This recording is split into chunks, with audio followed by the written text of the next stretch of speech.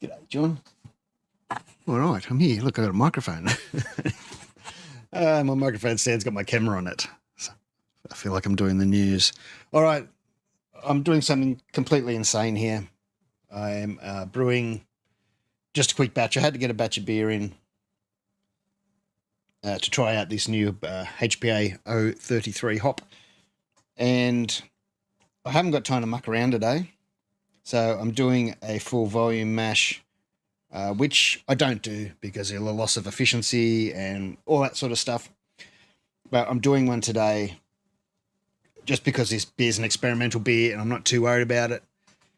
But it also means I'm live streaming in a system I've never used this way before, so there's bound to be things that go wrong or something.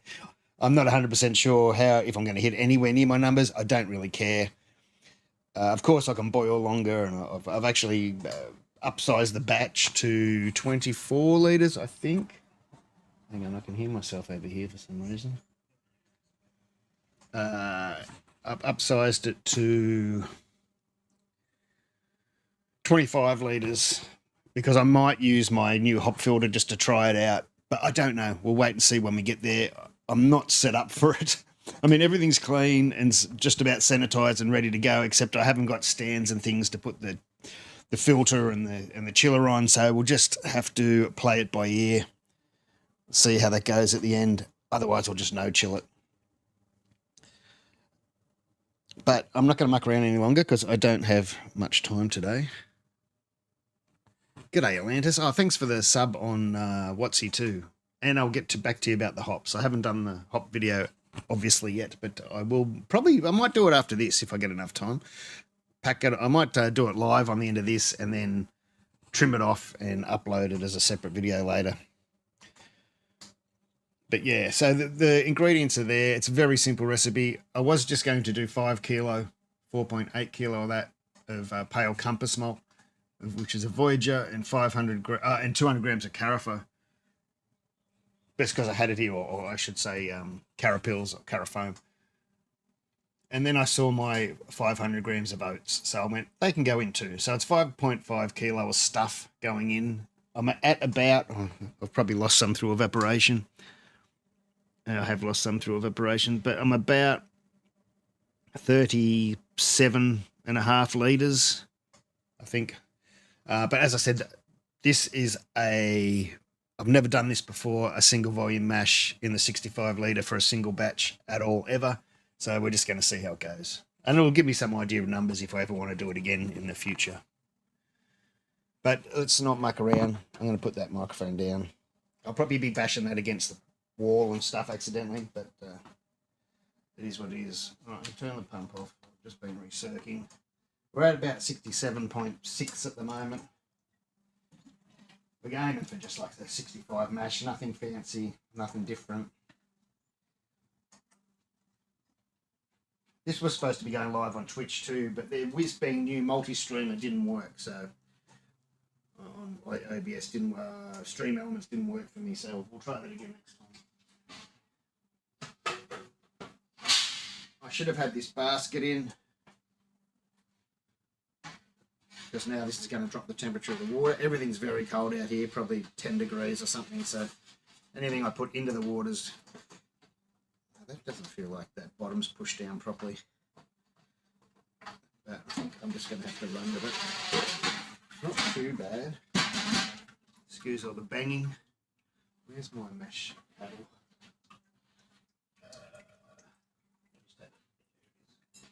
Doesn't feel like the bottom's down enough. There we go. That might be better.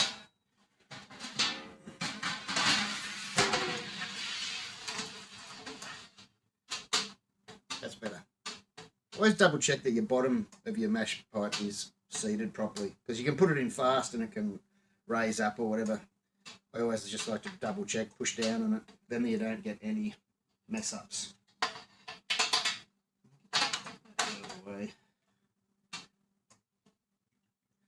Yeah, so it's about 37, just under 37 litres of water. Did I say that, or 37.5? I can't remember.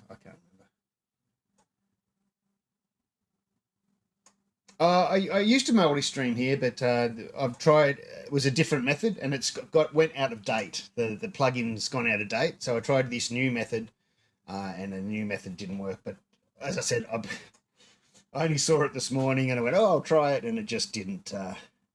It didn't work.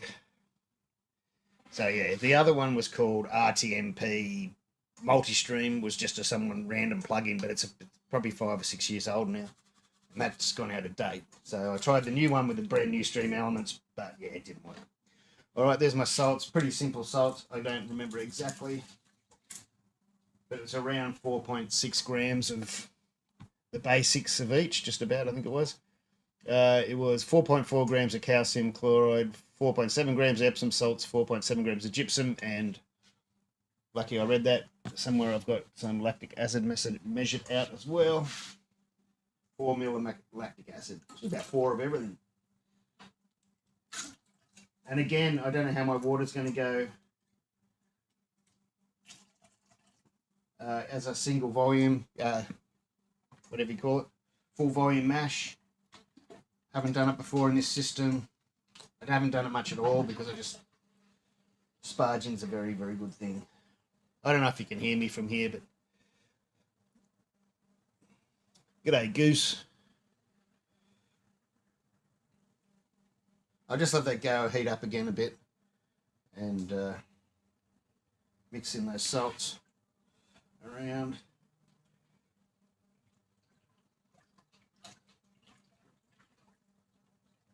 I need to find another tube for the, I don't want to use that long one, or cut it. That's my water transport tube. I need a shorter one for the mash. I've got a heap over here. I'll see how high it goes. As I said, I haven't done these volumes before. That heater's come back on.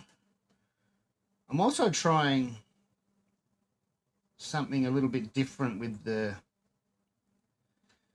profile on. I don't like using profiles for mash, and I'm not so much using it. No, leave the pump on as an automatic brew, but just to be able to go. I've set it up so I have to press a button to go to the next step. So it's not automatic, but the steps should be programmed in. I just don't know what button you're supposed to press to make it go to the next step. Maybe play. I don't know, we'll find out. It's still set at 67 now. That'll be mixed in enough. Let me get rid of this out of the way.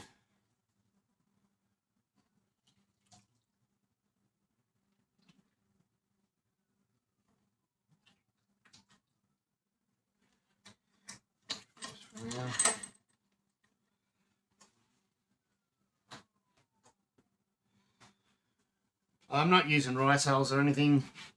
I shouldn't need to in this, even though I am using oats. So the ingredients are on the screen, aren't they? Yeah. I'm just going to dump this in. The bottom's in there, the salts are in there, lactic's in there, everything's in there.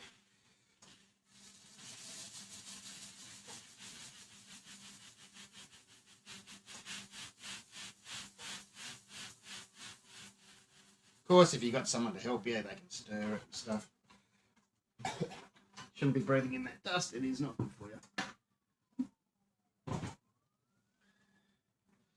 So I always say, keep that dust away from your fermenters. Do not have an open fermenter around when you've got that dust around. It's not good. Very loose mash because it's a full volume mash. So it's a bit hard to harder to tell if you've got dough balls and things. You really got to go fishing. It doesn't look like I have, but you really can't tell.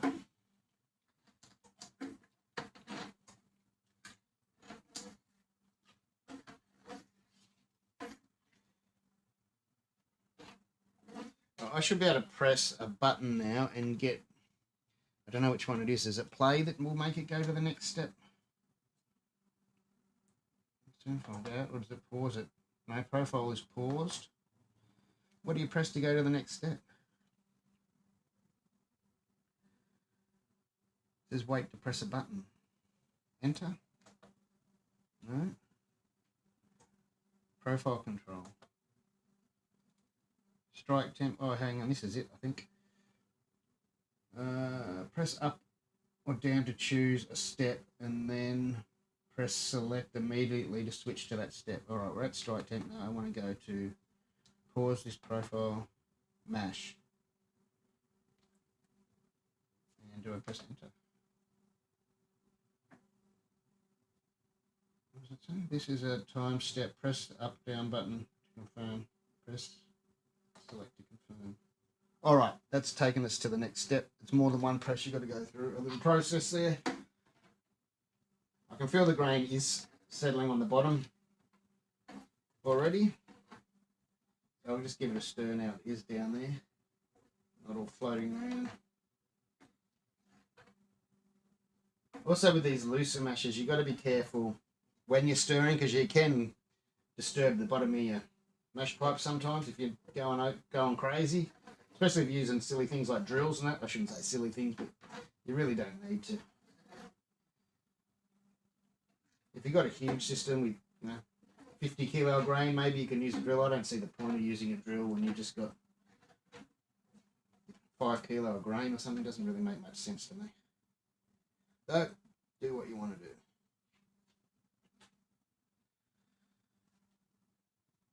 So that started the timer on the mash. I will use my little depth gauge here that you won't be able to see.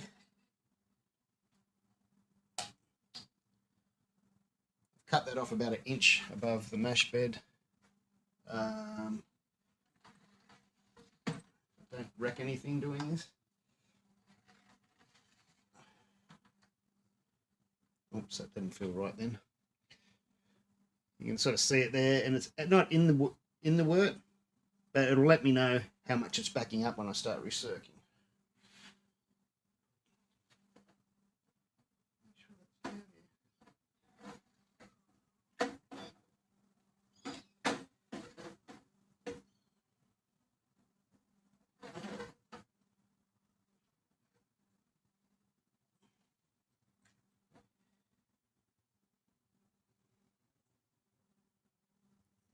What are you doing, Goose? Thought you'd be out doing a bloody triathlon or something. Saturday morning. Making sandwiches for church tomorrow. Alright, now I need, as I said before, a shorter pipe.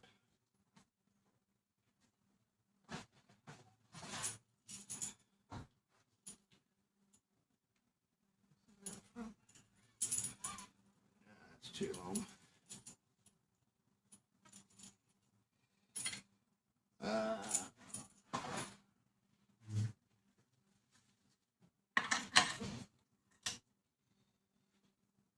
Find a bit of pipe. Tubing.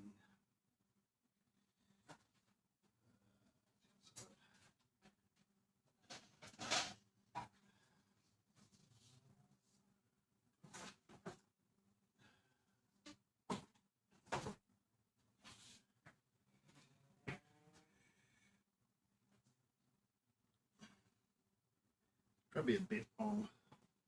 Chop the end off it. The wife said. Oops, that was right in the microphone. Are you brewing as well? They'll like that when you go to church tomorrow. Turning water into beer. The Messiah.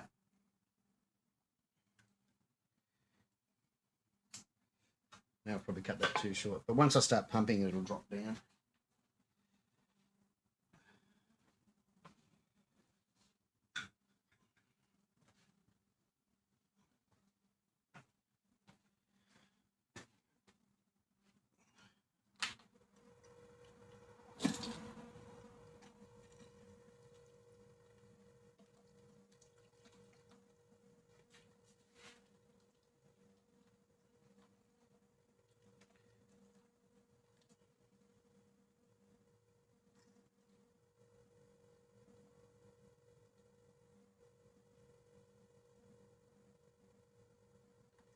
we shouldn't have any problem with flow in this. Oh, I didn't put the oats in. We'll put the oats in now. Nearly forgot the oats. Now I'll just turn that pump off.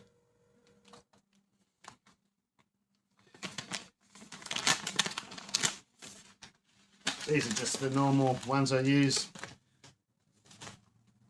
Organic Australian quick oats from Woolies. This is what happens live streaming, you forget stuff. But there's no worries about that.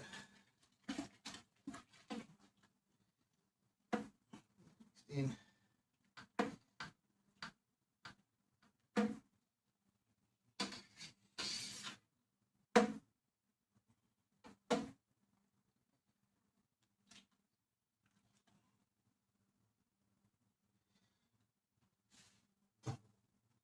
That'll do.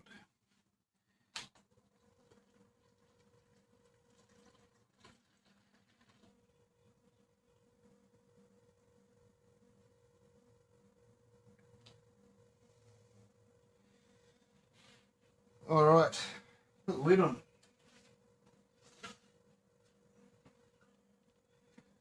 Does it tell you on there the time? 1.2 hours. Kind of.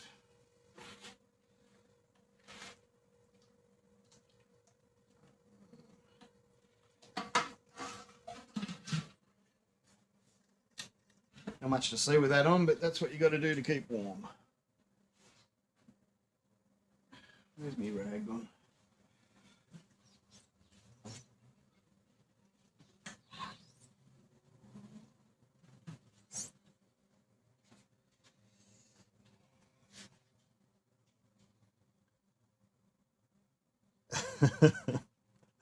Talus IPA. Oh, I should whack some Talus in this, but no.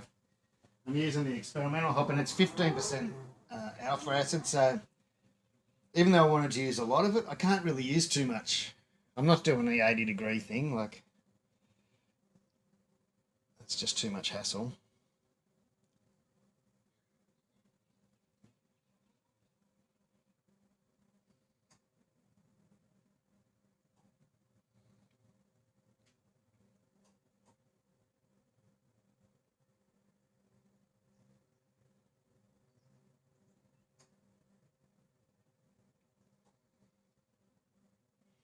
Yeah, I've started putting carapils in a bit more, Tim, simply because some of these recipes might get upscaled for me to do at the school or in a brewery or something.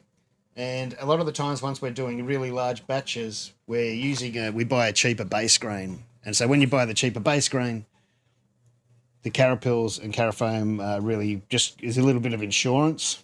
As I've always said, you shouldn't really need it, but it's insurance. And when you start using really cheap grain on a bigger scale, yeah, a little bit of insurance is all right.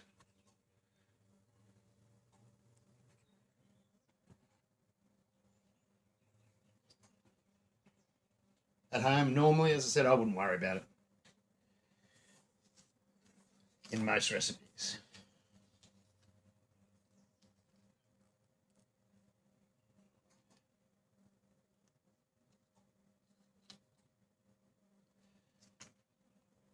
Now, I've got a few worries about this recipe. I am using whole hops.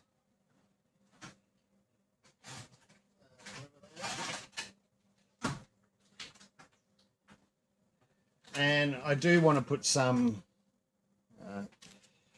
into the boil because I think you always get a better bitterness from a boil than a whirlpool. I know that's not showing up very well there. It's the lights in here. But this is very strong, at 15% alpha. So it's sort of worked out where I've had to go really lightly, where I didn't really want to go this lightly, but I'm not going to show you.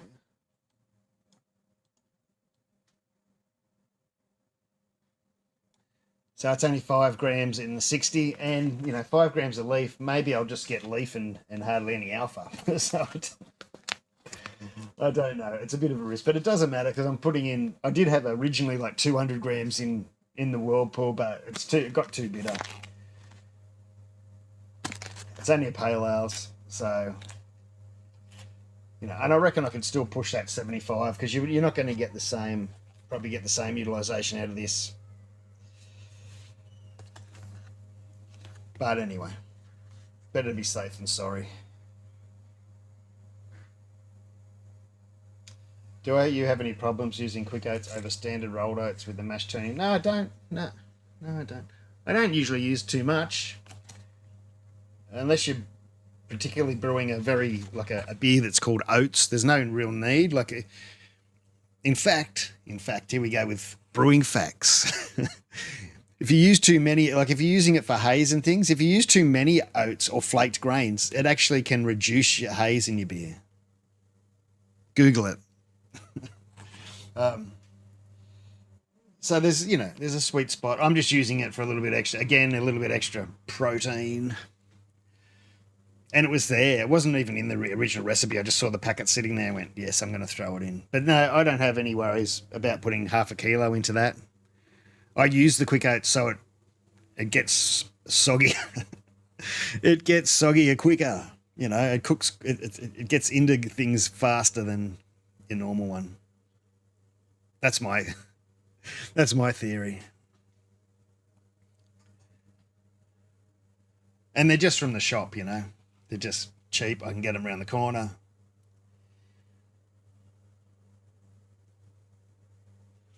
And I can pinch them from the wife if she buys them in the kitchen.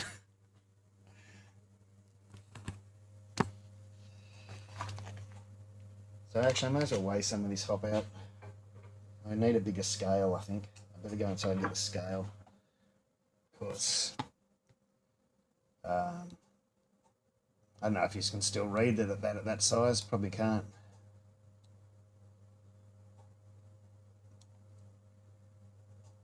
But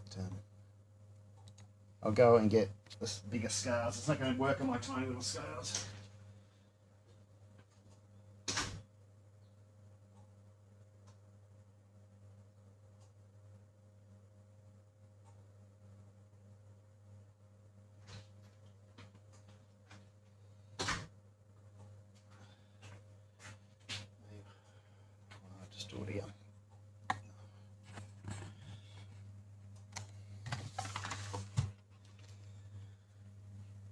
That's the trouble. You need a bucket to weigh hops, not just a normal, you know what I mean?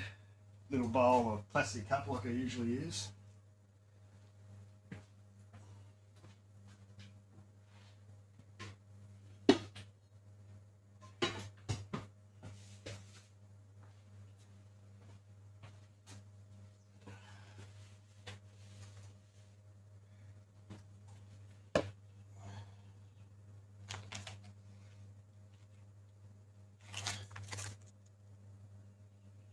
Come on. This scale is awful at zeroing out.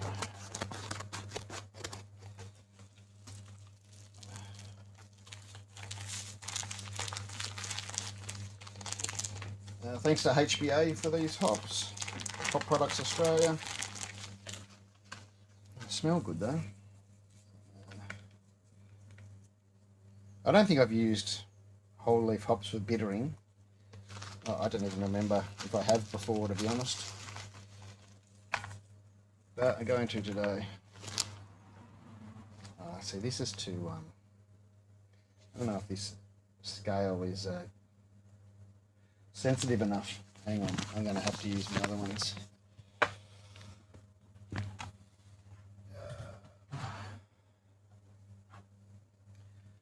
5 grams should fit in a plastic.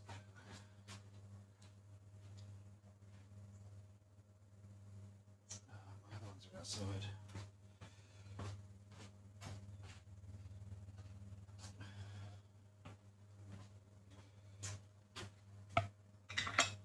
Try that again.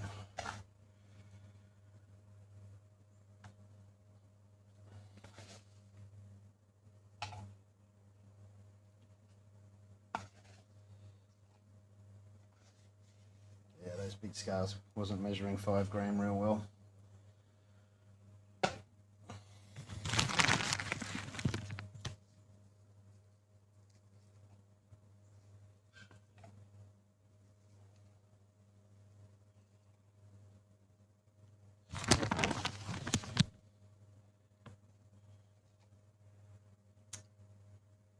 Oh, interesting. I make my own muesli, so I just use the rolled oats. Well, look, use what you use, and if you're getting the conversion, that's great. What I normally find, and if I just use the normal rolled oats in Brewfather, it suggests something like 80% conversion they get out of them, and that's rarely the case with oats. So I always bump that down to about 60, because I always see people get, they don't hit their numbers when they're using a lot of oats. So you just bump it down to about 60, and you'll see you'll probably have a better success. Because sometimes I think they get these conversion, that's right, my microphone, these conversion rates, especially for oats and that. Did I just bump the camera? Probably off the manufacturers, and those oats that aren't specifically made for brewing, they're probably ground up in a grinder, and they do the tests, and anyway. Usually find if I have to drop if I use any rolled oats, if I'm just using the Brewfather profile that says 80%, I drop it down to about 60, and that works for me. Why has that gone into minus now? I must have been bumping it.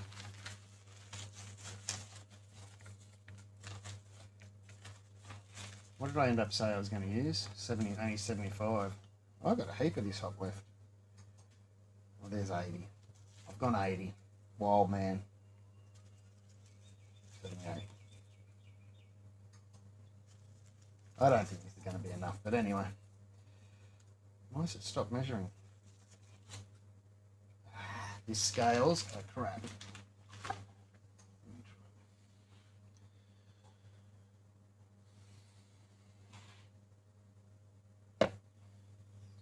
Still saying 78 after I put all those in.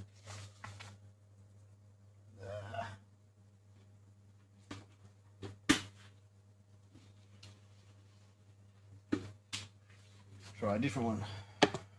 Man, these scales, I shouldn't have got these scales out.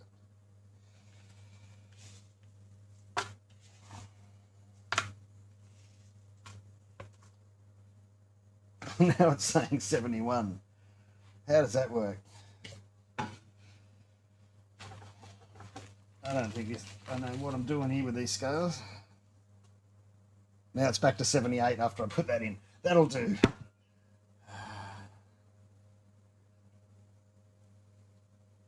I'm just mucking around with these new experimental hops, or an unreleased variety of hop.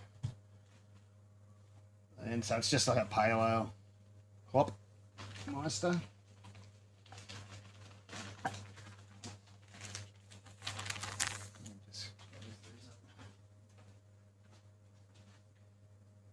It doesn't seem enough hops to me, but they're high alpha, so.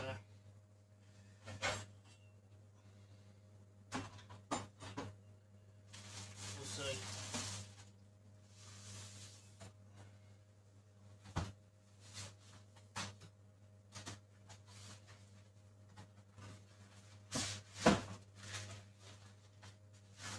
I'm just vacuum sealing these hops back up.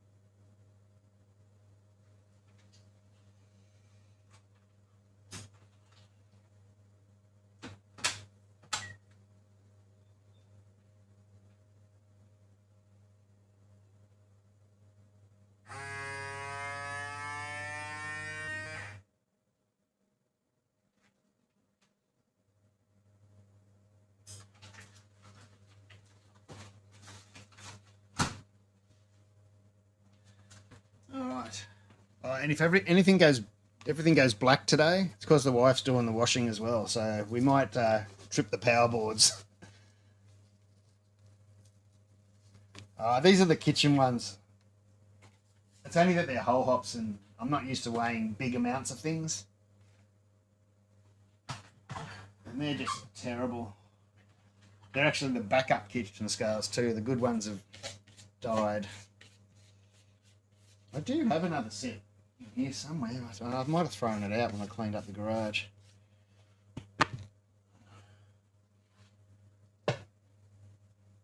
I don't know really what that is. I think it's about 80 grams now. I don't know. It's going to be fine.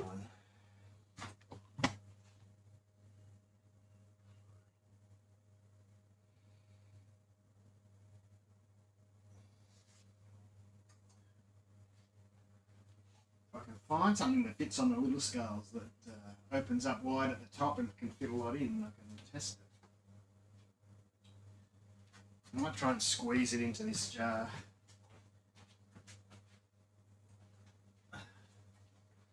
As I said, I'd really like to chuck a whole lot more at it, but it's pretty high alpha. Yeah, I reckon I can squeeze it in there. Let's just double check, eh? So don't spill it all over the table. And they're messy. Whole hops are messy. There's a reason we don't use them. And it's not that just the inconsistencies, it's that they're a pain in the ass. Alright, there you go. After all that, I can fit it into a small jar.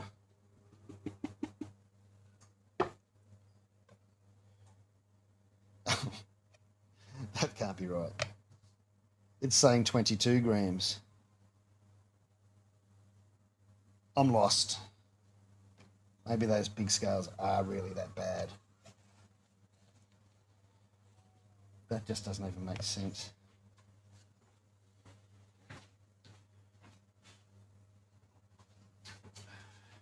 This is what happens when you do live videos. All right, come on, scales. Tear them ones up. Tie them ones up, too. That can't be right.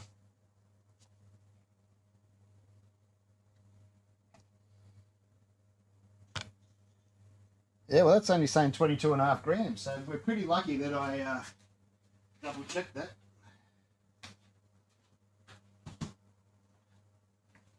Now I'm even going to get my bigger size scales out. Now I'm going to use these and just double check that again.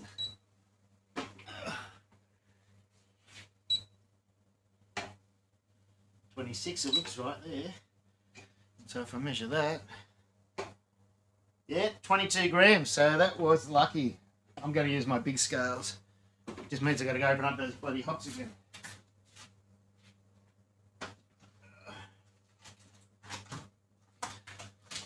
I just knew that it just didn't seem right.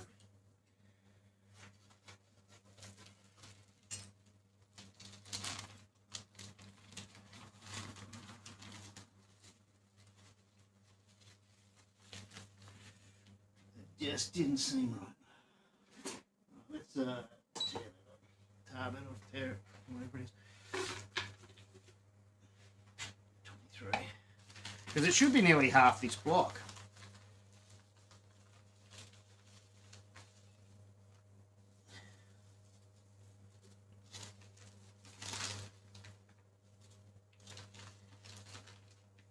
Now we're talking.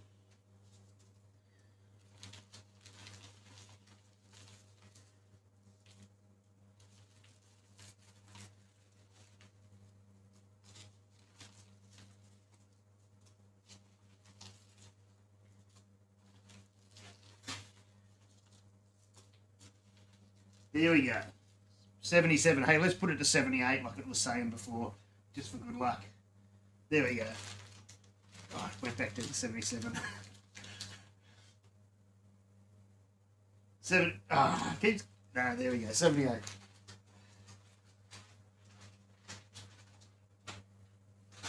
Now I feel more confident. I better just double check that 5 gram too. Whoop. Although the 5 gram was on the little scale was much, yeah, that'll be fine, I reckon. Because the little scales work. Yeah, they're 25.2 grams empty. So it should be just over 30. Yeah, that's right. So the 5 grams is right, and the 75 grams is now right. 78, I should say.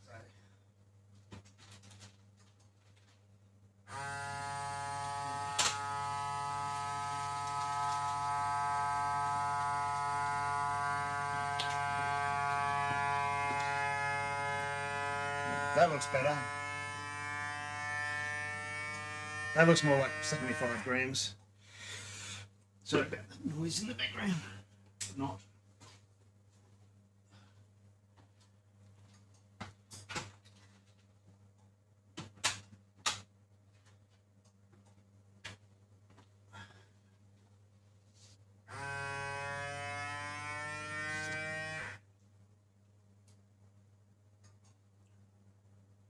It's just like a pale ale. There's the thing up the top. I don't know if you can read it. Can I read it on this screen? Oh, yeah, you can still read it, unless you're on your phone, probably. Simple recipe, nothing fancy. Just testing out an experimental hop.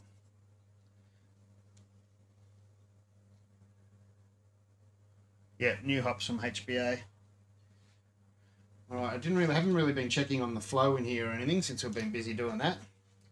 But I can automatically tell straight away, although you won't be able to see because all this stuff's in the way, that it hasn't come up anywhere near my little dangly bit. So it's not backing up at all. That means we've got a nice flow. Pump's still running. I don't have to worry about it. It's probably time to take a pH reading just to check. I probably should have done that 20 minutes ago, but we can still take a little reading. The only trouble is, again, I haven't brewed for a couple of months here, like I've been brewing in the big setup, and I can't find my calibration, my number 4 calibration fluid. I must have thrown it out.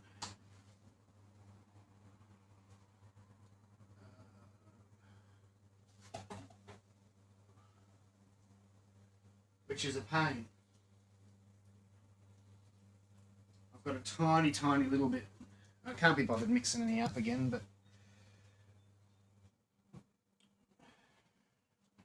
I've got a 6.8, but I like to use the 4 more than the 6.8. Where'd the 4 one go? I had a tiny little bit.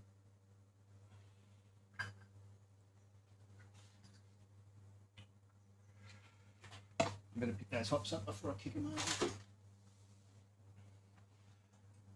Anyway, before we do that, we'll take a sample and get in the freezer to cool down.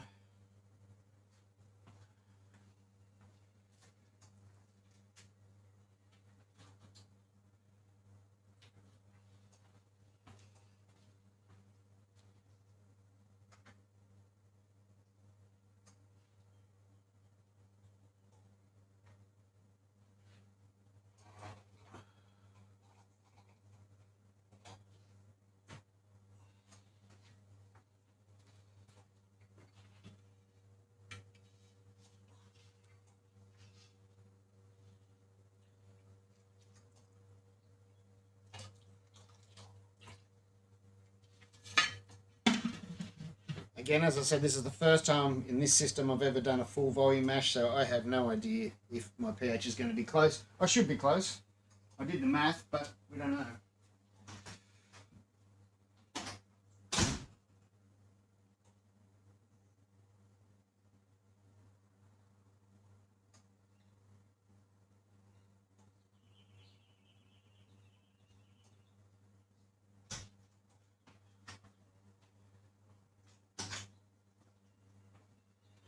Set a timer for that. It takes about 10-15 minutes for my sample to cool down in the freezer.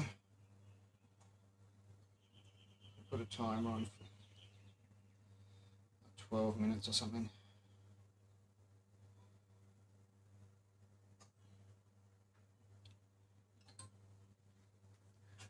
Be all right.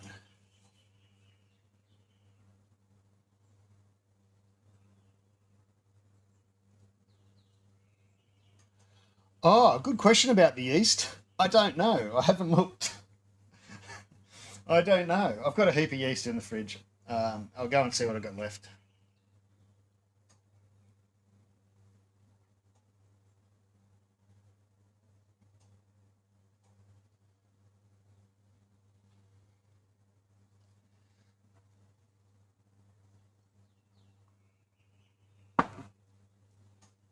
Which is I'll do that now.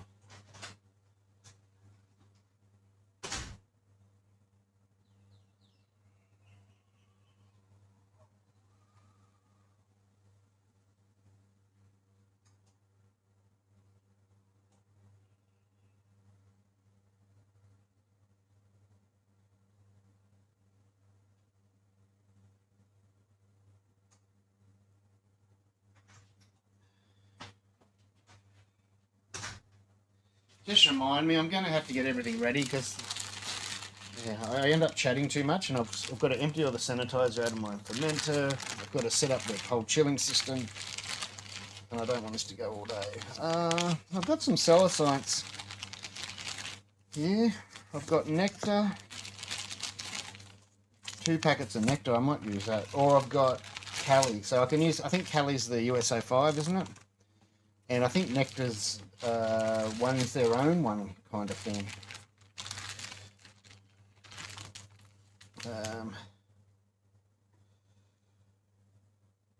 The UK pedigree that emphasises fresh malt flavour while producing fruity, citrus and floral hops, perfect for pale ales and IPAs. Are these supposed to be inflated? Yes, they are. Or the classic ale strain. It makes sense to use the Cali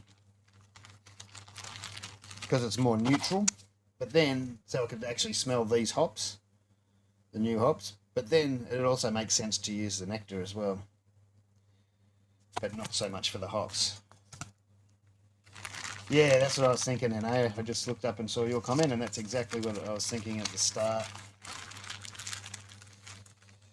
It makes sense to use the Cali. That's what I'll do. 2 packs of that should get it chugging.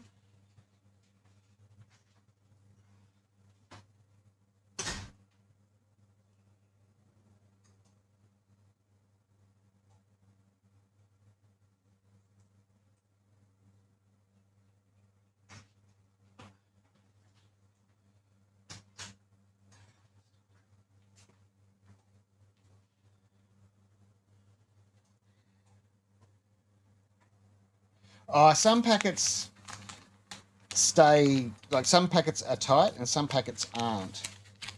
I don't mean of this brand, but I mean different brands. Some brands are tight and some brands aren't. Every pack I've got here of these, even the different varieties seem to not be, so maybe they're not.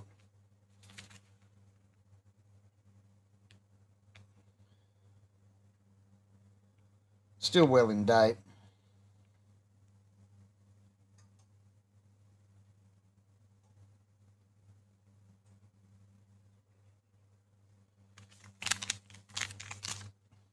We'll see. All my fermenters are pressure fermenters. I don't have any that aren't. But don't be one of those people. I always just use small pressure on all my beers. It doesn't matter what it is. Small pressure. I know people want exact numbers, but I sort of just set it up, and wherever, if it sits somewhere between 1 and 5 psi, I just leave it there. I haven't had that problem, I haven't had that problem at all. So I've heard someone else on the internet said it, but I haven't had a problem with the lag time on Cellar Science. Well, I always use plenty of yeast though. I don't skimp. You know what I mean? When I say don't skip, try and use 2 packs for everything at least. And I've never had problems with it.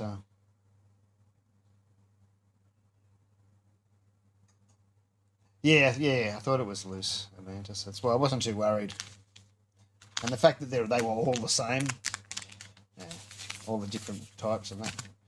All right, that timer's on. I'm gonna just get this sanitizer out of this. I might just run it. The sanitizer fermenter over here. I don't usually use a pump to sanitize, but I was mucking around with it the other day, and it is what it is. I've got no foam sanitizer in it, so it's all right to pump it. It's not the most accurate way to sanitize your fermenter. Not with all these different hiding ports up the top and things, but this fermenter has been sanitized about 100 times the last week. 100 times may be an exaggeration. But because I was ready to brew probably, it might have been 2 weeks ago in this fermenter. It's had sanitizer in it, and every day I just come out and put it on for a while. Sometimes twice a day if I'm out here. Just so it's not sitting in there and it's getting recirced.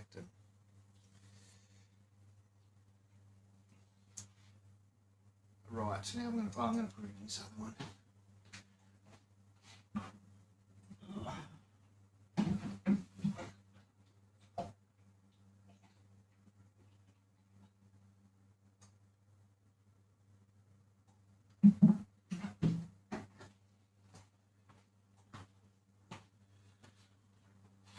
I know you can't see what I'm doing, but it doesn't matter. Even if I move the camera, I'm behind the boil kettle anyway, so I'm not going to be able to see.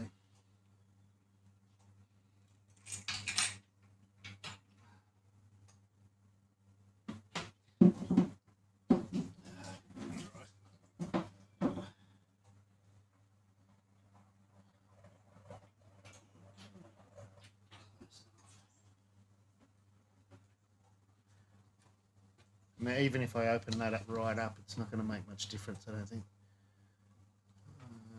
Yeah, you're still not going to be able to see. Doesn't make much difference.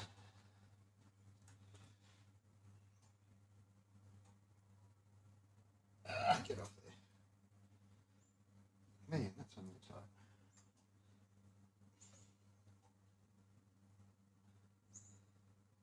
Get that on there. Watch me stab myself with a screwdriver.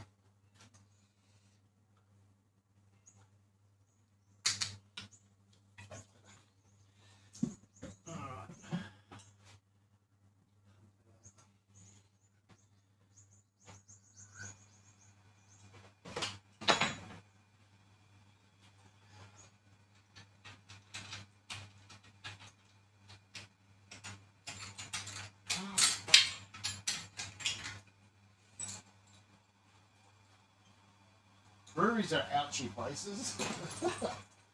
Why is it hurting yourself? Can you tell I've been a stay-at-home dad for too long? Ouchy places.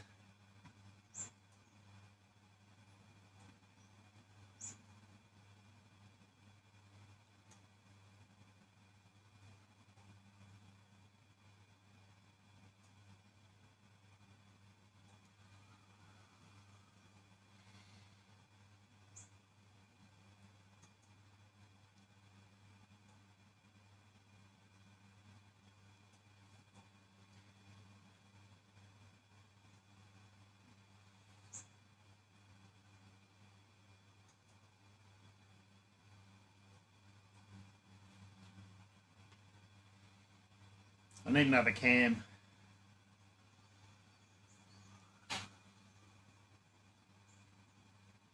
There's not much to see. I'm just pumping the sanitizer out of my fermenter into a cube. Normally I just use a bucket, but I think I've got about 20 litres in there. So yeah, I emptied one of my cubes and I'll just fill that with sanitizer. Probably tip it out in the end, but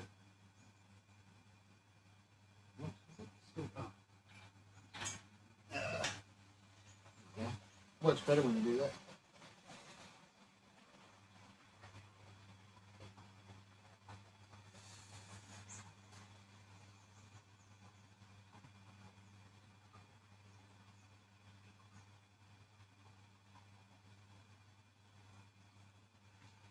Black Sabbath concert on tonight.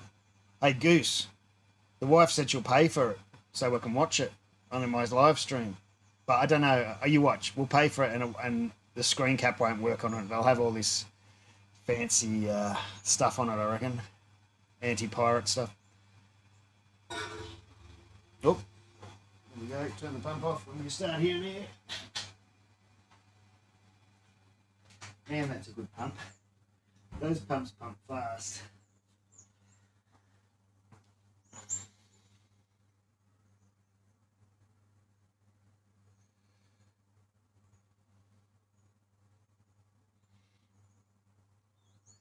Yeah, hopefully, Goose.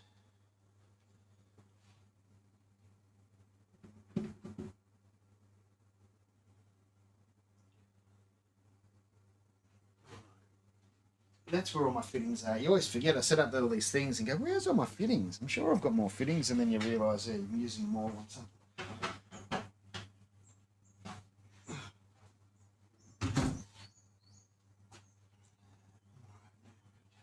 Well,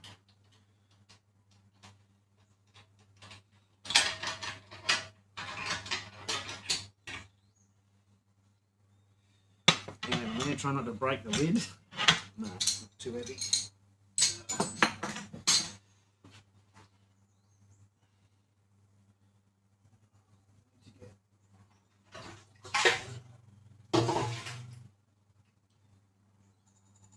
Oh, there's me timer for me.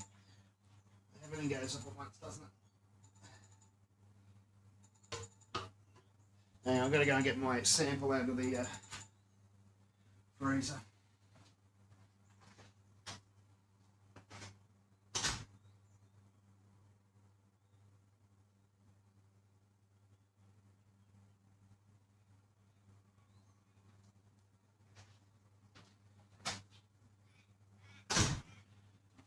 And I didn't calibrate my pH meter in that time either, did I? That's a bit silly.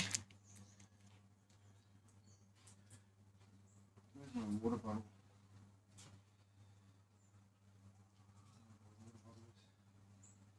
Forgot to get my water bottle ready. See, haven't brewed in here for a while. I'll just get a glass of water.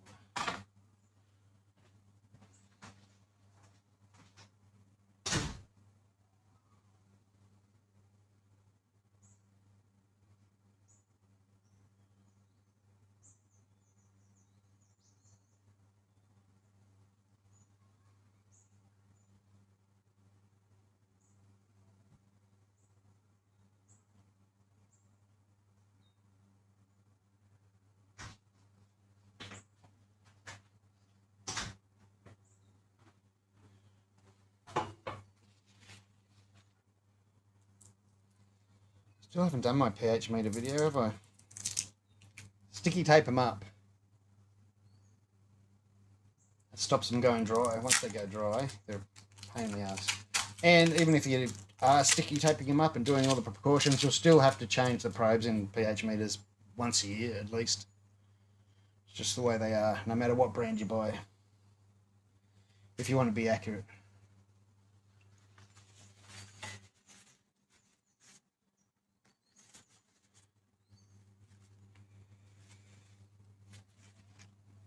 And I did have a little that there. Where's the number 4 gone?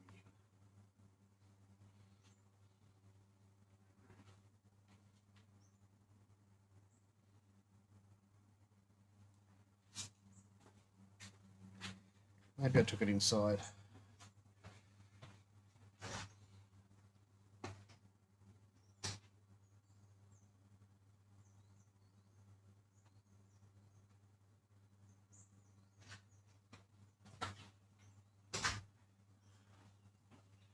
I just don't know if this is going to be enough for solution to take a reading with. Oh, top. Oh yeah, that should be enough. A little bit. Where's that 50 ml?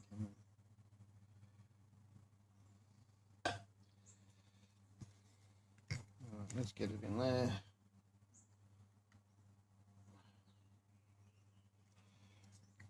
And if you've got an old probe, just let it sit for like 30 seconds or something.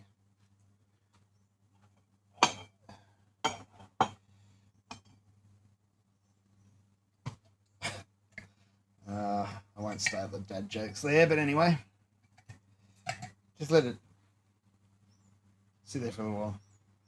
G'day, Finru.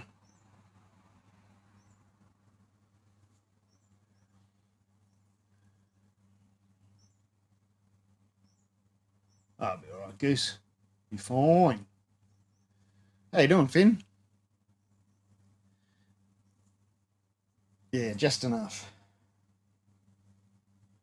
And it's still adjusting. So it did need calibrating because it's reading about 3.8 at the moment, 3.84. Just make sure it is actually in there properly.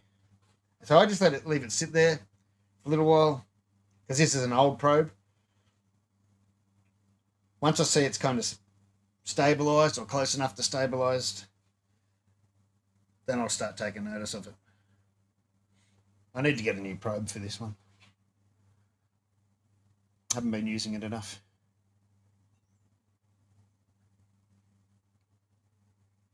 And when you buy a new probe, don't make the mistake I always make. Everything I do in here, I always buy spares. It doesn't matter what it is. Seals, spare, whatever you can get spares for. Your regulator. If you got a couple of bucks extra and you're making an order, grab a spare of something. But don't do it with pH probes.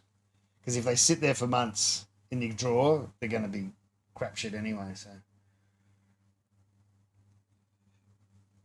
that's the only thing. You got to buy them new and then put them in straight away.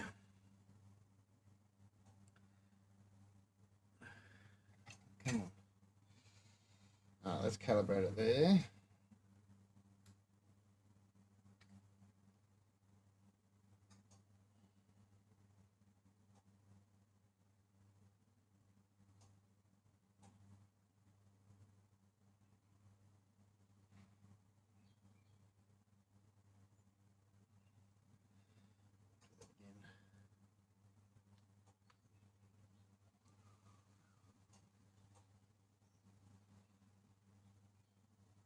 Sipping a Grant's whiskey and a homebrew stout mixed with golden syrup and a kilo of dark diamond extract. Far out, eh? Living the high life. Yeah, exactly, Atlantis. They're not, people buy them and then think they're going to last forever and they throw them around and drop them and let them dry out and stuff. And it doesn't work that way.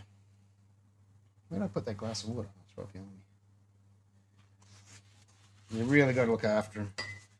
And as I said, even I think Kegland are going to fix it. They might have fixed it by now. Even these like silicon seals around the bottom, they're going to change them to the HD whatever it is,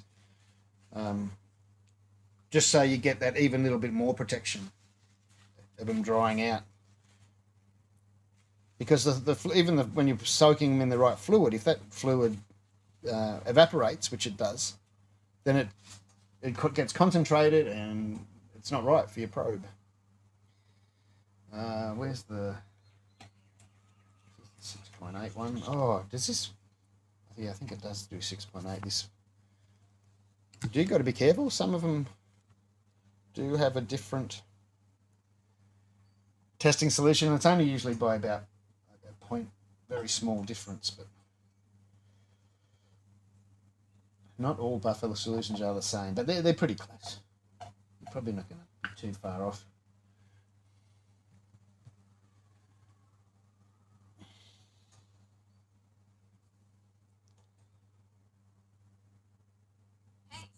Actually, I should tip this in.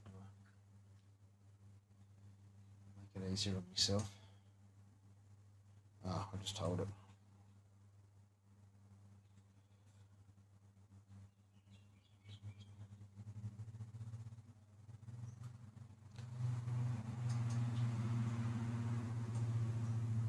And I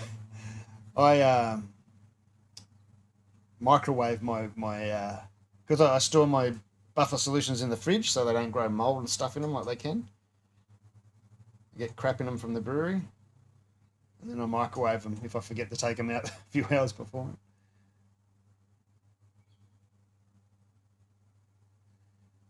Yeah, for a pH probe's a year at the max. Like it doesn't matter if you buy a $500 one or a $20 one. If you're spending under 20, you probably got crap anyway. But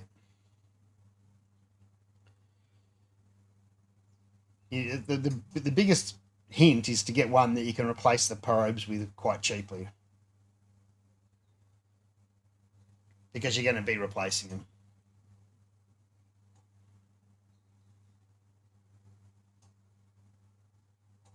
Even the high tech one we had at the we have at Brew School, yeah, it's not that good.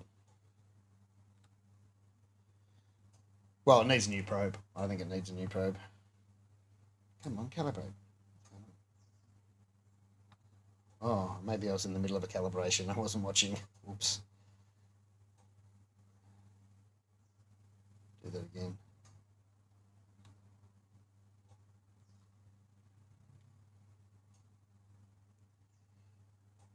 Yeah, it is. Yeah. And I don't have too much problems, even when I've accidentally let them dry out.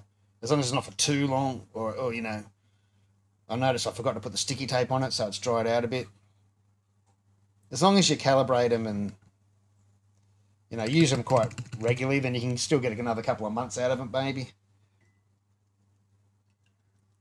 Rinse it between every test and things, and try not to touch the bulb too much. You can wick the fluid off it before you put it in your next thing to read, but just the basics. Let's get it in there, let that sit there for a while and see what it says. God, we must be actually getting pretty close to the end of the mash. Oh no, still got 23 minutes. Although I think I set it for 70 minutes, so sort of like a 10-minute mash in, 60-minute mash.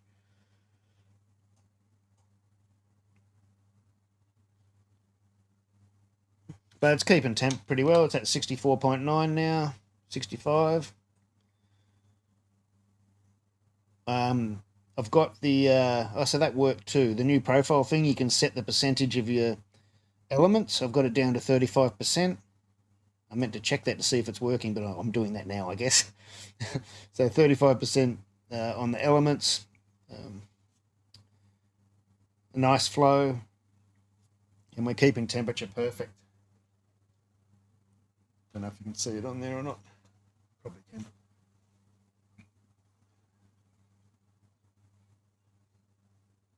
Oh yeah, also always have the storage solution, but always top it up too, or tip it out and put fresh solution in.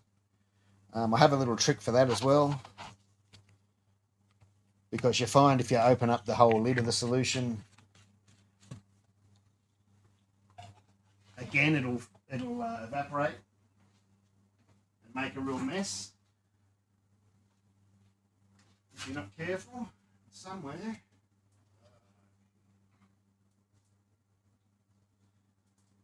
And I've probably got one of the dirty bottles somewhere, but can't be bothered looking for it now. Oh,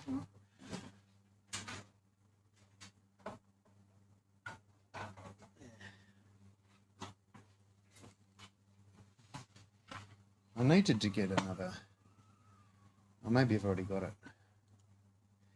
If you got bottles looking like that, with the crap on it,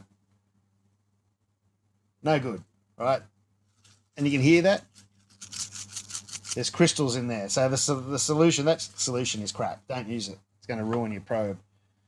But when you open these, the best way I've found to do it is to leave that paper cap on and just put a little hole in it. And that way you can really control how much you're tipping out, and it doesn't go everywhere, and it gets a much better seal with a lid. So I'm going to do it now. Prove me a liar. Anyway, why is this bottle feel so hard? Must be winter. Oh, you can't see what I'm doing. But you can squeeze it out. Wrong way. You only usually need a few drops. Give the lid a wipe. I don't usually do that, but it's probably a good idea. And then put that on, and I don't get the leaking or dehydration that I used to when you just open them up normally. There's a hint. That'll be in my video eventually. I've been saying that for years.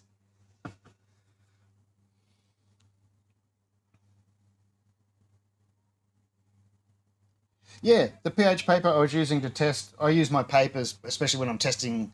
I've got these ones here at the moment. These ones are a bigger, wider range, but these are probably not so much for testing your mash, but for testing my cleaners and my sanitizers, I just use these papers.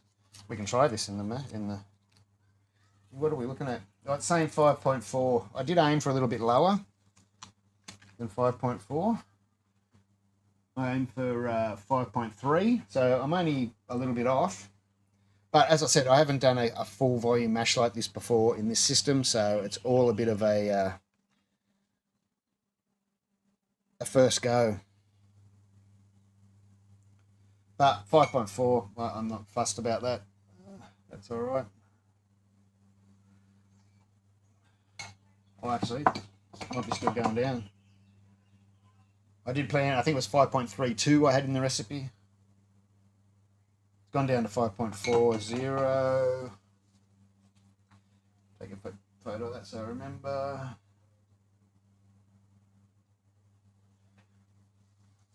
That's good enough.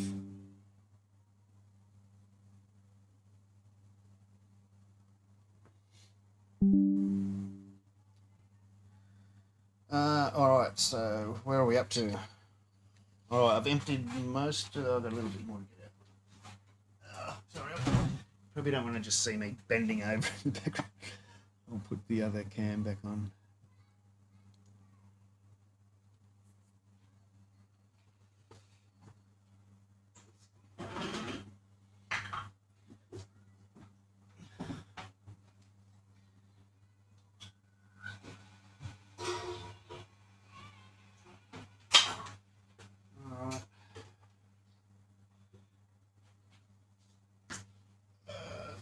A bucket with some sanitizer in it.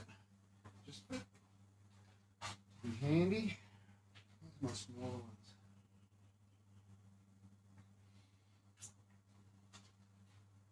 Hidden everything.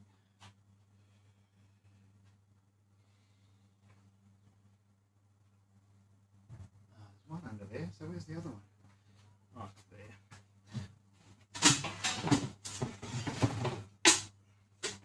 Everywhere I go and look, things are full of tri-clamps. Pain in the ass things. I need to build something on the wall to hang them all up. Sorry about the clanging.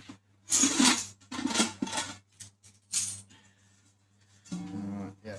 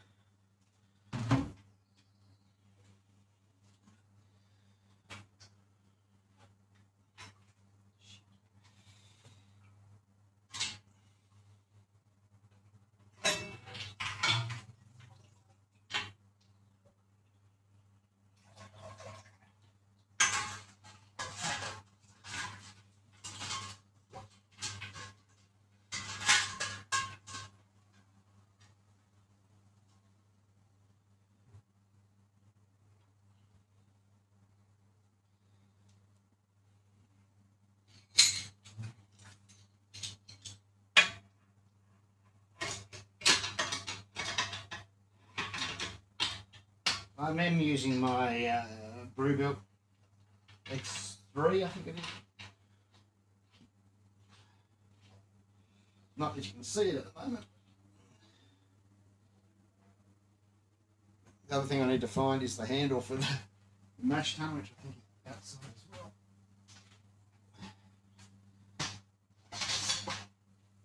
It is. And the handle for the mash tun makes a good tightening for the, if you got one of these X3s, which you can't see if soften thing at the moment. I don't think it's even going to help if I change camera. Nah. Maybe if I turn that other... Where's the other cam? That one off. Oh, you still can't... The camera, other cam's in the way. Got more spray sanitizer in there. Where's it all coming from?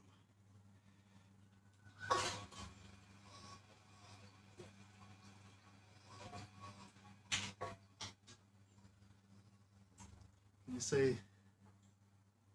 You can't see it. You can use the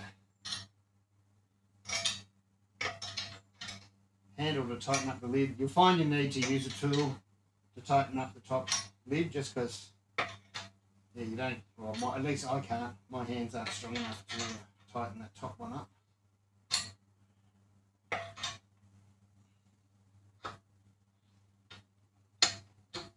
But ever since I changed that seal, I haven't had leaks.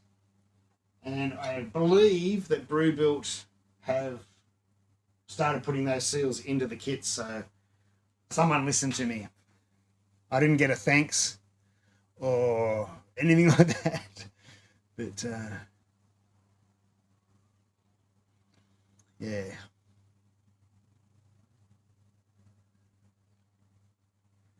It looks like they've started replacing their seals, which is a good thing.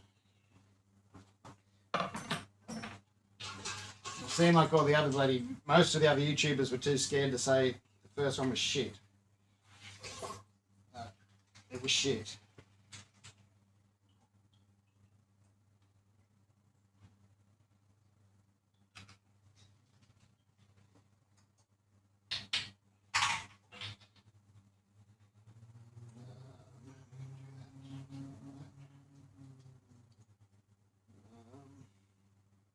Put this all ass up.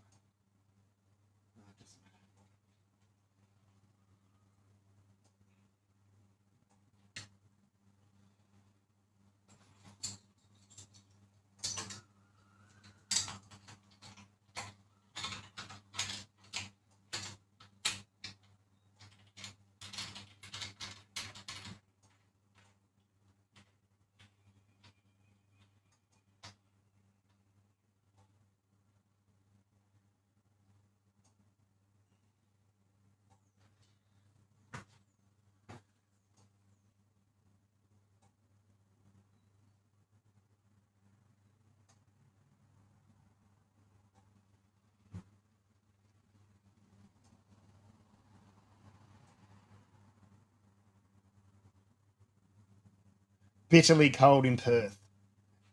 Bitterly cold in Perth. Try being over here. The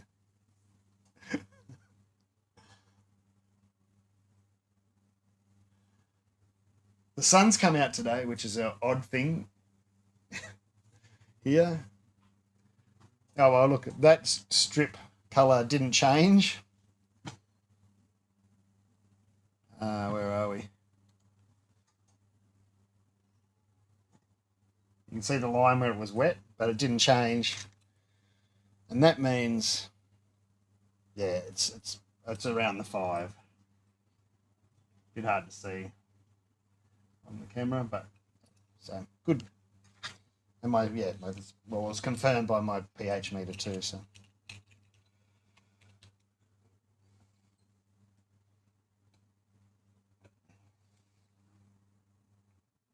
Oh, actually, oh no, there you go. What's it sitting at? 5.4, yeah. 5.4. All right, so let me turn that off and put it away. You should really get into pHing your whirlpools and, well, at least in your fermenter as well, but I don't think I'm going to bother with that today.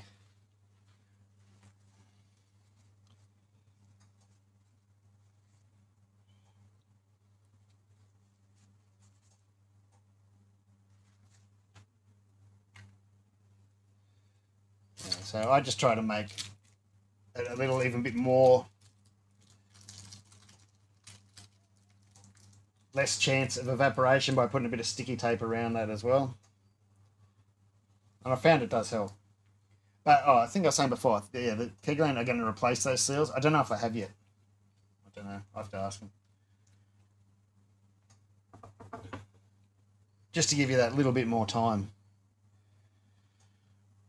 Okay, so I was happy with that pH, so really that'll do for today. I don't think I need to take any more. As I said, I really should do it, at least in the fermenter, or even the whirlpool, but I'm not going to bother today.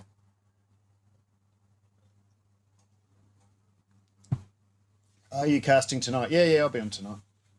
I'm not drinking today. Yeah. I'm hoping this isn't going to go too long today. We've only got 10 minutes left of the mash. So I just got to get this nearly done with the fermenter. Just got to get the jar on the bottom. Hang on, being called by the wife. And I'll go back to the other camera. Keep an eye on it for me.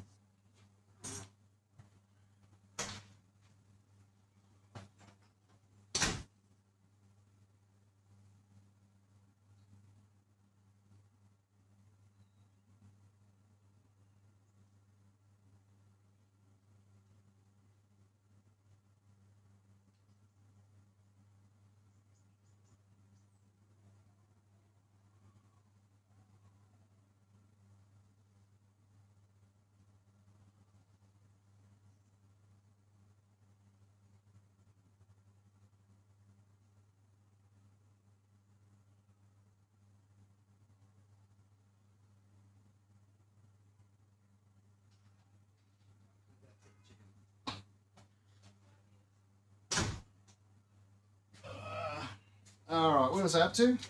Oh, I was putting on the yeast collection jar. That's the bit I'm up to.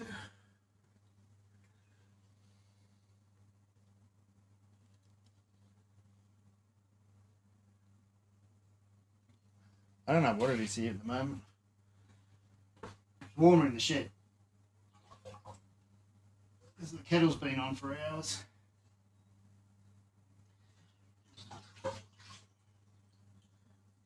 Look, I know foaming sanitizer, sticks to the sides better, all that sort of stuff, but non-foaming is so much handier.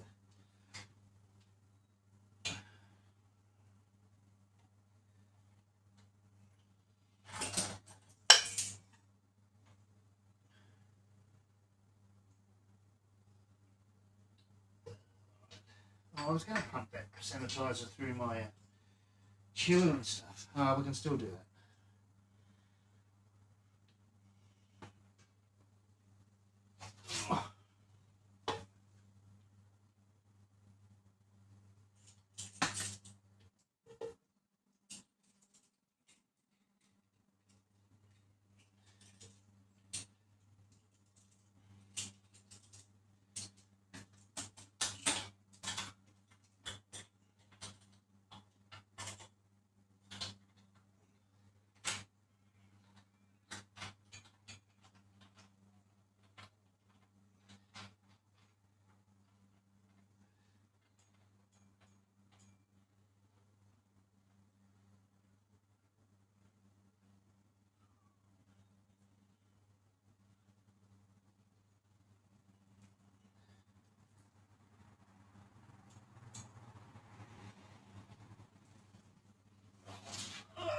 All right.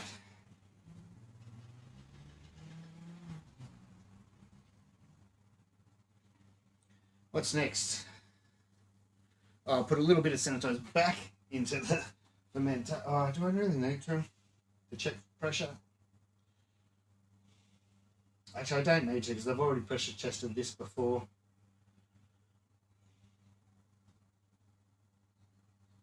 Yeah, and it's been soaking in the sanitizer for days, so don't really need to do it.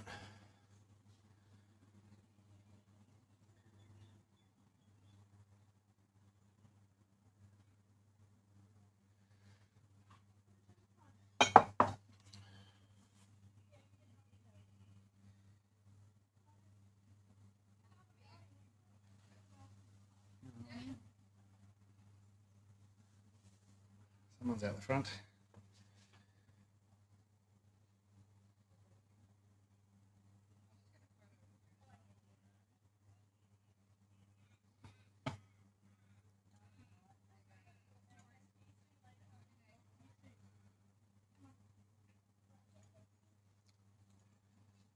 As I said, there will be a hop giveaway. I haven't got around to doing it yet. I said I might do it at the end of this today. Though, just warning people, you will have to pay for postage because I'm giving away a lot of hops and I can't afford to pay for all the postage.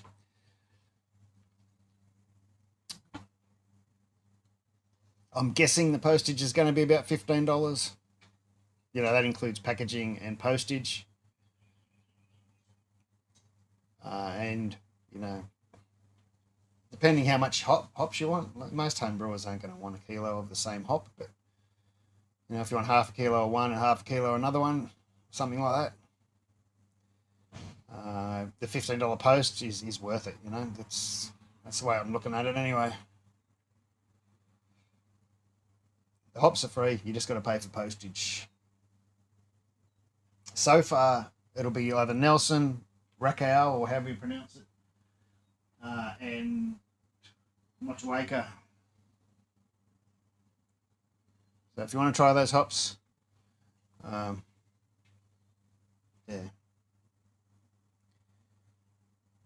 Yeah, so what I will do, I'll probably announce it on here, record it on here, then I'll download this video later, cut the end off, upload it to YouTube as a separate video,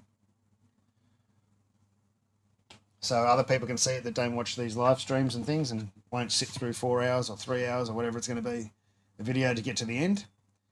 But if there's anyone that's really keen now, I can put my email in the chat and email me and say if you'd like any of those.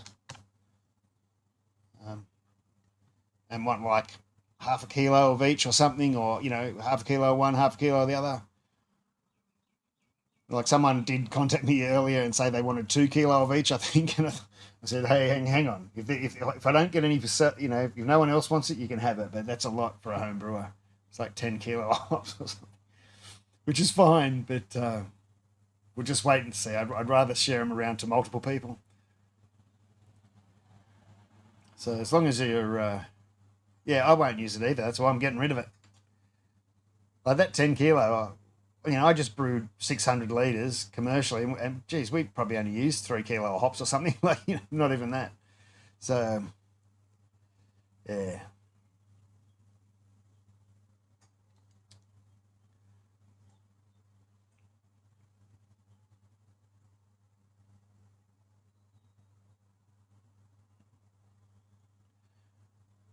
No, you can get in early if you want, and you're here now, and just send me an email.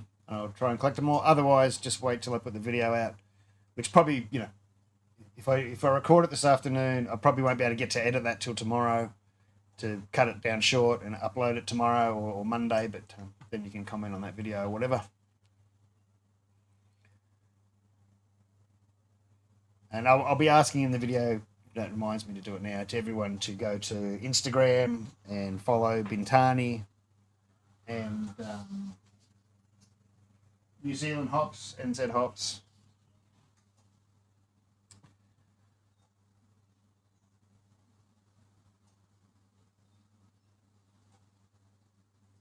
But I mean, look, hops are usually what, $10 for 100 grams here at the moment. So for 500 grams, $15 is a bargain. And as I said, I'm not selling the hops. I'm just paying for the postage and packaging. Well, I've been trying to get Pebbles onto it, Finn, but I keep no, nothing's happened yet. So I'm going to start writing another one. But I really wanted all the emails off it, right? Because I had thousands of people's emails that I could send and go, here's the new site. But so I don't know. I don't know what's going on there. Maybe it's too far gone. I have been asking her. I don't know if she's watching. Pebs.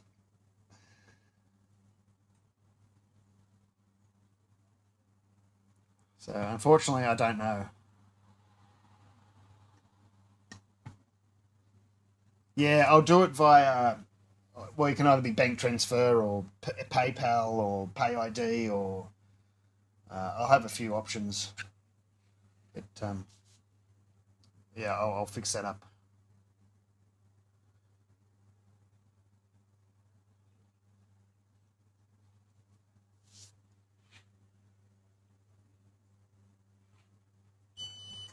Oh, There you go, that must be the mash.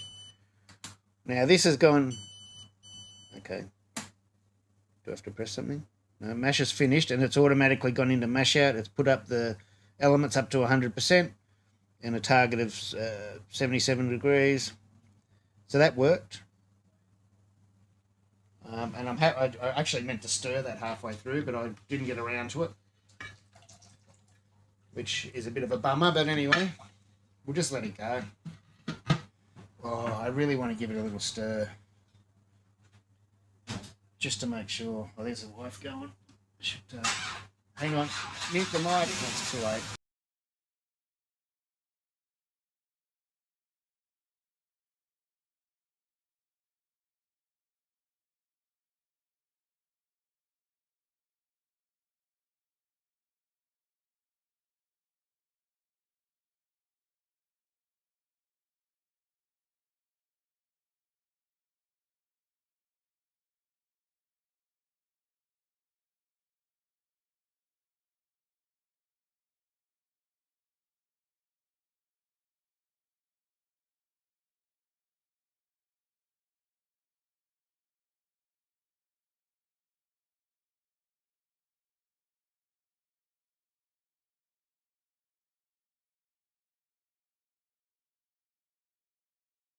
Yeah, and we had some really good stuff on there. It's just I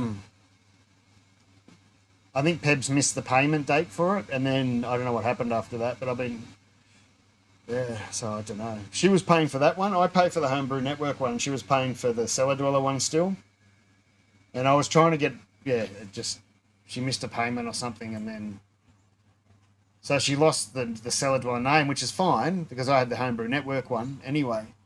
But whatever happened, happened. I don't know. I thought she'd have it all backed up on it. She must have it all backed up on her computer, unless something's happened there. I don't know. I don't know.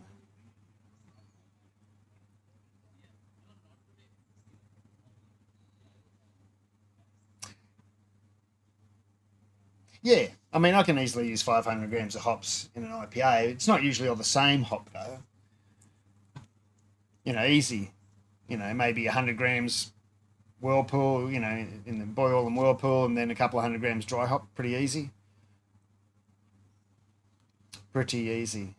I was talking to the brewer at Banks the other day. Was that a Wednesday? And their base load for dry hops is 19 grams per litre. If you've ever had a Banks beer, you'll know why, and now you know why they're so good too.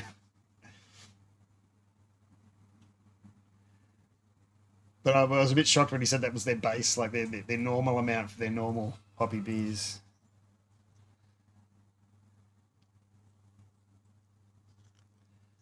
It's quite a lot.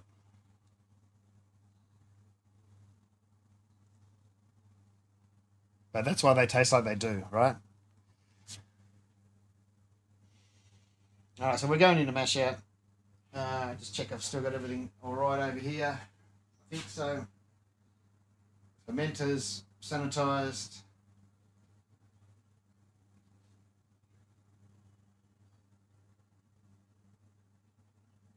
I really want to run some sanitizer through it.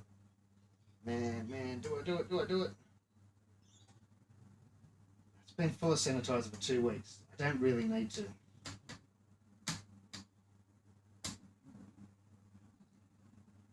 But the only reason I like to do it is just to double pressure check again.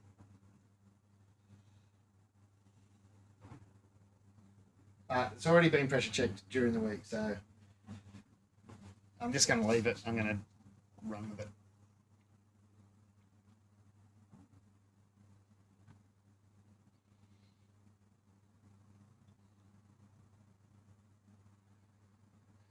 So the hops are ready.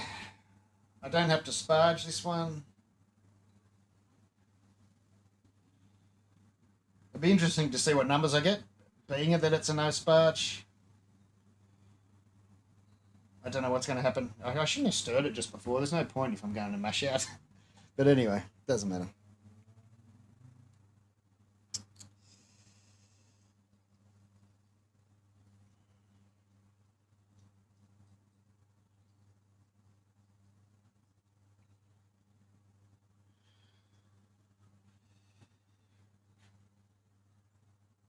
The only thing I've got to do is try and set up this, how I'm going to do this chilling, because I've got nothing prepared.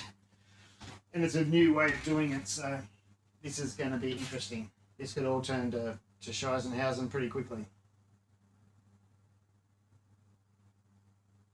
How am I going to do this?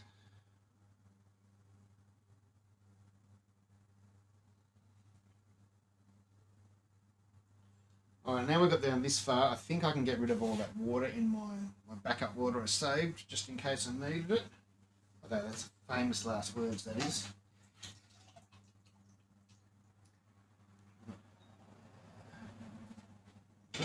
I will give some weight to my other Brewzilla, which will make a better stand to put the chiller on.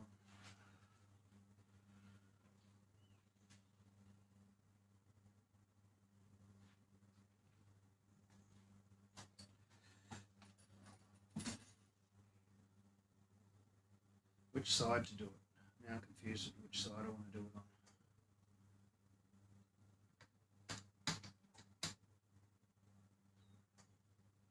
So I can always spin the Brewzilla around. It doesn't really matter.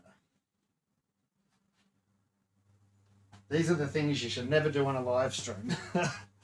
A new method of brewing you haven't done in this system before, and setting up a brand new chilling system is recipe for disaster. All right, let's just do it. I reckon I'm going to use my chair again. It worked quite well when I was cleaning them and sanitising them the other day. So I might try that again. Oh, what's that mean? Oh, that's my diabetes sensor thing.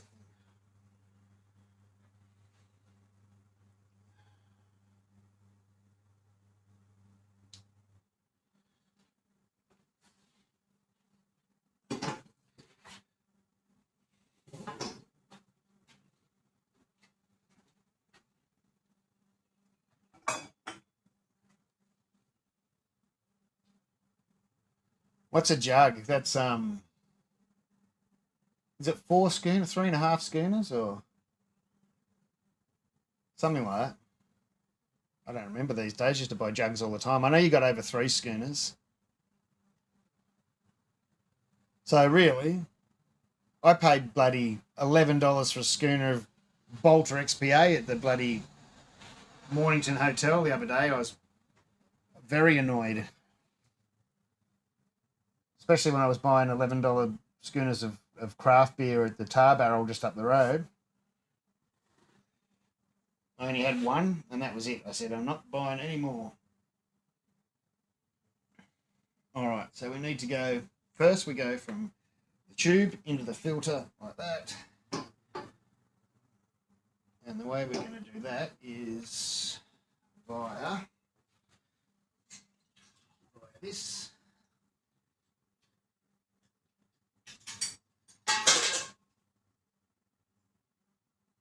Oops, yeah, I'm not going to do that one.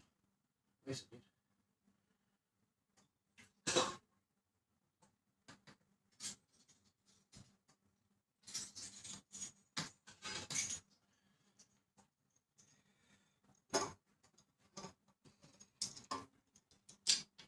Should try and get the camera out a bit wider now. I'm mucking around.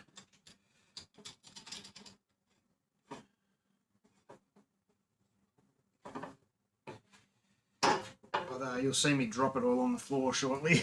To become, what are you doing, you idiot? I'll see if I can. I don't know if this cam's going to be the way. I don't need to see all that. It's a bit hard to see what I'm doing. All the junk in there, ain't it? Is that the Elgato one? I think it is. What if we zoom in a bit just to make it a little bit less cluttered? That's probably a bit better. I don't know what the quality is going to be like, but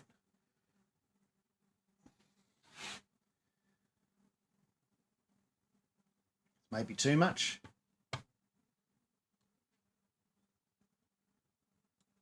Something like that.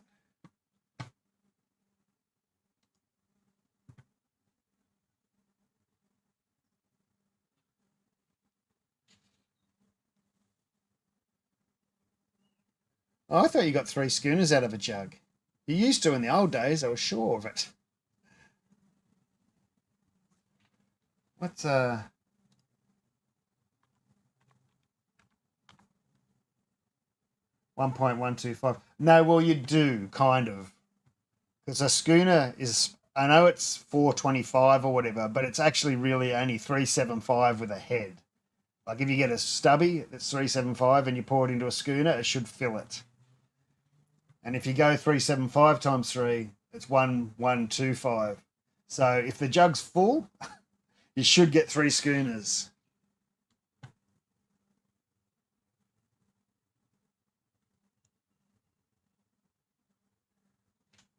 Technicalities.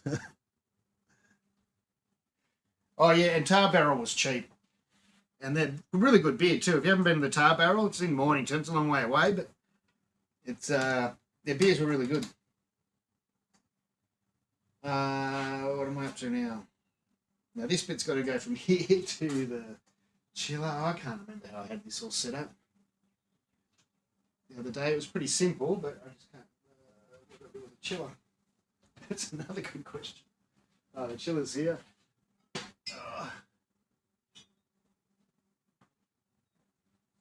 This is all going to turn to Scheissenhausen.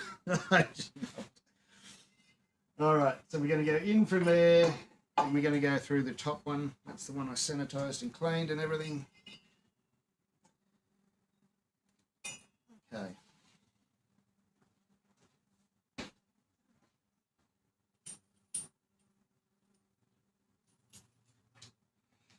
This one here. Yeah, this is the in.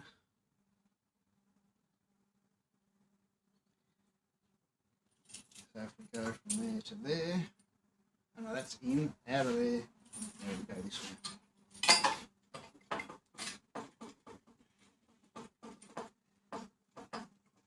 Now this is all hot work anyway at this stage, so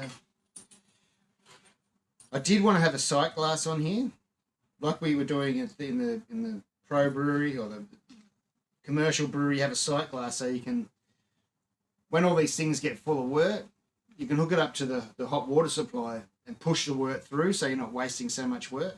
And if you have a sight glass here, as soon as you see that going to water, you cut it off. And that way you push all the wort out. But today, just so I don't have to muck around like that, I brewed 25 litres instead of my 23 usually. So I've got a couple of litres to play with. So I don't really have to worry and push and stuff.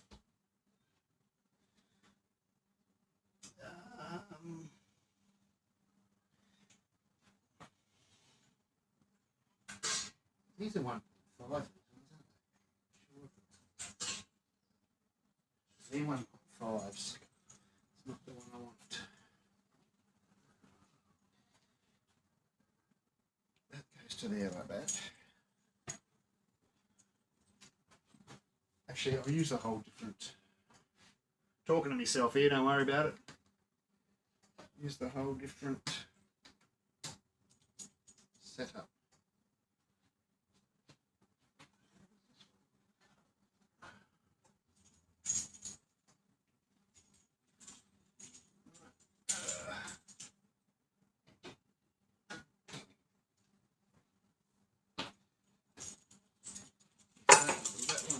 And there should be another one here somewhere. This one goes on here.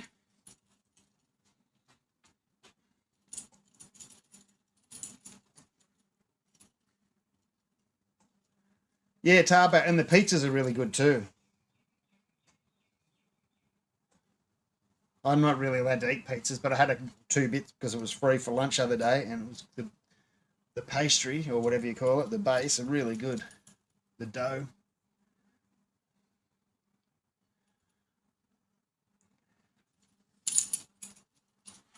There, Daddy Needs New Shoes or something. IPA is really good. I don't know if you're into it, John. It's a pretty big IPA. Their normal IPA is good. Their normal pale ale good. Their lager's good. They've got a brown ale on at the moment. And what else do they have? Oh, they got a like a bourbon or scotch or whatever whiskey aged stout too, but it's quite expensive. It was like it was $11 for 150 ml, but it's 13% or something. It's like a wine, you know. So that goes there. That's into there. Yep, that's sorted out. It's just the out bit.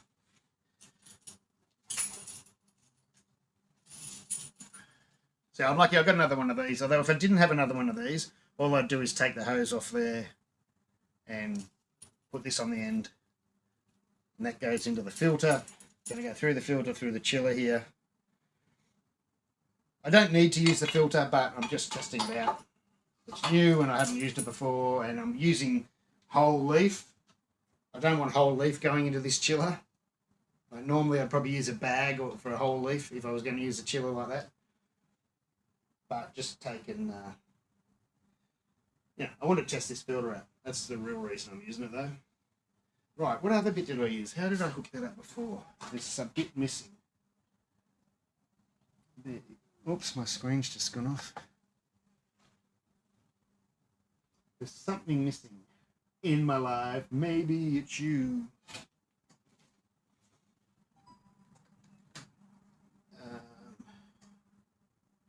It's got to be an adapter.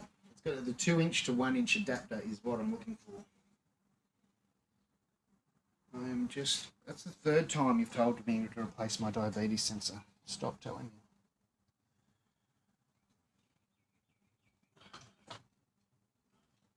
Cleaned up too good this morning and I've moved it. The 2-inch to, there it is. Alright, that's exactly what it is. As I said, if you saw my other video, I accidentally bought this filter with 2-inch fittings, which was a bit of a pain. I couldn't be bothered sending it all the way back to China and wait for a new one. So I'm just dealing with it being 2-inch fittings.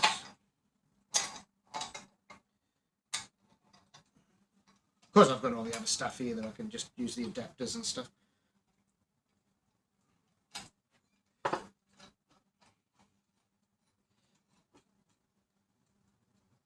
I still don't know how this is going to go with whole leaf hop. Whole leaf hop is a nightmare. But hopefully most of it will be stuck behind the false bottom. All right. Yep, that's right. And that goes to that.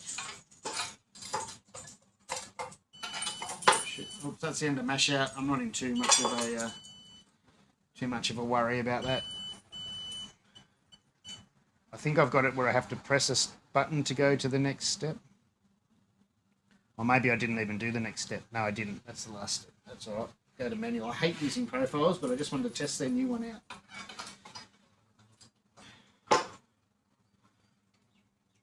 This is all going to come flying off this stool.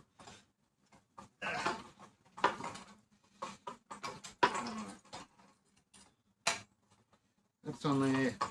That's on there. Out of the way. That's going to be on there to there. All we've got to do now is get the output. That means I don't think we can use that bit. And the out bit is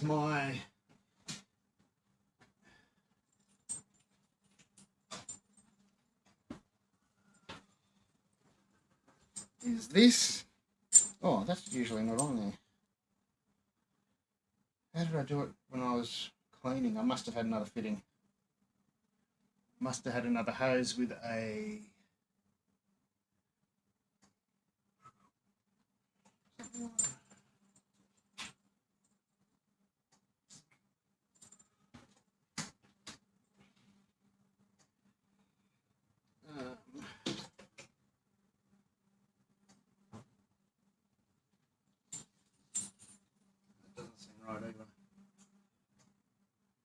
Can someone go and watch my other video and tell me how it... No, it's all right. I used to have a 1.5-inch... Oh no, that's the other chiller. How did I do it? Must have had a pipe without a end on it.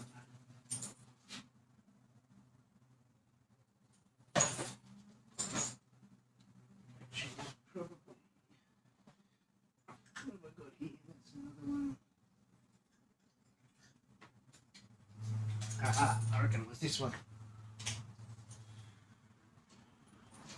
No, that's not it either. Got the wrong end on it. There's a male. There's a piece of hose with a male fitting on it somewhere.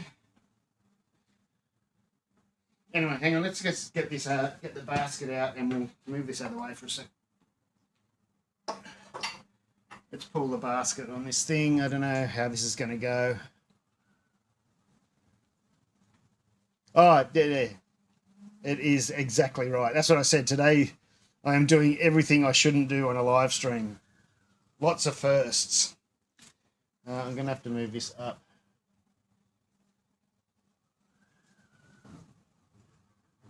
Something like that. Excuse all the sanitizing and the pump.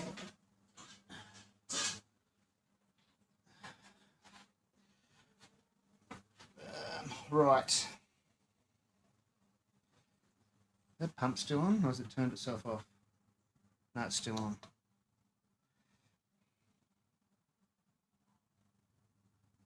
That's what I didn't check, whether the pump goes off between steps. I hope it didn't, because it pulled grain back down. Oh.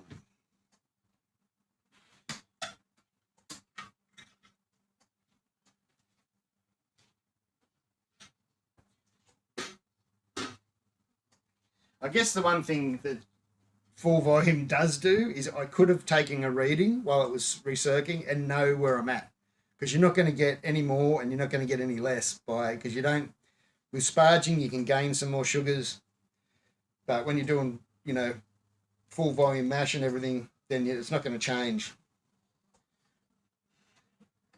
Only via the boil, of course. But your pre-boil is not going to change. It doesn't seem to be exactly where I want it. Yeah, something like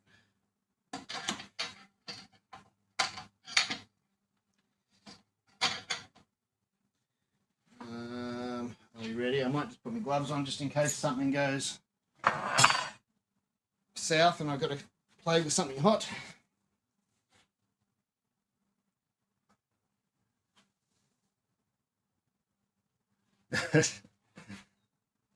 Not on now. Although it says 100%. Why does it say 100%? That's not good. Hang on. Although maybe that's just the... Well, I'm scared now. I'll turn that tap off just in case it does come on. Oh, no, it's just set to 100%, but it's not on. Yeah. All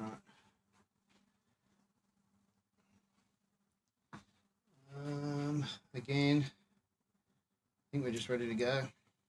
Oh, shit. Get it in there. Is this the right one? Yeah, it is.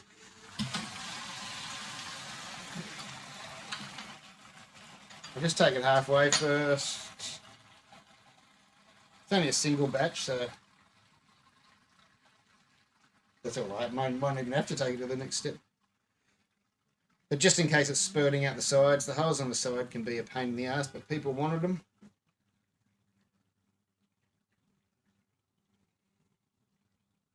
They're usually not too bad. It's more if I'm using a lot of wheat and stuff.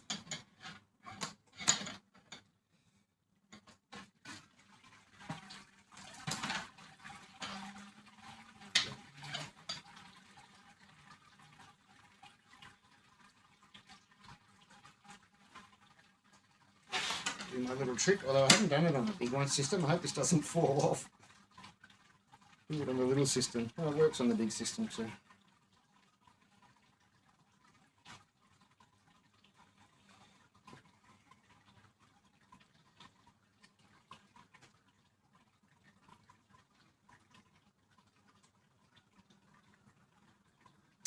For the 65, I'd get the smaller one. I asked for the smaller one, and they sent me the bigger one. But yeah, I think that was donated by Kegland a long time ago. And once I just went, all right, I'll just use the bigger one. But I'd much rather the one that fitted a bit better.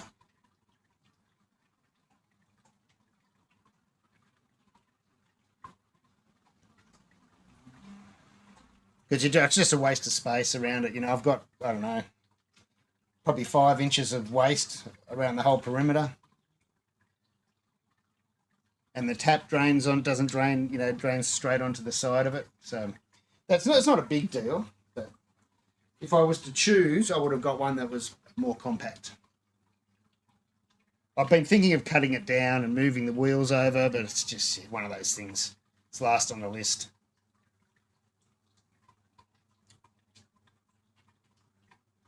You can see, it's a bit hard to see, but, you've got a big space there. The width of my hand. Doesn't really need to be there. I don't know how much the other one goes. You probably lose 3 inches off it or something. I don't know, off each side.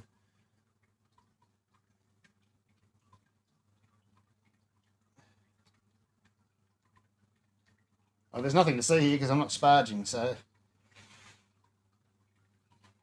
And I'm also using a grain I haven't used for a long time, and I didn't check the crush. I'm doing all the wrong things today. I meant to check the crush because the grain did look a little bit smaller than usual. And that's why I wanted to stir too, but anyway.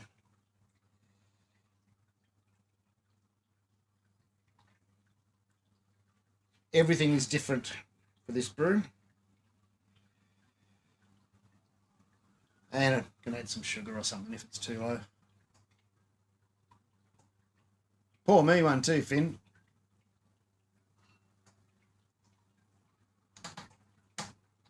I need to have something to eat. Once this gets going,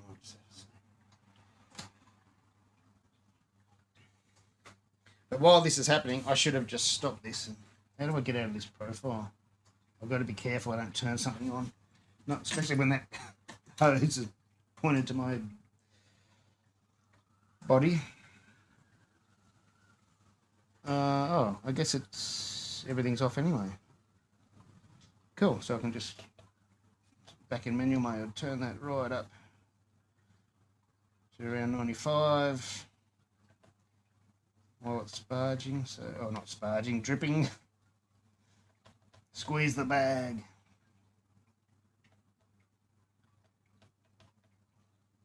I'll go 97. Close to boiling, but I don't want it to start boiling accidentally if I'm not looking. So get it up there. Elements are on 100% now.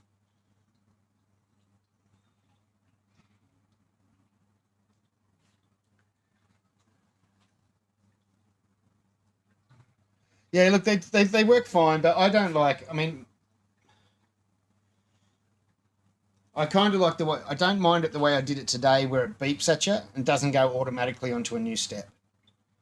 Because I like to be here, I like to check, and I don't like the idea of setting a profile and then walk. It sort of gives you a false comfort that you think you can just. Sometimes you think you can just walk away and leave it. I don't think anyone should ever do that. Because, if a pump blocks or I don't know, a hose comes undone or just something, it could be the smallest thing. And you could come out and you might have grain all over, water all over the floor or boiled dry or,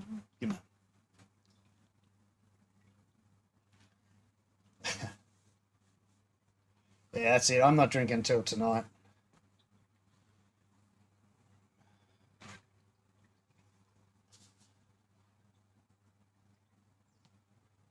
All right, while that's going, I'll get back to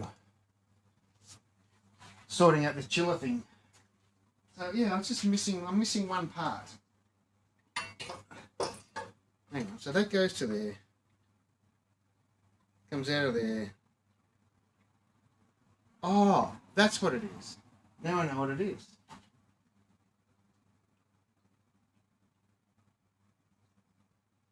Yes. And that's what I used to do. So all I've actually done is added an extra part to this. I've added an extra part to this, which now I don't need. Although it makes me think how I had it set up before, because I must have had that coming out of there. Oh no, I had it going backwards. I had it going backwards through this.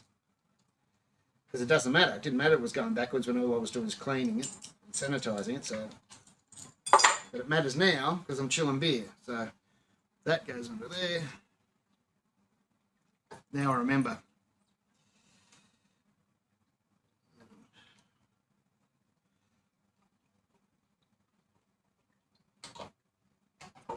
Yeah, so these all had like caustic, and which I don't usually use anyway, but these are all very clean. As clean as these have ever been. Right, that's how it goes. And then that goes into the fermenter. Yes. The other thing I've got to do is get the hose pieces, which I've taken off here because I was using them on my still. Everything's going to fall. I need a bigger chair. The hose pieces are on this. Are they hand tight? No, they're bloody screwdriver too.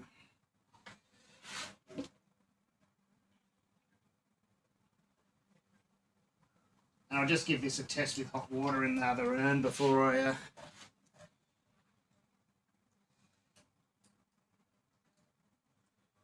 Anything else?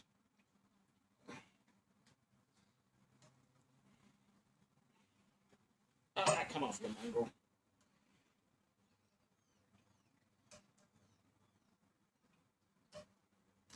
Oh, I know I need to replace my sensor in 3 days. You've told me like 6 times now. Ah, get off there. Doesn't want to come off. Use that screwdriver again to give it a little bit of a...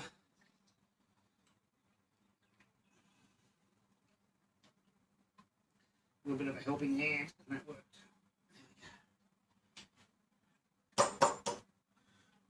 And I like to use the steel one on the input. It doesn't, hang on, so if the wort's coming out there, then the input's got to go in there. I'm going to pull this over. Keep saying it, but I know it's going to happen.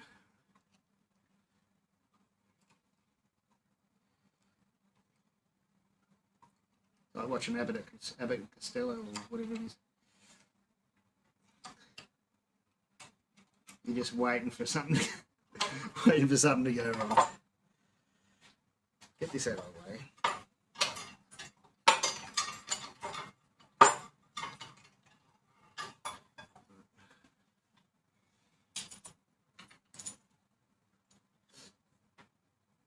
And the other one.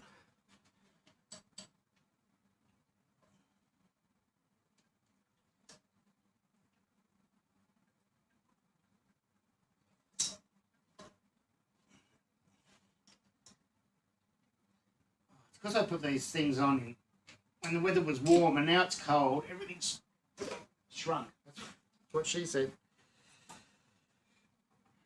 That's what he said.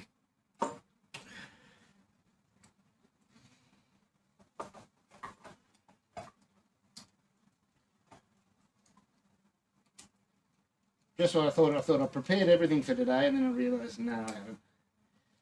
This bit.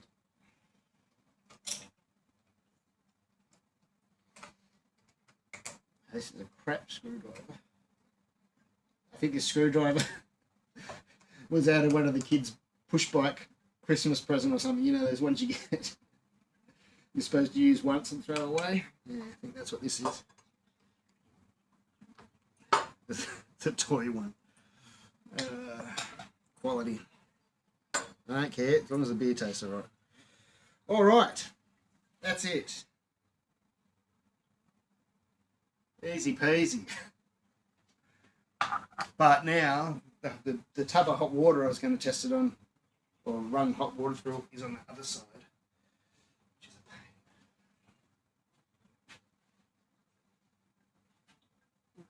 We'll see if the wife's dryer will blow the fuse. If the fuse blows, I'll be back in a minute with a new live stream.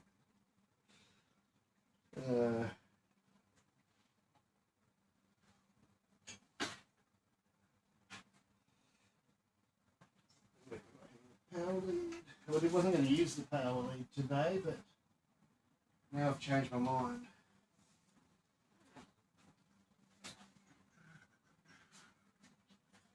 That one there, that's what. Doesn't everyone store their power leads on their armchair, on their arms of a chair? I do.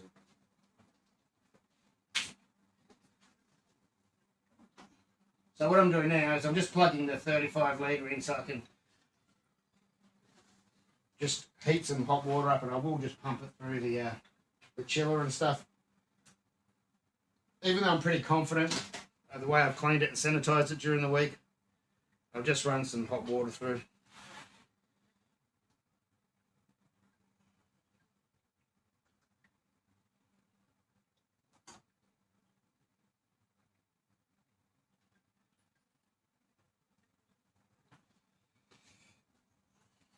Which you can't see because now I'm on the other side. I don't know if they have a light's going to go on the other side over here. No, not too bad. Everything's in the way. It'll be all right for now. Oops.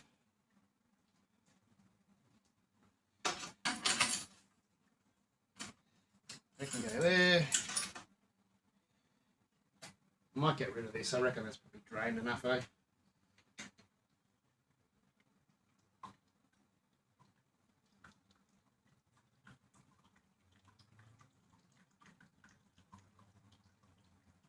May at midnight. Jesus Christ. Alright. Need to open up the door and take this outside and drip wort everywhere. Oh, I didn't have any bucket. Stop doing that.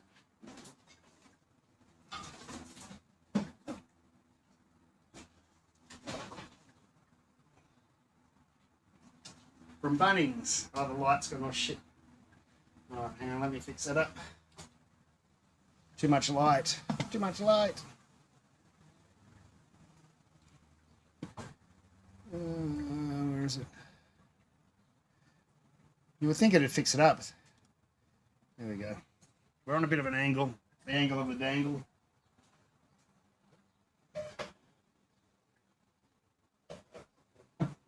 You can get these from Bunnings. They're like laundry baskets. Because I couldn't find one. It used to be awesome to use in my 19 litre pot for the 35 litre mash tun. But it's too big, the 65, to fit in the only pot I've got. So I've got one of those. Alright, we ready? And of course I dripped one into the clean water. Right, that's out of the way. A bit easier to see. Let's move this out of the way.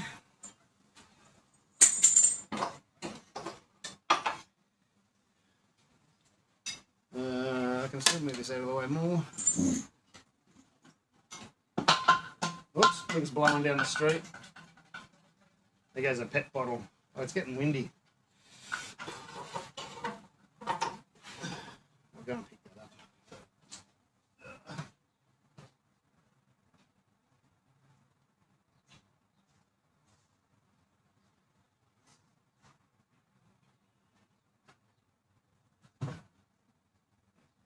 Those empty pet bottles hanging around that I'll never fill up again. All right. I've got this around the wrong way.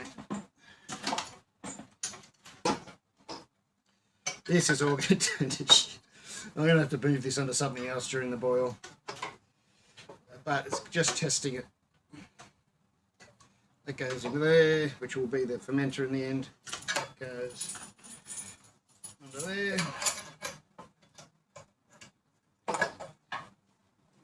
There, make sure everything's shut, everything's tight, everything's shut. Turn the pump on.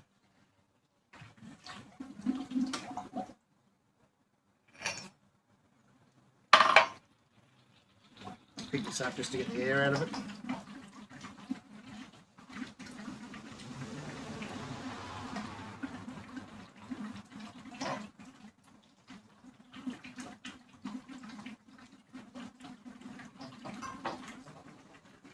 There we go. Even the little 35 litre pump, which hasn't been upgraded or anything, is pumping there through both these things fine, through that big filter and through the plate chiller, and we're cranking through there. Don't know if you can see. Plenty fast enough. Good to know. But I'm using it on the 65 litre with the upgraded pump anyway, but that's just good to know.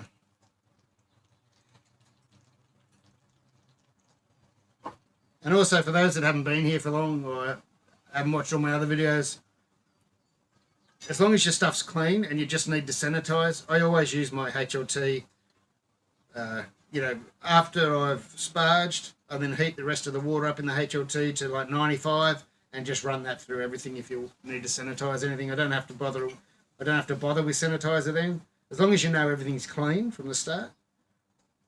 That's the same with sanitizer anyway. Things have got to be clean. Yeah, you could just use hot water to sanitize it.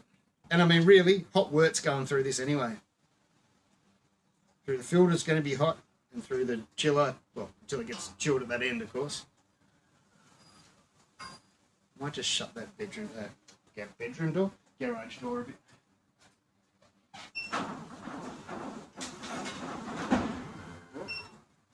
Just hit. Oh, it's got caught on its own string. You ever seen that happen before? That's the wind.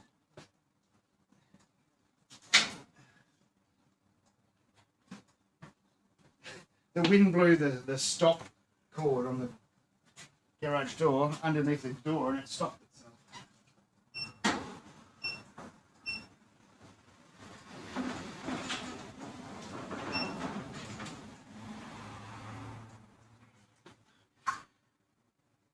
Alright, so you just don't need to watch that anymore. We can move it back over here. Change cameras.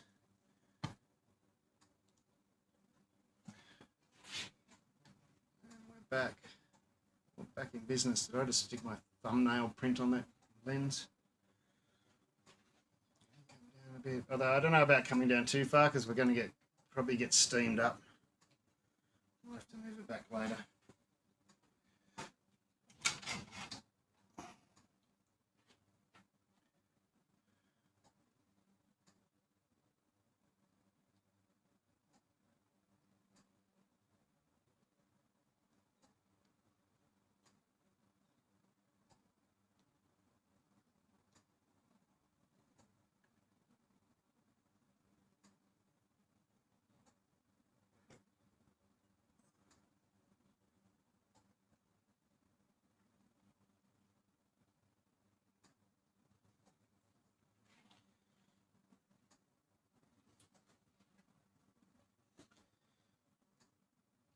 Must be getting close. Oh, we are. We're at. Let's get my anti-foam.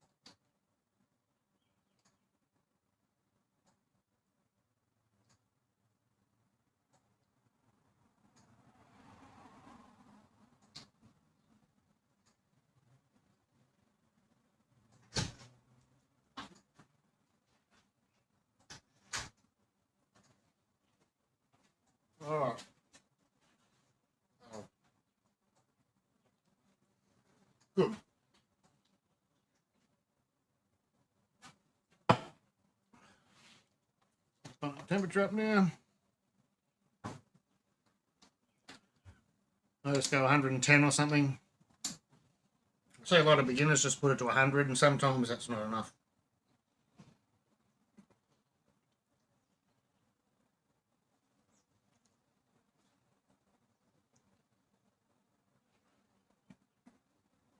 Maybe, do we need that on or not? I don't know if we need that light on or not. If that makes it worse or better.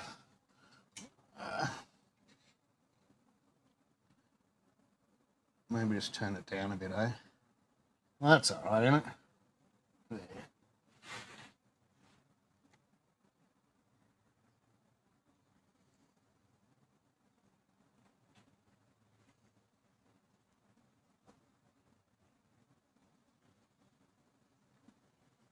So we're coming up to boil.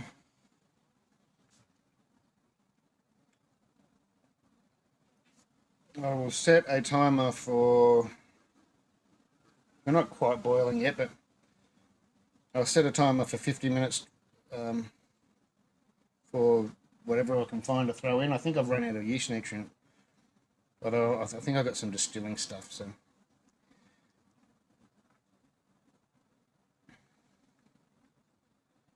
Somewhere, 50 minutes. That's just one for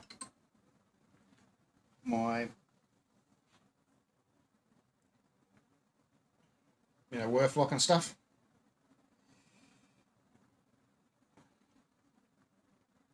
I can probably take a sample now for my pre-boil.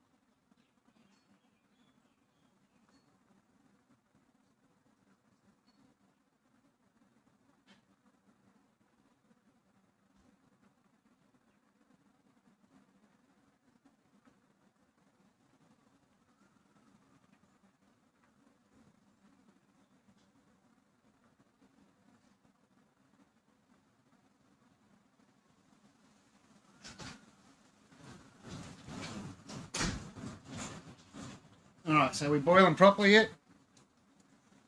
Yeah, we'll call that 60. So, where's my phone?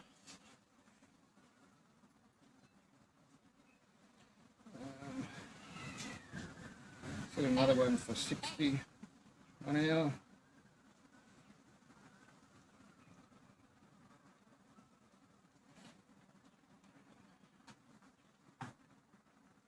We can take a quick sample.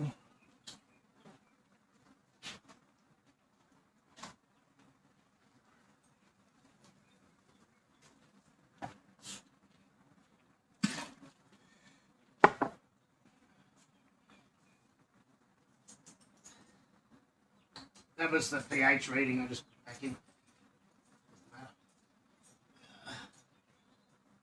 Probably should have put it back in the mash, but it'll be right.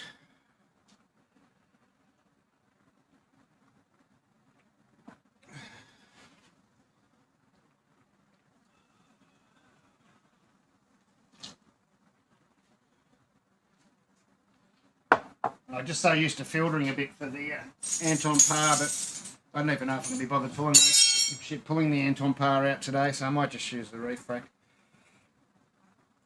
But filtering it's always good anyway.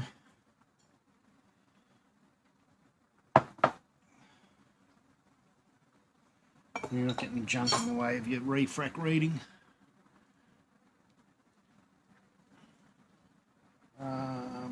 Although I do need the syringe out of my Anton Par case. here.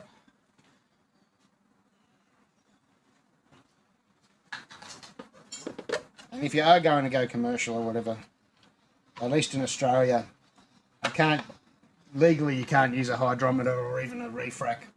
You've got to get something digital a little bit more accurate for tax purposes and all that sort of thing.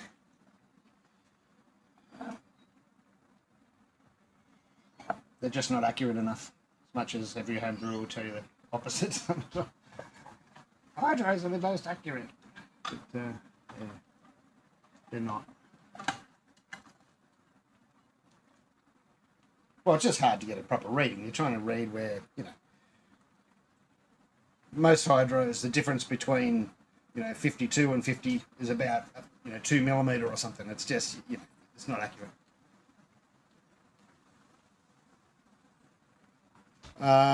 What's the connection on the side of your unit with the hose?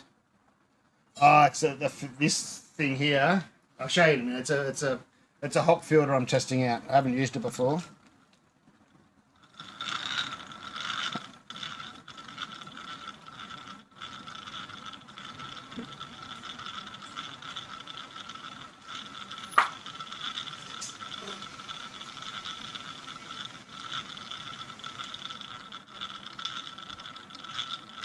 Oh, you can see it kind of there, can you? Hang on. I'm going to knock the water over a minute. Where is it? Oh, it's a bit far away. If you've seen it in my latest video that's called "Do Not Do That" or whatever it's called, "Don't Do This," you can see it a bit closer up there. And most people didn't watch to the end of "Don't Do This," so they didn't even see what I was saying not to do. It's always the way. And you start getting messages from people, and you go, "Well, you didn't watch the whole video, did you?"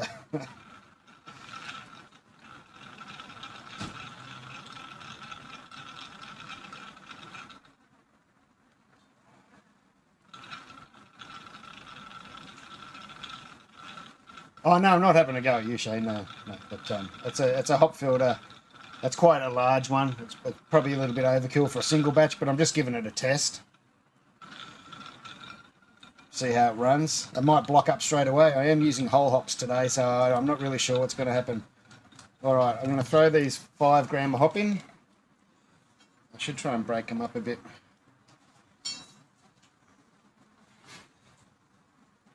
And I'm not too fussed about it that I started the timer 5 minutes ago.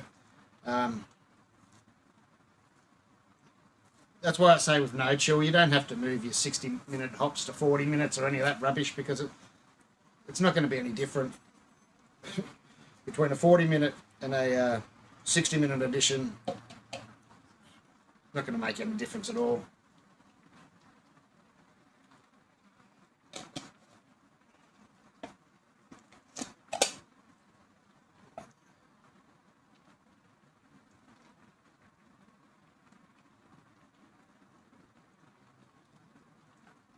And that was just 5 grams of HPA 033. I can't really tell you anything about it except I've smelt it and it smells good.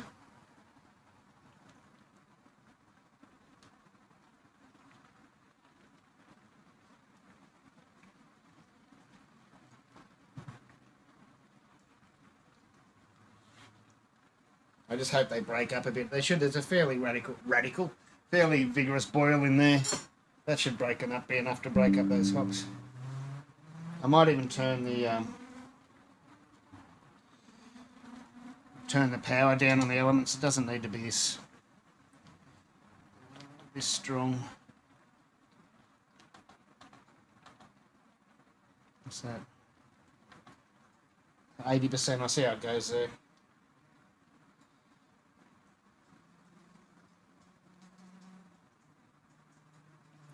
All right, reading. Where's the reading?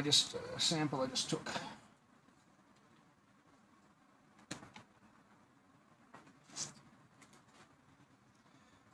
Got the old school refrac. Oh, I need some. Oh yeah, it's room temp water. See if I don't use this one much. Probably way out of whack, especially in the winter weather. And I can't see it with my glasses. Fuck. Yeah, that's a problem. I can't even see that. I know you can't see me right now, but I'm trying to look through the reflex.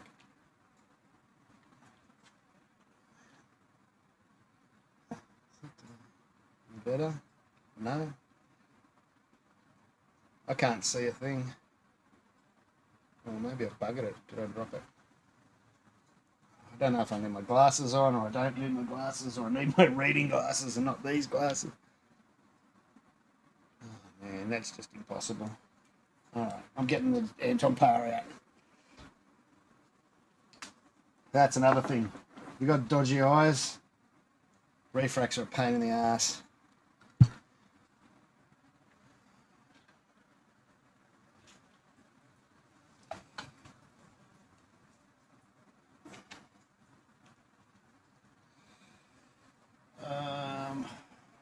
Save my phone.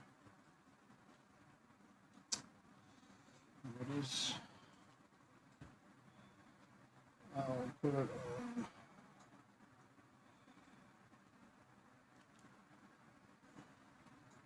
Master. What settings are we on? Measurement mode continuous. Measurement unit 2020. Should be right. Measure. Start.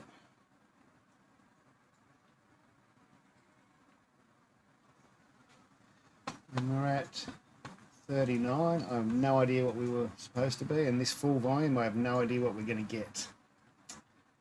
Oh, well, pre-boil gravity was supposed to be 0.40, and we're 39. So I'm pretty happy about that for a first go at a full volume mash. I mean, it was set up for a full volume mash. I would have got much better numbers with a sparge, but being 1 point off for the first time I've ever done a full volume mash in the 65 litre is, that's okay. I'm happy with that. I could boil for it'd only be like a minute, 5 minutes longer to get to the 40, but I'm just going to leave it. That's I'm quite happy.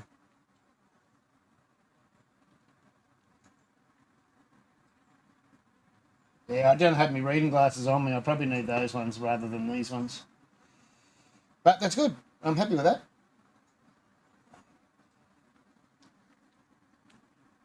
So we should be in the ballpark for what I was aiming for.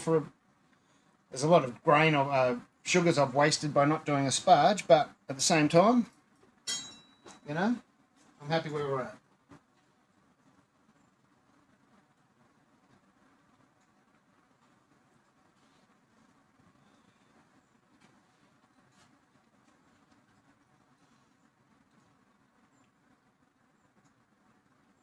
Oh, it's not a 65 litre batch though. It's only a 25 litre batch I'm doing.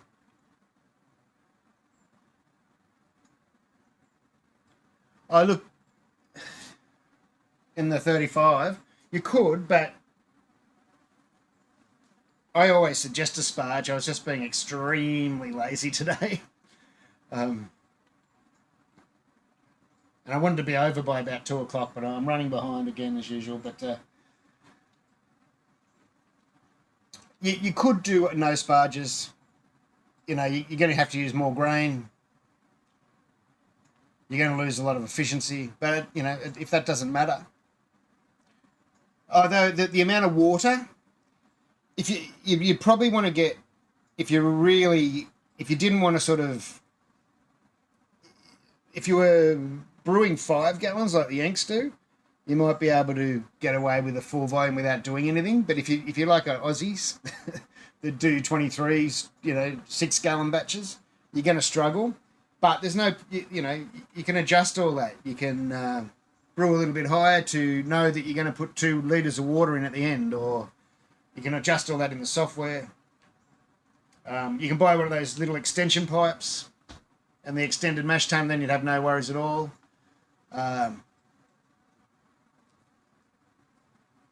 Yeah. So it can be done.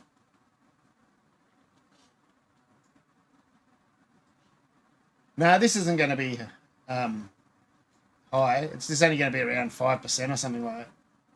I'm not sure what it's going to end up. By guessing, it's going to be around 5, yeah, by guessing. But now it might be around 4.9, but it's something like that. Depends on how much we boil off. I've just turned the elements right down, so we might not boil off as much. But we were boiling too hard before. Well, is it really too hard? But I might just put that up to 86. I just don't find there's any reason to be using it full power when you're already boiling. It doesn't. It's a bit of a waste. G'day, Hendo.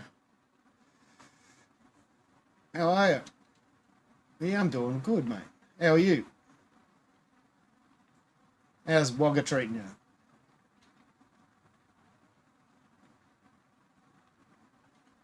G'day, Jens Christian Toft Hansen.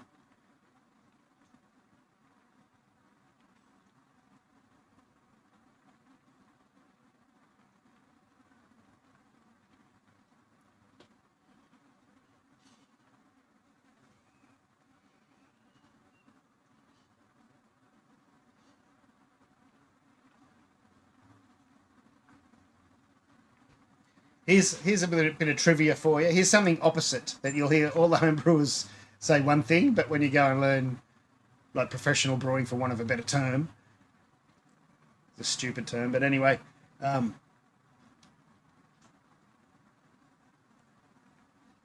home brewing level, you'll always hear when you throw hops in, you're going to get a boil over. And professional, that they use at the school there, we were taught to use hops because they stop boil overs. So if you keep looking like it's going to boil over, throw the hops in, and the hop oils will help stop it boiling over.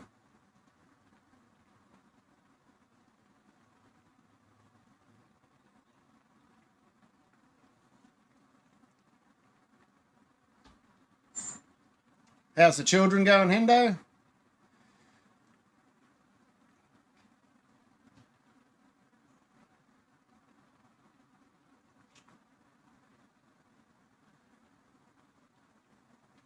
Henry?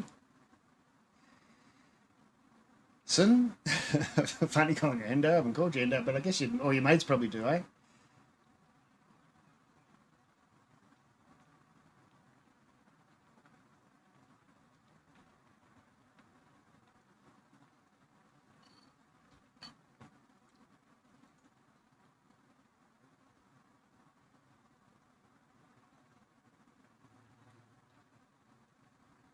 Oh, my hand's getting burnt by sitting it on there. Funnily enough. All right, the water going through my chillers and stuff over here is up to 86 now, so that's probably sanitised anyway, but I'll just leave it go for a little while longer.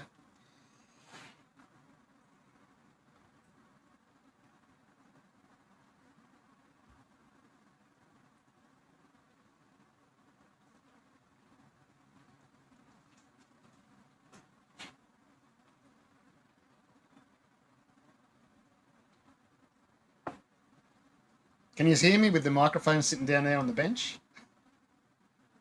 Because I feel stupid if I do this. Welcome. I don't even know what to say when I got a microphone in front of me. Get shy in my own garage.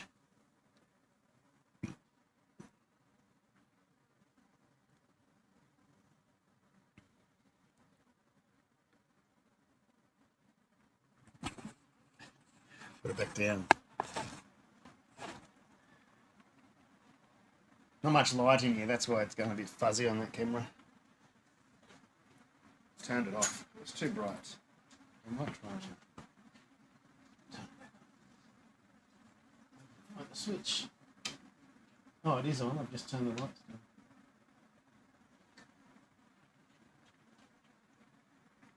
Just spazzes the camera out a bit.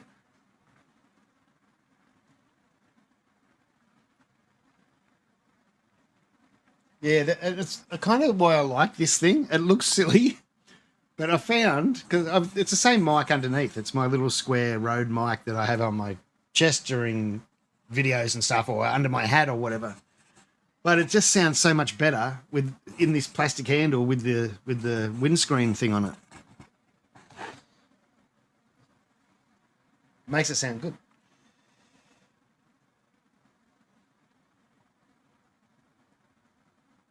Or better.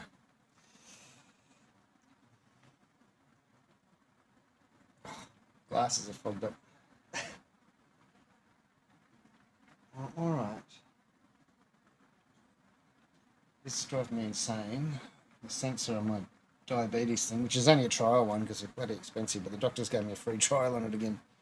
And it's about to run out in 3 days, but it's told me about 20 times in the last half hour that it's going to run out, and I'm over it. I don't know how to turn it off.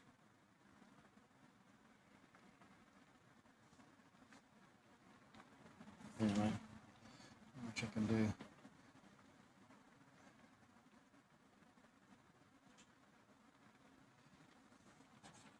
On the good ship Venus. Wrong tune. Wrong tune. Right words. The boy stood on the burning deck. You don't hear those jokes anymore. It's a sad world we live in.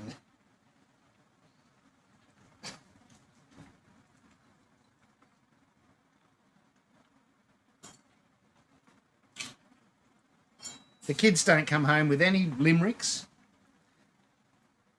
No Irish jokes. Nothing.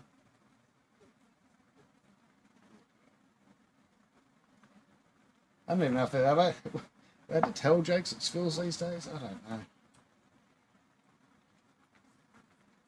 There's no marginaling of marginal people. What am I talking about?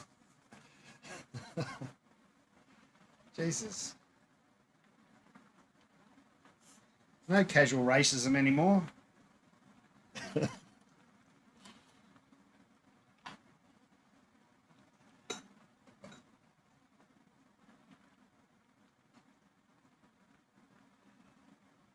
Yeah, I don't use anything for sparging, like a jar or a hose, like a jug or a hose. I just find the same thing.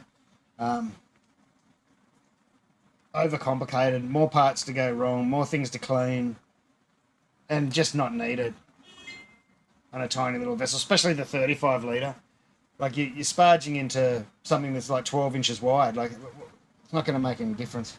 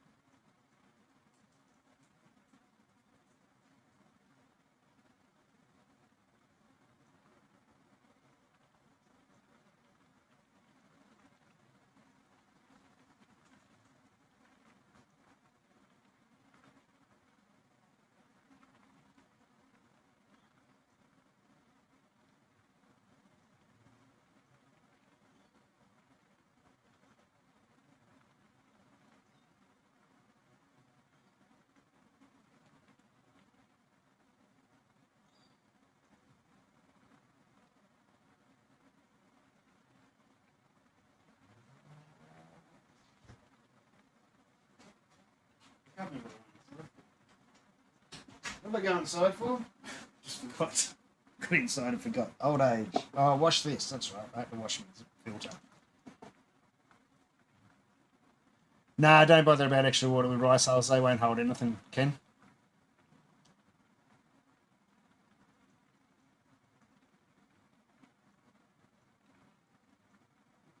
Nah, they're just like it's just pure fibre, so they don't really absorb water. Like if they do, it's a minimal. It's more that the shape of them rather than them absorbing water, if that makes sense. And so you don't even worry about it. Good thinking, but yeah, you don't have to worry about it.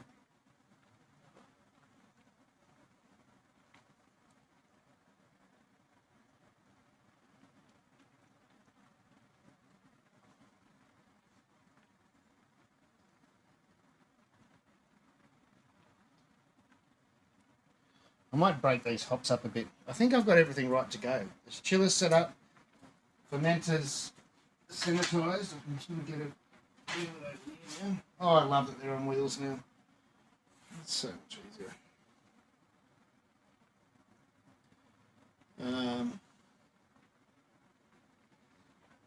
Chiller's ready to go. Filter's ready to go. That's ready to go.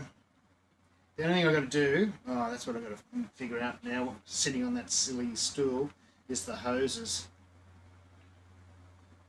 That's something to think about. We've still got like a 30-minute or 20-minute, 30-minute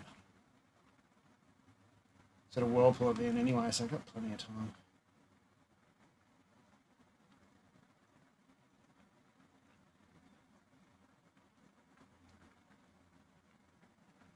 And look, if anyone's having troubles with their numbers, first you can use your software or whatever, but if you always overshoot for your numbers, if you always plan to be a couple of points ahead in your gravity, then you water down in your kettle, you keep some of your hot water liquor and water it down in your kettle to get your numbers perfect every time. That's how you do it. If you want perfect numbers every time, just make sure you try and brew a couple of points higher than what you want in the end, and then water down in the kettle or the fermenter or wherever you want to do it. Kettle's probably the best. And that way you'll hit your numbers perfect every time. Home brewing, doesn't worry about it much, That's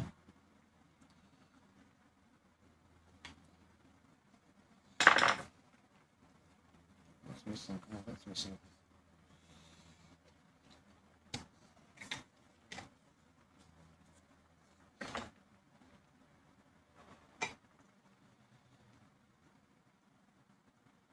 And if anyone's going to Bendigo on the Hop, if everything goes to plan, I'll have a beer there, a collaboration beer I'm doing with a brewery. Will be on sale. Bendigo on the Hop, hopefully. And you might be able to buy some on this channel after that, because there should be some left over if the canning goes well as well. It'll be my first proper one, even though some of mine from the last couple of batches have been out there at the Adelaide Beer Festival. This will be the first official one.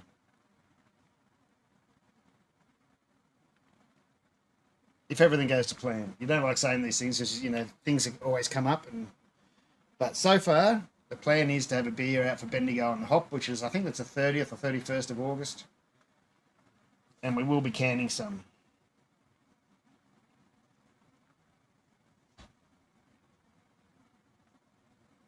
Not quite sure what the beer's going to be yet. Going to plan that in the next couple of days.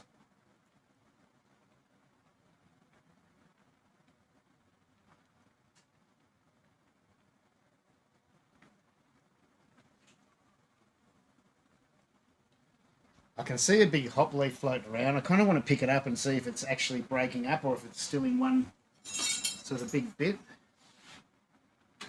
Or compressed, just to give me an idea.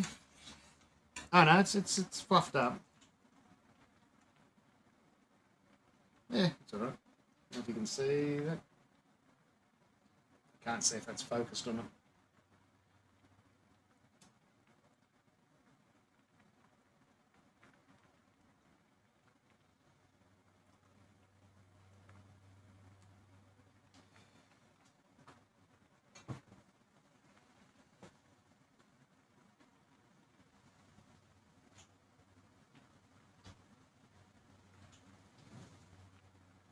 Yeah, that's the way to do it if you really want your numbers all the time. And I mean, your numbers kind of matter.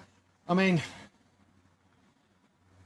if you want your beer to taste exactly the same, you want consistency, or you want, because you do your recipes, or you should do your recipes to be a certain bitterness to ratio.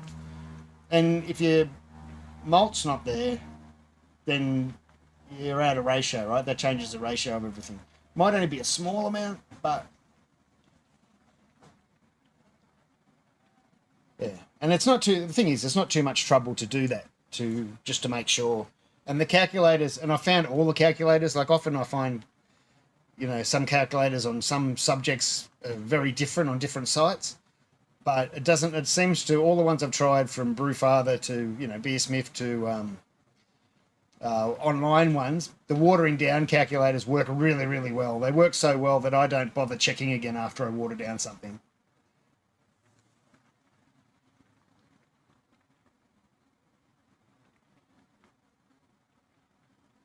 Yeah, exactly. But yeah, as I just said, I didn't see you type that, but yeah, the dilution rate, all those calculators work really well.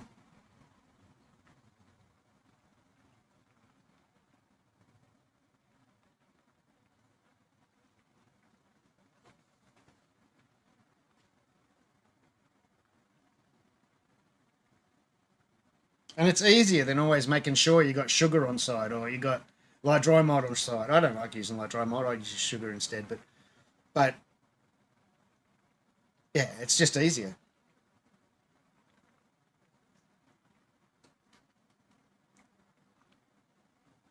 Fogging up.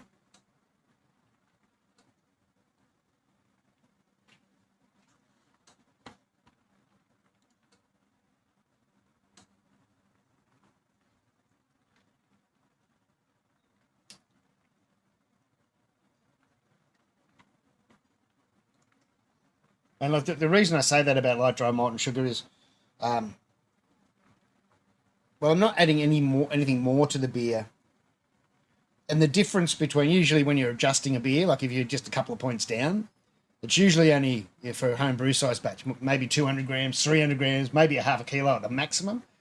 And when you compare half a kilo of sugar to half a kilo of light dry malt, the difference in fermentables that you're adding in the light dry malt is it's like a teaspoon or something. It's like it's not going to make a difference to your beer. The difference is going to be so small that nobody in the world could be able to tell. So that's why I don't mind, you know. And the other thing is in a brewery, and you never really see bags of light dry malt in commercial breweries very often because they're hard to keep. Once you open the bag, once you get them around steam like this, they clump up. It's a real pain in the ass, right? Yeah, you can keep them in airtight containers like I have for years and stuff too. But sugar or other things, dextrose, whatever you want to use, it doesn't do that. So it's just it's easier to use, easier to store, and the amounts you're using in your beers. You know, if you're having to add a kilo, then you're probably doing something wrong, aren't you? Unless you plan for it. But yeah, it's just it's not going to thin out your beer or dry out your beer. It just doesn't do that.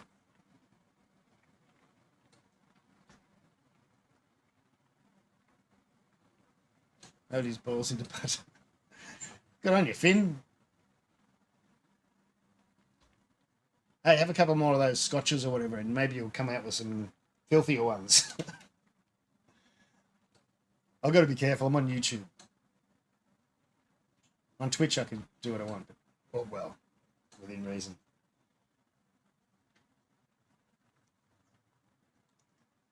I know what I didn't do. Don't reckon.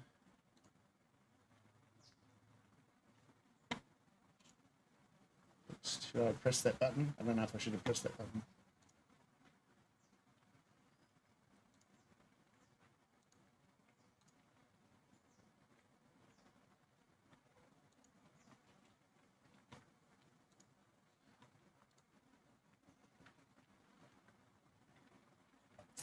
Oops, I just stuffed everything up.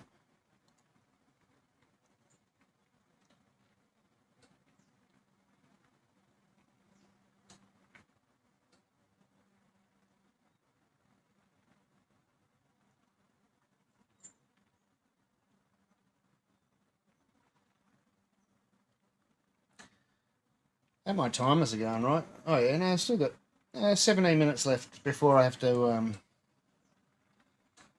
add some Werflock. Oh, that reminds me, I was going to look to see if I had any other yeast nutrient, which I know I do, but my beer nutrients run out.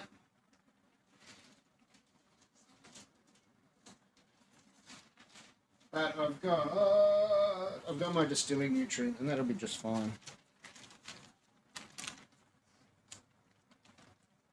I might as well just wait. I'll measure that instead. That's slightly different. Distilling using and beer nutrient is slightly different. But, you know, they're interchangeable, though, really. Don't worry too much about it. This is a Yeast Life O, which I'm pretty sure is made for my sugar washers I use it in. And that way I don't have to use any of that horrible tomato paste. It stinks and just makes everything grubby. I can just use sugar and yeast nutrient and adjust the pH, and that's about it. Much cleaner.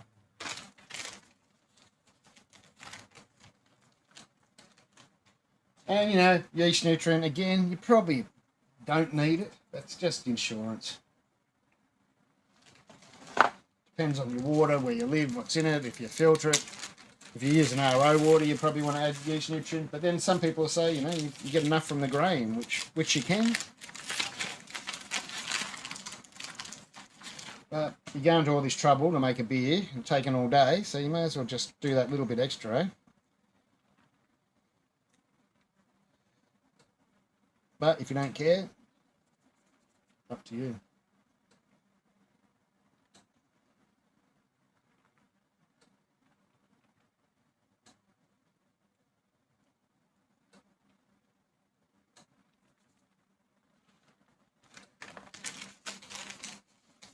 I think Finru likes brewing his big old English style beer kind of things.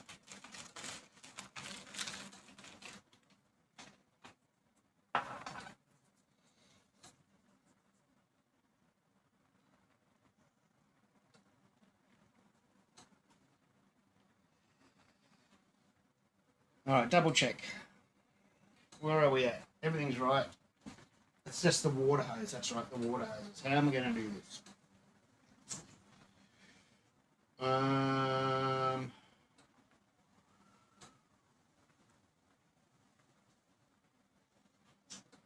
This is the hard part. Well, it's not hard. It's just going to be organised, which I'm not organised.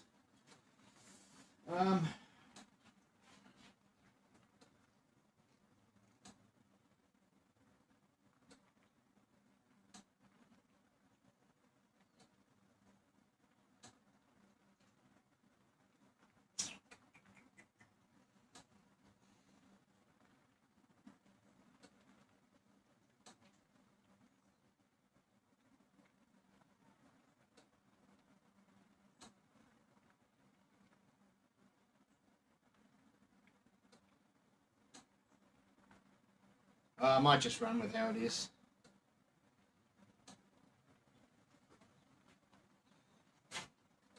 That's there all sanitized. I can turn that off now. Everything's going to be stinking hot. And I need my gloves on.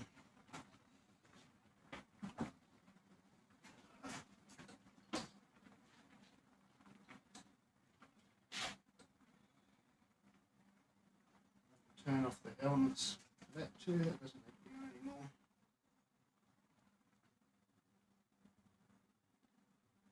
Actually, now that I've finished with that, I can use the top of that for an extra thing.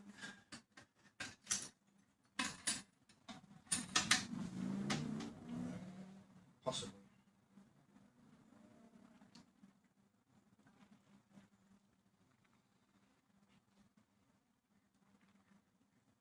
Normally use the milk crates, but not today.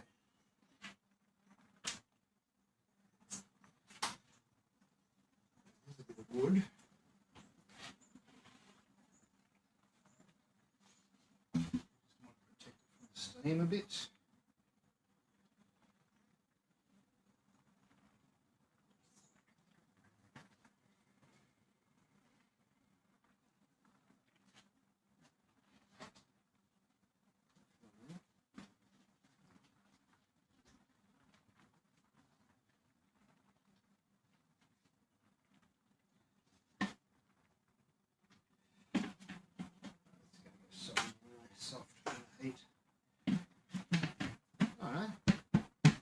Will work perfectly.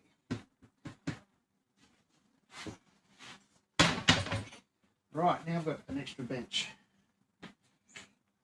that I don't need. Oh, fucking hell. Excuse my language.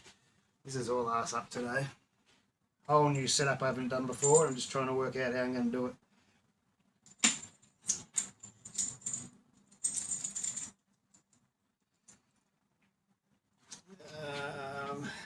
Going to come out of there. Needs to go into there. Which I can put over here. These are all hot. I need my gloves on. You can't see what I'm doing, can you? It's not very exciting at the moment. Look at the gloves. Just had them before. Oh, there they are, right in front of me. We can try the other can, but we'll do that in a minute. You gotta tell me if I boil over or anything. Yell out. Good day. Oh, thanks.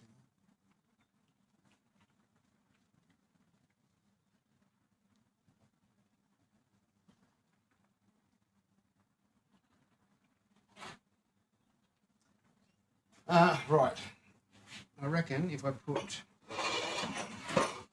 You're not going to be able to see it, but the filter behind here. So I can go from the boil kettle straight into the filter and then out of the filter. Man, this is getting... I should just leave them on this thing. This is all getting a bit out of whack. So many messages.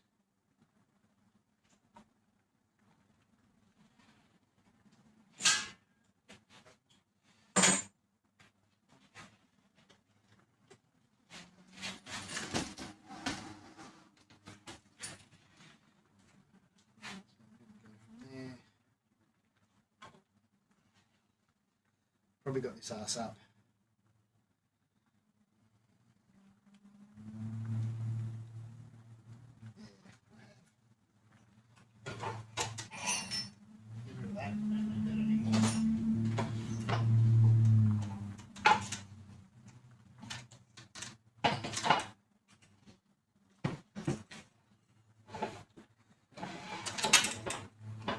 So the only trouble with this setup is I'm liking how it's set up at the moment, but it's all backwards so you just can't see it. But we might be able to fix that up. We can fix that up. That's, to be honest, that's not the important part. Getting the beer in the fermenter is the important part. But that's a bit better. They're not all bunched together on the one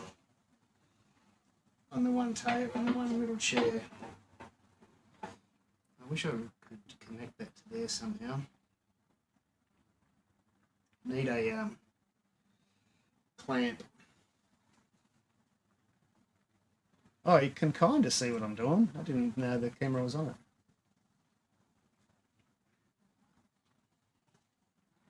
So we're going to come out of here. I might have to spin that around again.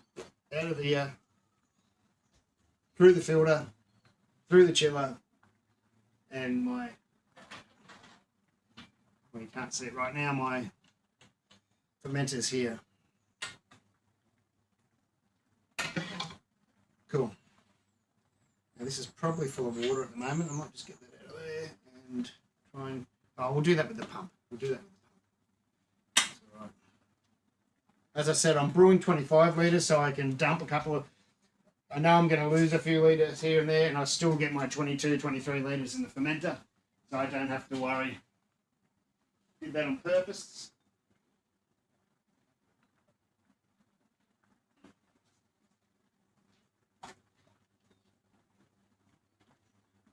What I will do, I will try and drain some of that water out. Just because I'm bored.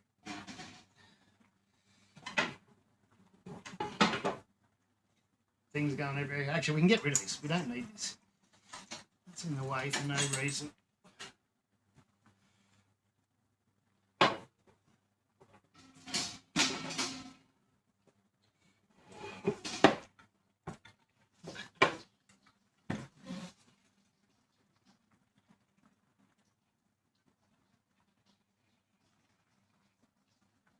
I'll still pump a bit of water through and chuck away the first bit because it'll have water in it, but now if I've done this, there's a lot less.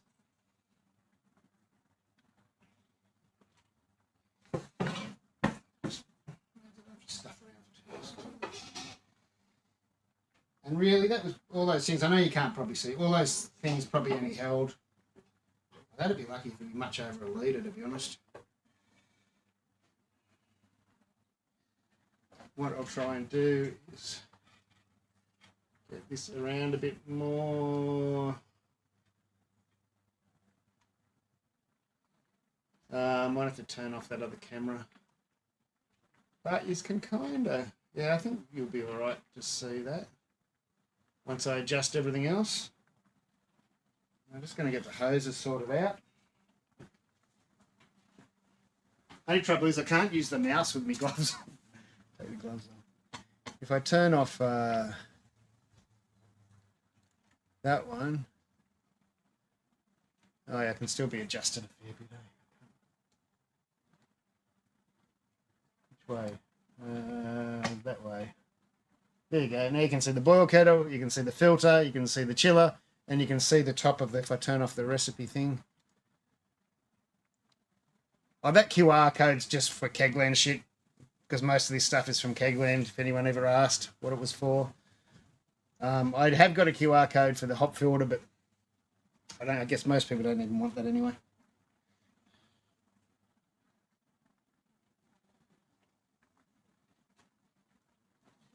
Right, if the wind blows everything over, I'm going to be very annoyed.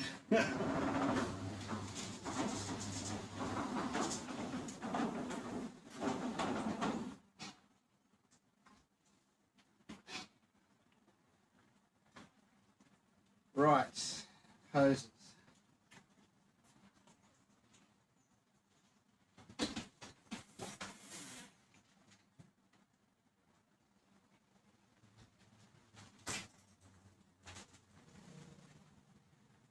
To be honest, this has always been my biggest worries in these brew days, is these hoses bursting and having a full, a hose that's on full, spurting around the garage.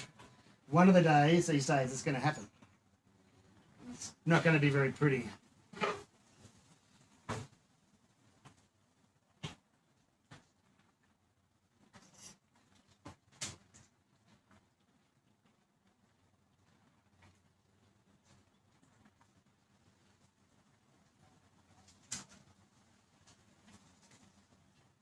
Will my hose reach? Will the cold water hose reach far enough? That is the question. Yes, it will. Now just don't trip over anything. I should have moved that chair out of the way first.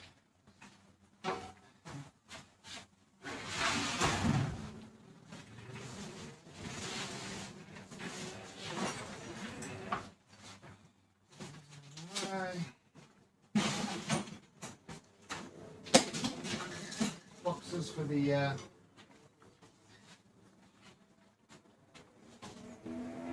boxes for what are they called? All the kegs of beer I've got to post around the world. I'm posting that for the Talus kegs.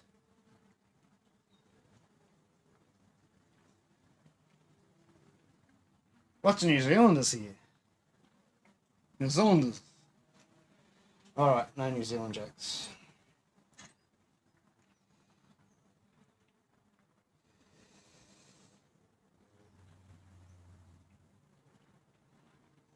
I haven't done a boil off calculation for this system for so long. I'm just sort of, going with the flow today.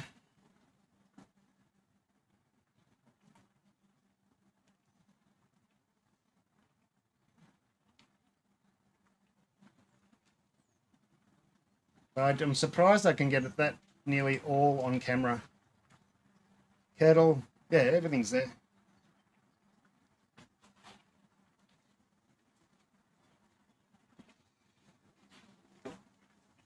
That will be going into here, so let's turn it around a bit, like that.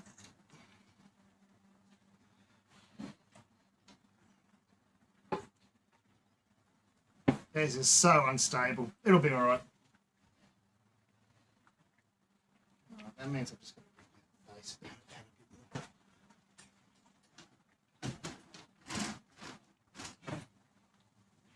That's better. Perfect. Perfect. Yeah.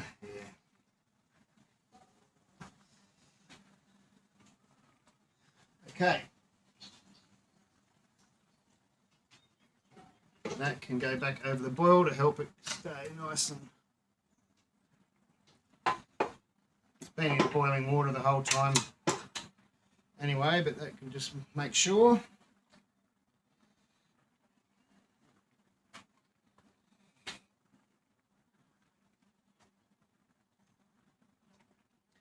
A rice stout.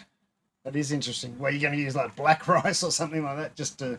for the hell of it, not that it's probably going to make much difference. I might add colour, I guess. Though, will it? I don't know if it will. I haven't cooked black rice for a long time.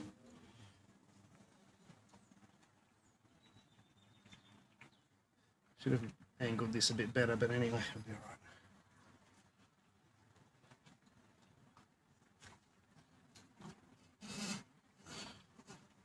What am I stuck on?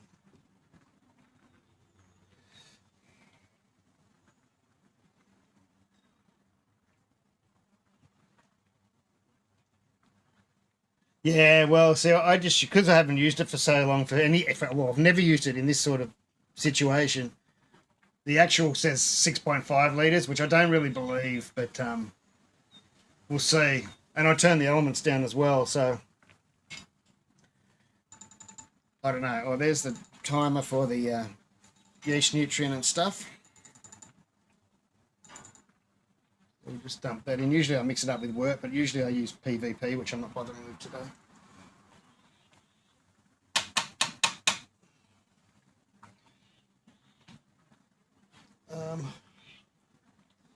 There's my stirrer. Put it in there.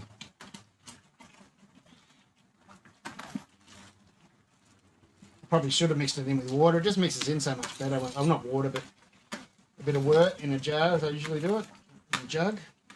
And it just stops it sticking to the sides and stuff.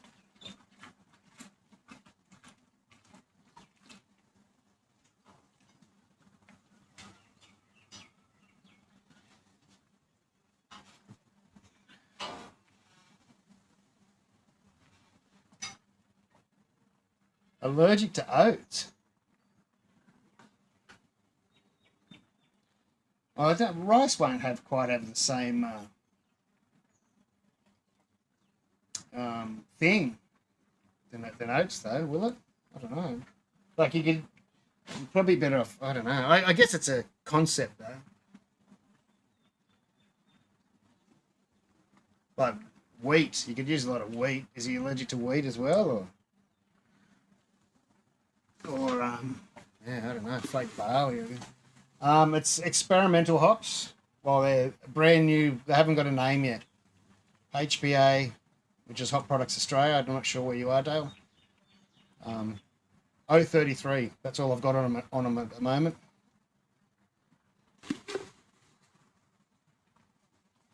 Very simple recipe, nothing too fancy. It was on the screen before. Hang on. I don't know if you can read that, depending on what you're on. I can make it bigger for a second. A very simple recipe, man. Nothing too fancy. I wanted to throw a lot of hops at it, but they are 15% alpha acid, so I've got to be a little restraint. It's only a pale ale.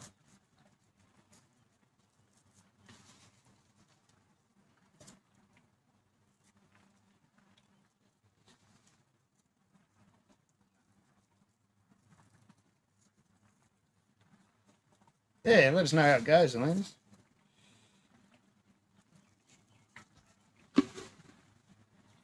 They smell good, these hops. The only trouble is I don't want to dry hop with them. I want to dry hop with them, but I don't because they're whole hops. It's like, what do I do? What do I do?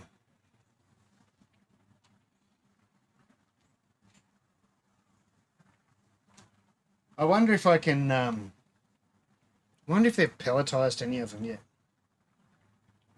I should have asked the rep the other day. It smells really nice. I'd love to dry up with them, but dry up them with whole hops is just besides the fact that they're whole hops and they're a nightmare to deal with. When people talk about grassy, that's when you get grassy.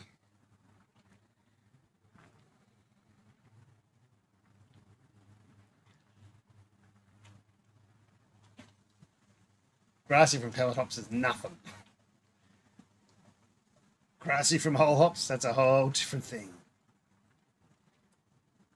What's that point? No, that's no point. I'm fogging up.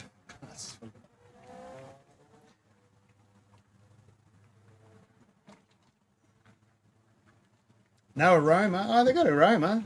They got a really nice aroma. Oh. Where'd you get the bit that they don't have aroma?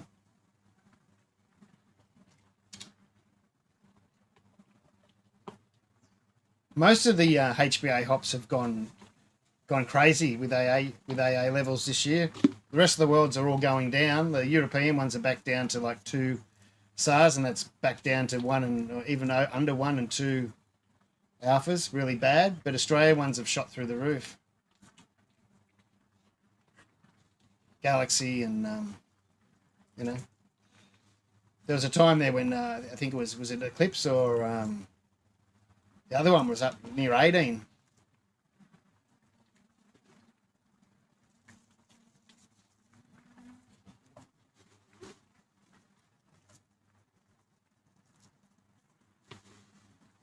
I know in the old days, you know, the saying was, and it was mainly to do with the oil levels, of course, in the hops, but it was always, you use big alpha acids for bittering, and the lower alpha acid hops had better other acids for aromas and that, but everything's different these days. Just what you need with Galaxy. Though, like, if you've seen all the studies, like I've told other people, that the Galaxy, well, all new hops, right? They're usually pretty random. They can vary a lot. But with all the technology they've put in over the last 10 or 15 years, whenever they've been growing it, they've crunched it down. So it doesn't matter whether it's sensory testing from people or the proper scientific testing and all that. They've really crunched it down where the variation in Galaxy these days is minimal, less than you'd get. You know, it's the same as any other hop, or better, because they've really crunched the numbers on it. I keep meaning to get the info sheets off him, but I keep forgetting. But they've really crunched down the differences in the hop. Where's the other timer? The other timer was on my phone. I got one timer on my watch, and one timer I've got 5 minutes left. So you'll be asleep by the time I go live tonight, Goose? That's all right. You'll be pass out and get up again. I'll probably be asleep. I'm not doing... I shouldn't say it because it means I will. Not doing depth charges again tonight.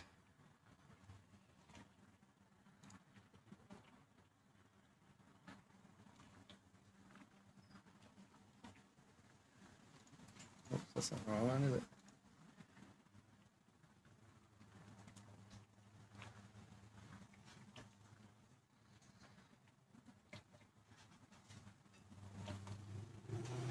All right, 5 minutes left of the boil.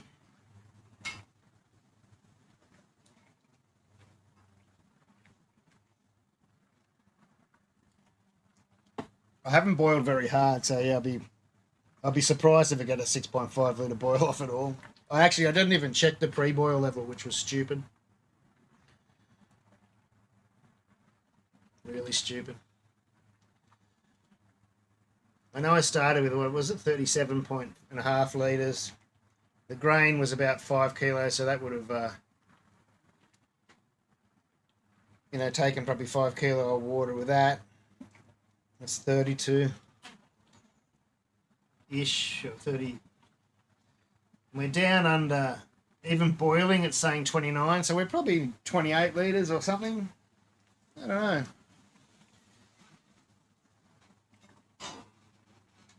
Now I'm going to take all the spirit bottles out of the bedroom, out of my casting room. I think I already have taken them all out. Doesn't mean they're not going to go back in. But they're all out here from last week's live stream. I bought them all out here, I think. So I wasn't going to drink last week's live stream, and then I was just going to have a beer, and then ended up having 4 beers or 5 beers and tasting all my spirits.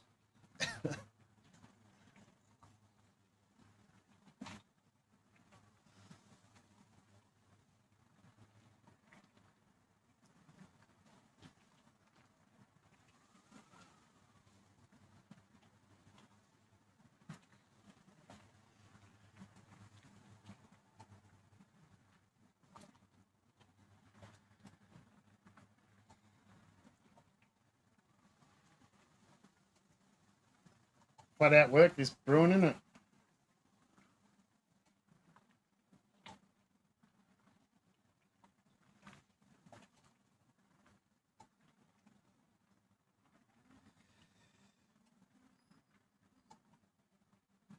Oh, that's the other thing I'll do. I'll get the.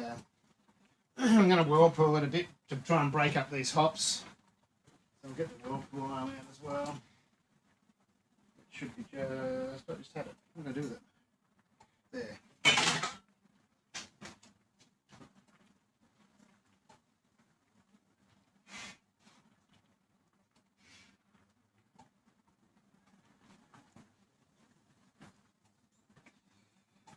That in the boiling wurties.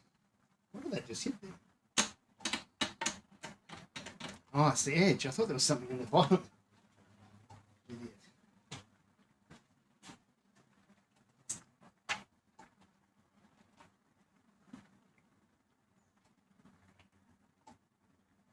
Tricky is a balancing act.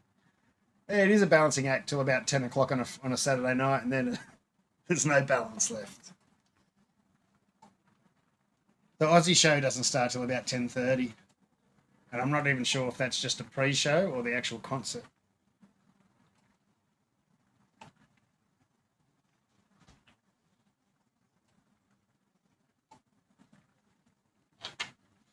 Oh, I forgot to charge up my pill.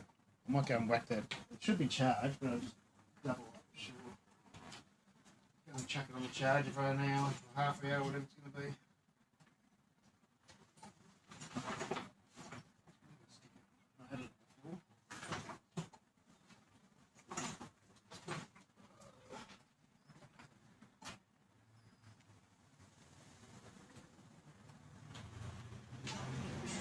Can't find anything. Once I haven't brewed in here for a month, can't find anything. Although I had to do it before.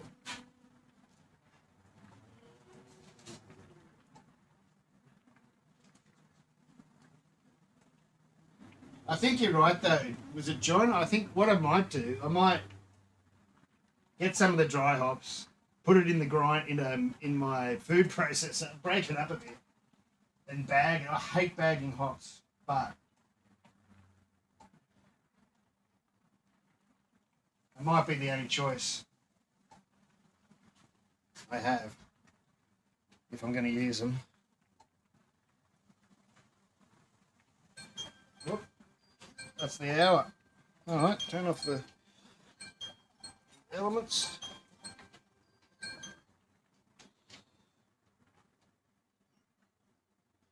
I can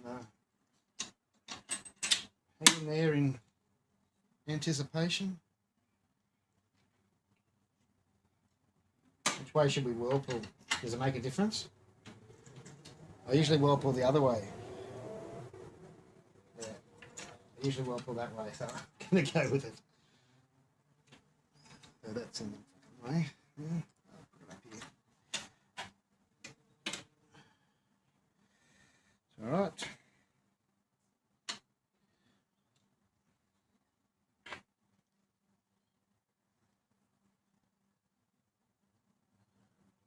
Yeah, break them up a bit more and bag them. Oh, I don't really want to, but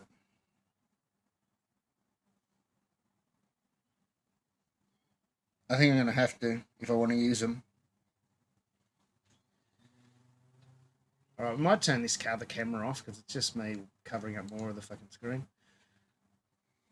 And we'll get, now that it's stopped boiling, we'll try and get the whirlpool happening. Sometimes there's air in the, gets air in the pump from the boil, like now, I reckon. Oh, hang on, no, it's turned off too. That's not going to help. Although, no, I think we're doing all right today. And if that happens, I don't blow down the pipe or anything. There's no need to. Oh, that's fine. I turn it off and then just unhook it and plug it back in. I might as well do it anyway, just to make sure. That turned off.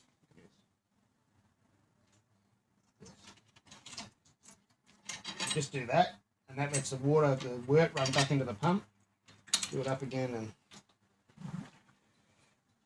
it should be right to go.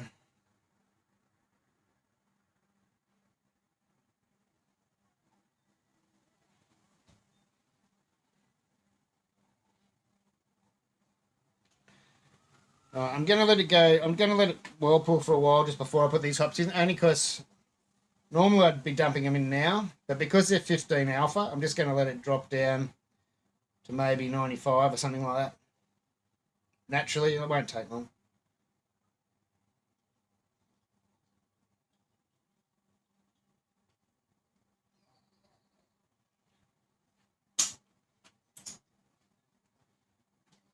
Do I need these hoses? Do I need that hose? No. Do I need those hoses?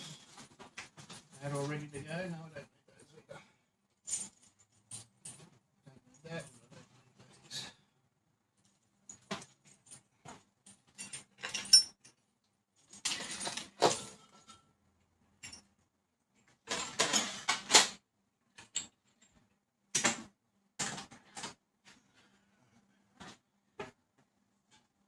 Sanitizer. That's water. That's the malt I was using today. Compass. I don't know if you can see it. That's what I'm using today, mainly. Single origin.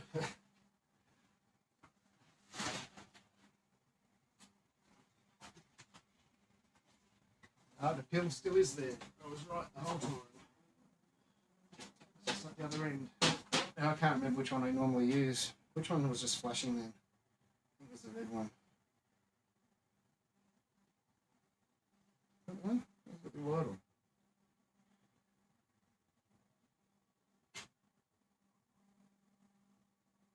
I have a feeling it's yellow. I can't remember which is which. I think they were both working last time. Oh, there's a light for the yellow one.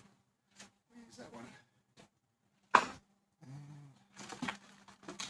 And that doesn't even matter if it goes until, later on tonight. It's just an indicator on the chart.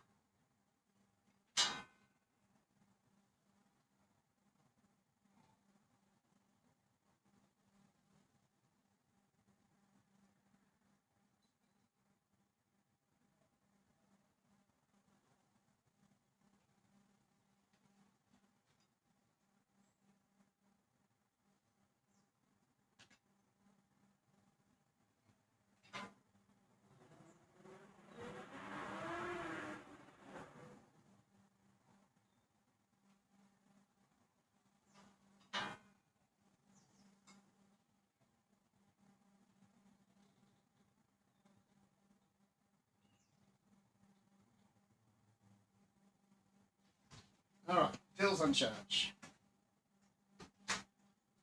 The daughter had pinched me charger. Couldn't find it.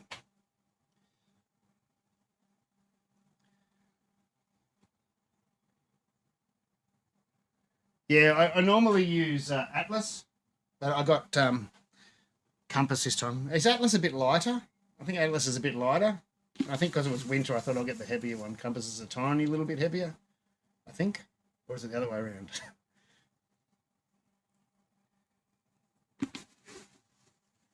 I might just start putting these in.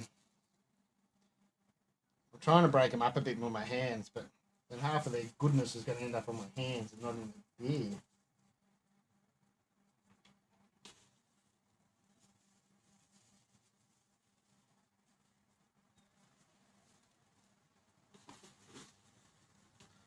Need a better shot of that while I'm doing that, don't we?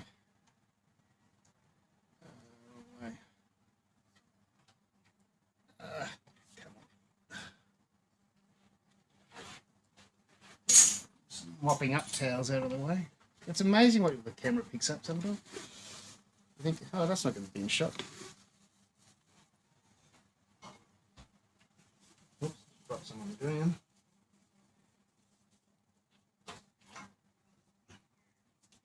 Straight in. Oh, you dirty bastard.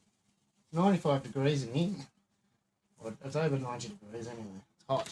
It'll kill anything. These come off a tree.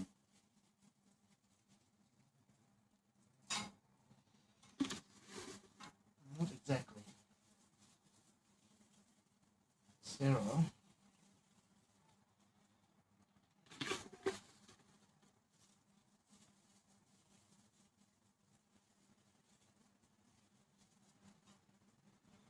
It's just good to use, like, 2025 hops. They're only as fresh as you're going to get without being green. And I don't really like the taste of many green hops. Well, again, it's that weird grassy vegetable thing you get in your beers a lot of the time.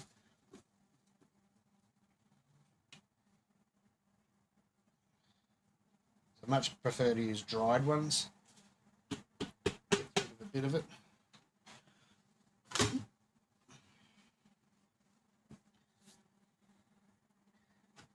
Still not very much from what I'd normally put in a beer, but anyway.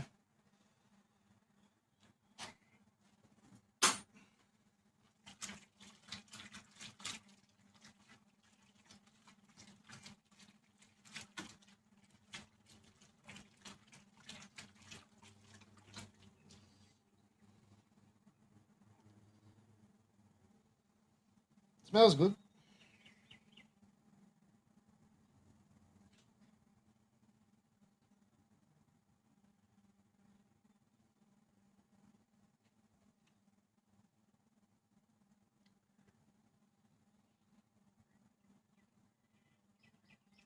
Yeah, but it's the looks is about where it ends. I started at about 93. I'm at 90 now.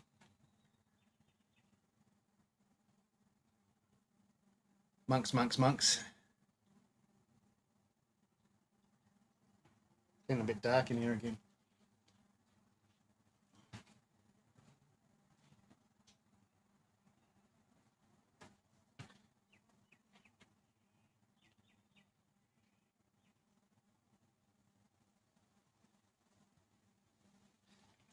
See, again, if I upscale this to one of the commercial breweries I might be working in soon, yeah, they won't be dropping anything to 80 or any of that rubbish.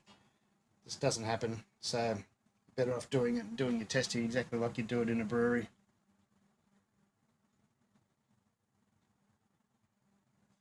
And I'm getting both bitterness and flavour out of this, not just flavour,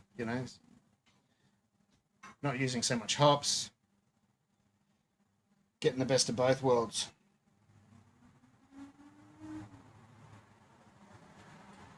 The 80-degree thing's really a home brewer thing.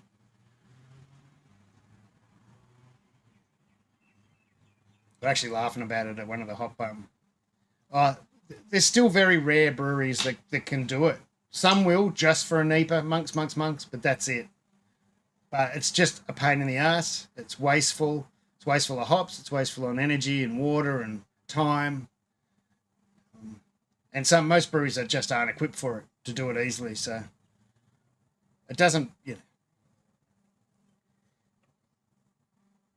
I can just about guarantee every other hoppy beer you have. Oh, you see it now, like in the home brew world. I see people doing 80-degree whirlpools for things like ESBs and like all these other beers, and it's just crazy. It doesn't even make sense. But anyway, that's what home brewers do. What home brewers do, eh?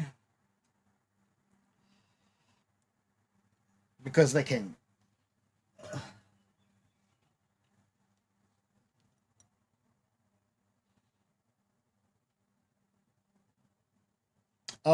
At the moment, I'm sort of well, it's the next brewery I'll be working with or at, hopefully, is Cornella, and I haven't even been there yet. But Cornella, is that how you pronounce it? Out west, out near. They make some really good beers. I've had a couple of beers from them, but I haven't been to their brewery. But we'll be next month.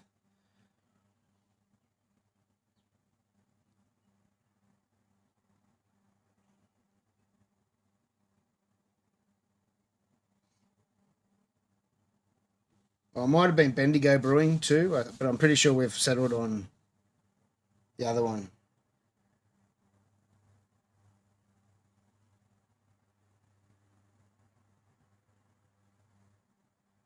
Yeah, I've mentioned it before. The 80-degree thing got out of control with Brewfather. I blame Brewfather. Um, for some reason, their default temperature of a whirlpool is 80 degrees, and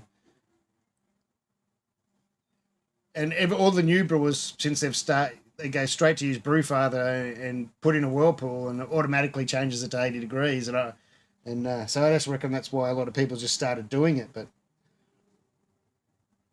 it just I've never been to a brewery where they've done it, and I've been to hundreds of breweries. Or there might be one. I think they might at Bells Beach. Kev will do it for one of his hazies, but most breweries just don't. As I said, it's energy, time, waste of hops. The benefits just don't. They don't add up. Yeah, it is Graham, but that for NIPAs, right? For NEPAs. But it seems to have crossed over to every style of beer for some reason. It doesn't make sense.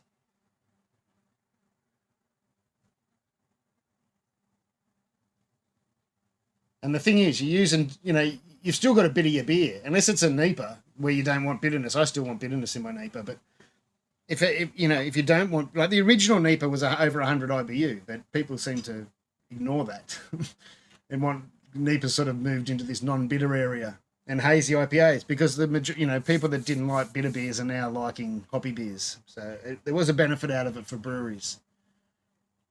But I can tell you, 99.99% of breweries, especially for their hazies, and they don't use 80-degree whirlpools. No way. There was a bunch of brewers laughing about it at a expo thing I was at a couple of weeks ago.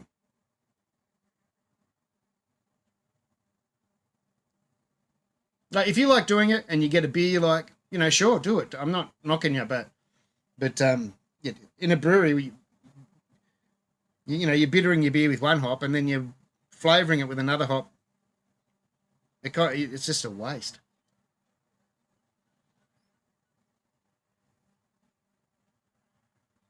And all those beautiful IPAs we drank before NEPAs were around. NEPAs haven't been around very long, remember?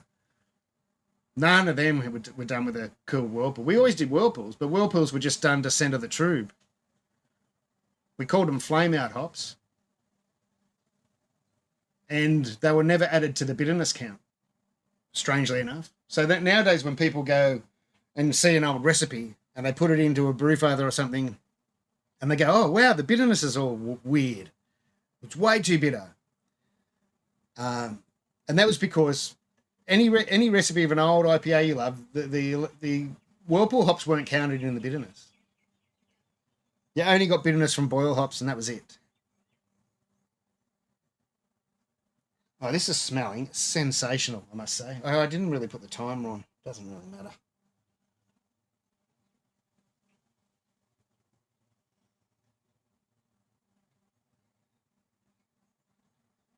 I might put some more in. That's smelling so good. I should taste it. Have I got a clean pipette or something? I should just taste it. See how bitter it is.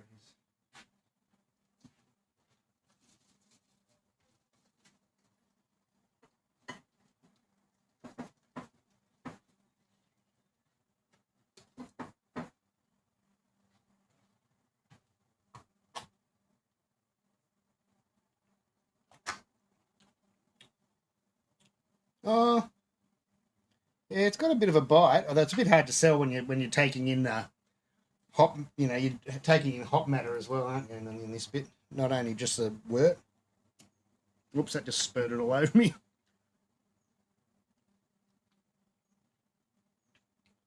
I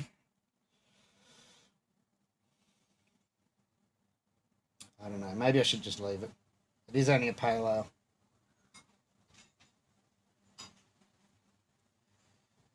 I'll just leave it. I'll be.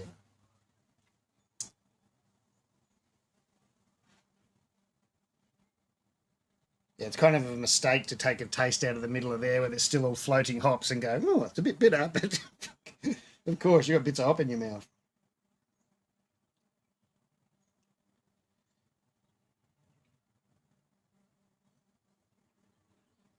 What's it? I didn't see the time. How long's that been? Doesn't get everything that's been too long.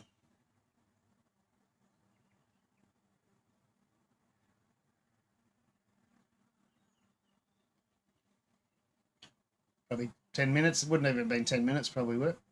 I don't think so.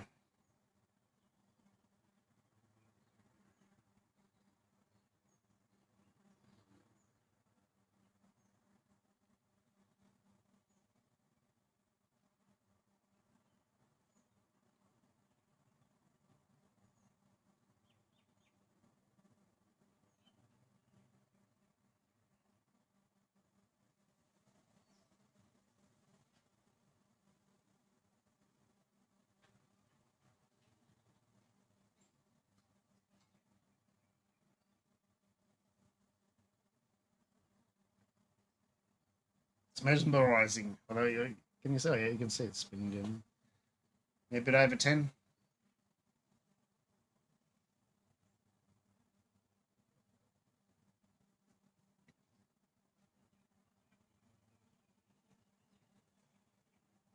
I'll let it go another couple of minutes. I'll turn the whirlpool off and let it settle out a bit. Although I don't really have to let it, although I want the tube to settle out. Although that's probably in the cone in the centre already. Because I'm using the hop filter, it's not kind of, I still want it to thin out a bit. Yeah, I will. I'll turn off the pump in a little bit and just let it settle for 10 minutes or so to get some of the junk to settle out. And then we'll just try out this hop filter. If this blocks, it's going to be a pain in the butt. I should have set it up so I could easily unplug it from the start of the filter and plug it straight into the chiller. I didn't do that though. Although if I have a pipe with... Oh, I could organise a pipe for that pretty quickly though. Just in case it happens.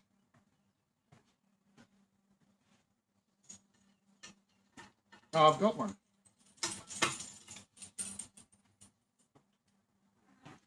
If that happens, I can plug that into there and just plug that onto there. I'll just take this off.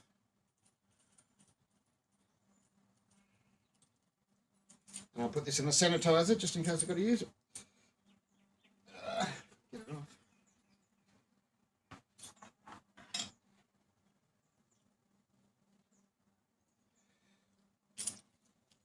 All right, so we'll say we started it at 3:15.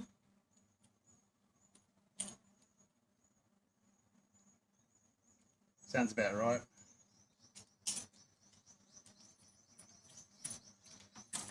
It's not a a thing that has to be perfect at this stage, because the bittering certainly isn't.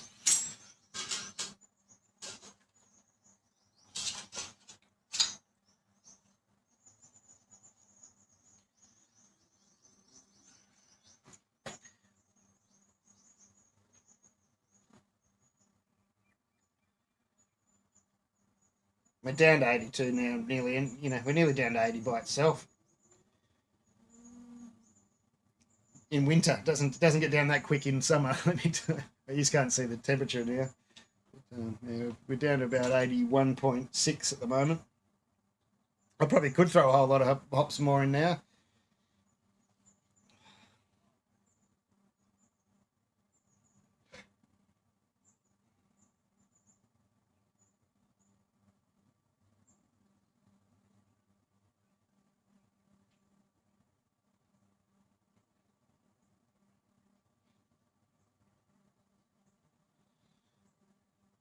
Yeah, this hop filter was just a bit of something to play with. I didn't realize it was going to be so big, but I'm sort of glad it is big because then, in a way, if I do need it, really need it one day, then the bigger is better, as in filter wise, so I won't tend not to get blocked. It's just that you're going to waste a little bit more work. But if I know if I'm going to use it, if I just add a liter to my brew day, all good.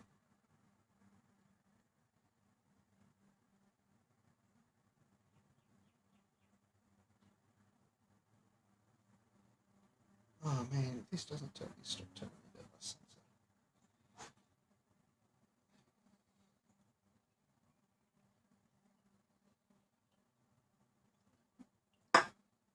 I might have to have a beer when it's going into the fermenter. Just one.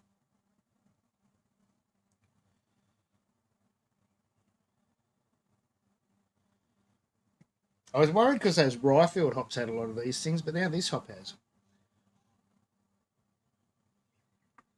Although I think, that must be the little gland thing. Show us your gland. I thought it was cut up, in the Ryefield one, I thought it was cut up stem. But these aren't cut up, so it's not that. Gland. Show us your gland.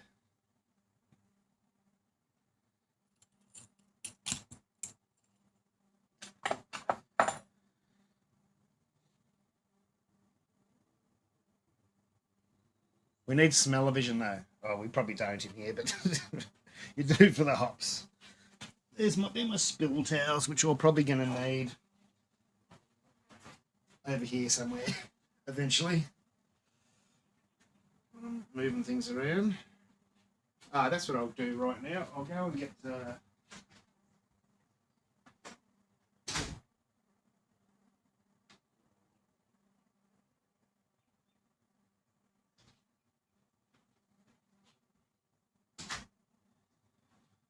top of this needs to come off and go into the. Oh, I could go through there. Although I'm really not going to be able to see anything if I go through there. I don't know. Oh, you can't see what I'm doing. That's all right. I'll fix it up later. I'm taking the top off the fermenter so I can fill it.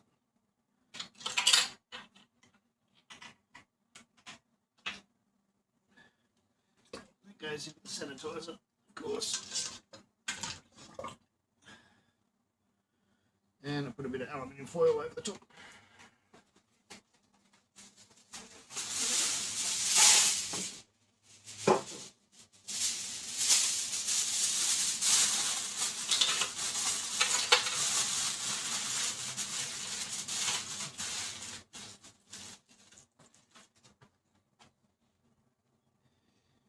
All right, we'll call it. We're under 80 now. I could throw in more hops. Nah, we'll just leave it at that. I'm going to turn the pump off and just let it settle a bit.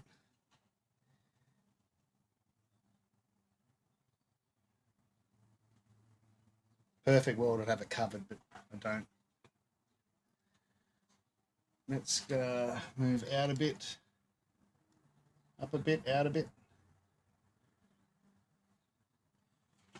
Got any more? I had my pad on here all the time to read the chat, but then I haven't. It's been too small.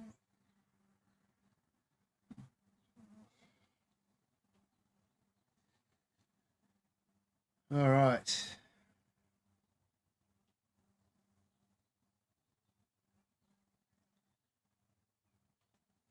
I'll give that 10 minutes. Timer. There's my 10-minute one.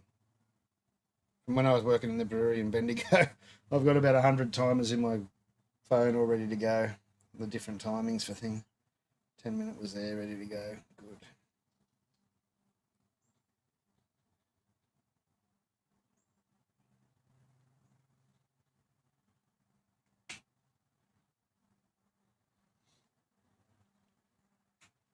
Nick Pearce sent me, he's out driving around the outback. And just sent me he's at the Rock. He's another brewer.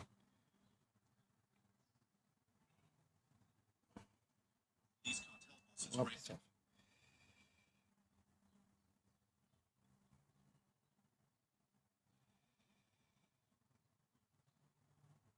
So just send him a love heart. That's all right. He went freak.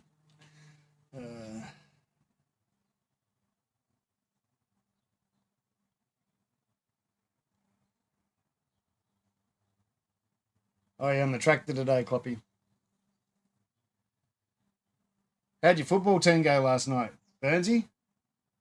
I didn't get to see the game. How'd the dogs go?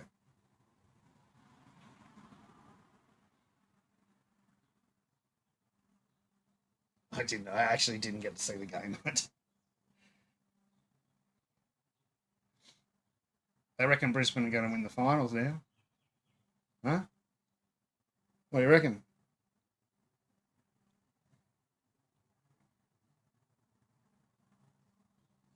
All these people overseas at the moment, I don't know how they get the money to do it.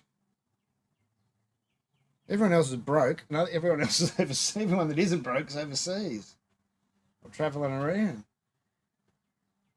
Cheers, Steve.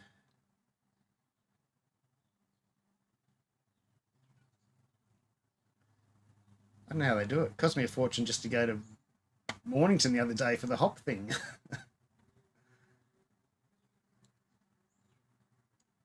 And the event was free, but it was all the other stuff getting there.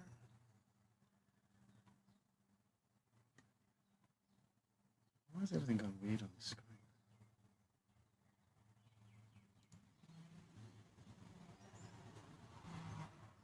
St George got the flag this year, Burnsy, I'm telling you. You watch. They're going to come back. What is it with that Queensland dog that I shouldn't say that? That Queensland bastard that plays for St George. He plays well in Queensland and goes to St George and doesn't do anything. What's the go? Just biding his time getting paid. What's his name? He's got some stupid name. Valerie or something? What's his name? Holmes or something? I don't know.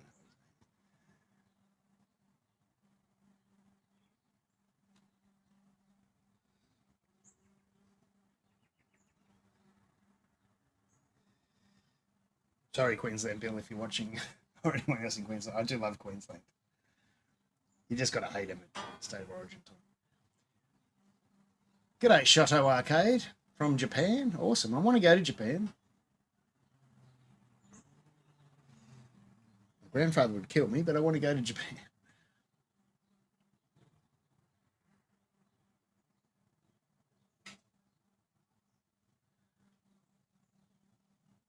I've heard the beer scene's got very good in Japan. We had a few Japanese beers at the International Beer Awards this year. I can't remember what ones they were, though. My memory's not that good, but I even had an IPA, I think it was from Japan as well. And it was nice.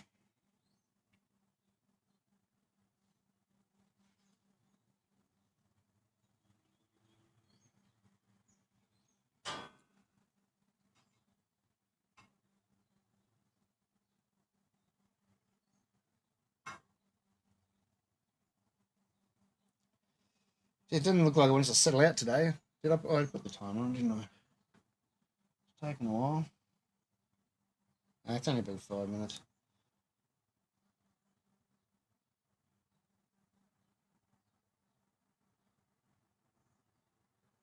The elements get very hot.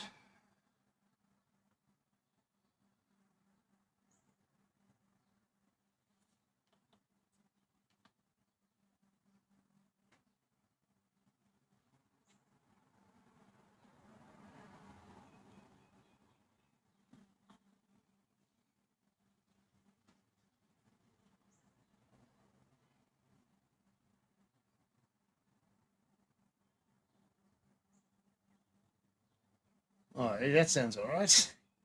Bloody hell.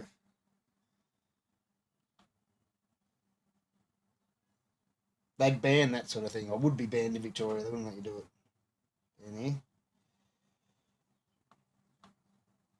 adults aren't allowed to make decisions.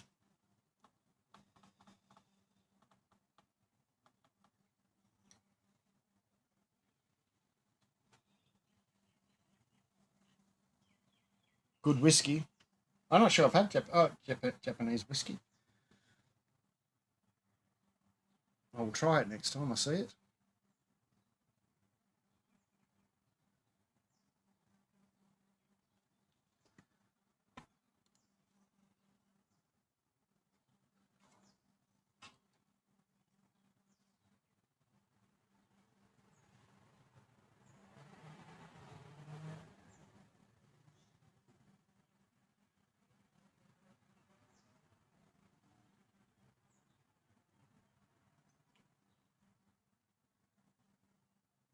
Well, I was told, and I'm pretty happy about it if it's true, um, that the next big thing, and this guy was the bloke from Bath Haas or whatever it's called, the biggest hop producers in the world. Um, that I'll have to Google that now. I don't think I have. That the rum is the next big thing, and I'm pretty happy about that. If it is, because I like a rum. I prefer a rum over a whiskey and a good rum. Bundy's a bit sweet for me, but a good rum. OP Bundy I don't mind so much, but the basic Bundy's a bit sweet for me. But they reckon rum's the next big thing. Gin's had its day. Whiskey's kind of had its day. Not had its day, but they reckon rum.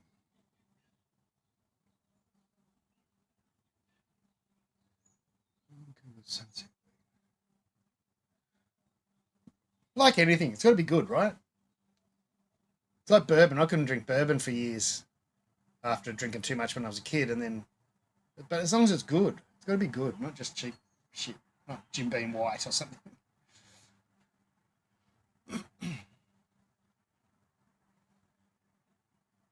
Maker's Mark even, I don't mind Maker's Mark.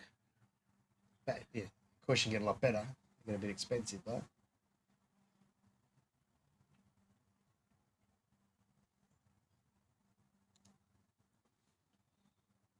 Oh, this watch just keeps telling me the same thing over and over again.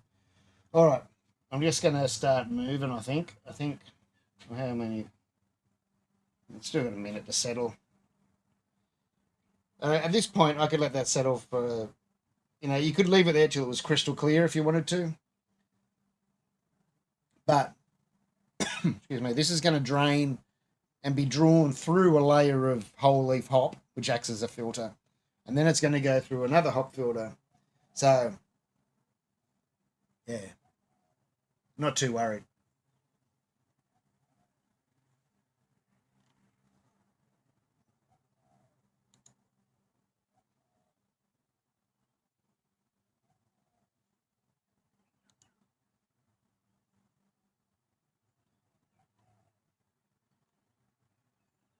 Oh, I didn't know I could do that. There you go. Harris Hawk, and it's a 7-Eleven branded, but I swear the side tastes like a slightly smoked non-peated scotch.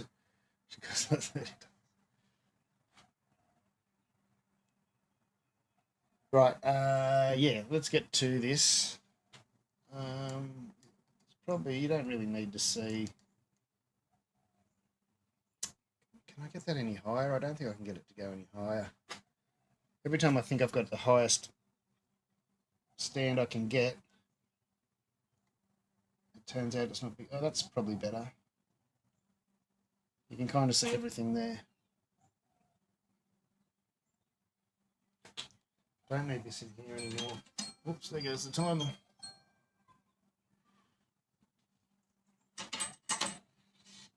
Well, I can't go and hose that out at the moment because the hose is hooked up to the chiller, so I'll just leave that there.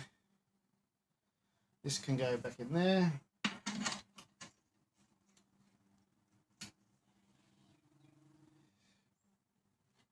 So for those that weren't here before, we're going, of course, out of the kettle through this big hop filter, I should say.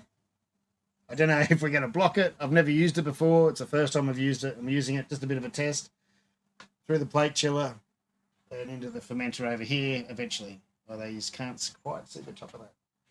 I might spin that around because it'll make it easier for me anyway. Into there. And the lid for it, the actual lid of the fermenter is in this bucket of sanitizer down there, which you can't really see in the dark, but it's down there. Doesn't matter. Right. I'm a bit worried about this. I don't know whether the filter's going to block up straight away, whether the pump's going to block from whole hops, whether the water pipes are going to burst off because I've only just reconnected them again using very, very old. Oh, that feels like it's leaking there already, which is not a good sign. Oh, I hope that hose doesn't burst off. Well, we are going to find out. This could... I want my gloves on because I'm going to be dealing with hot work pumping through. And I'm going to pick up that filter and try and get the air bubbles out of it. Not that it matters. A bit of aeration is all right. It'll just probably work better. Actually, it doesn't matter. It really doesn't matter. So I'll go and put the water on. Tell me if the hose bursts off. I have a feeling it's going to today.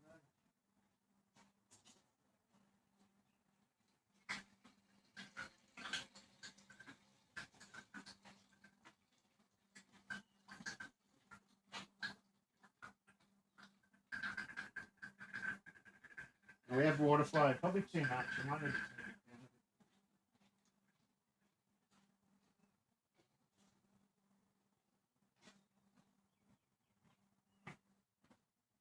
bit. Too much. Bloody hell.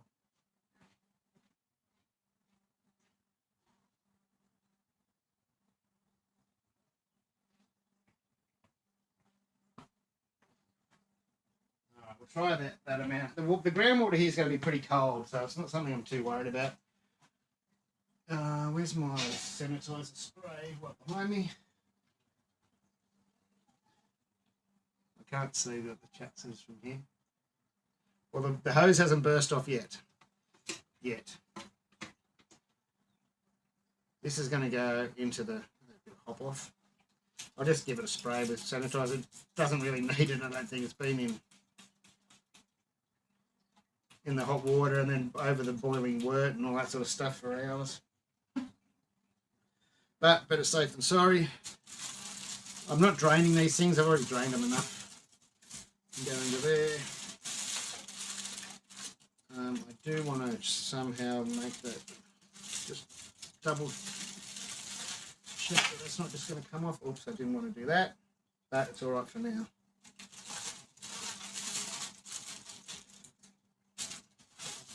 That's all right. All right, here we go. Might just back it off a bit at the start, just for the first bit to come through.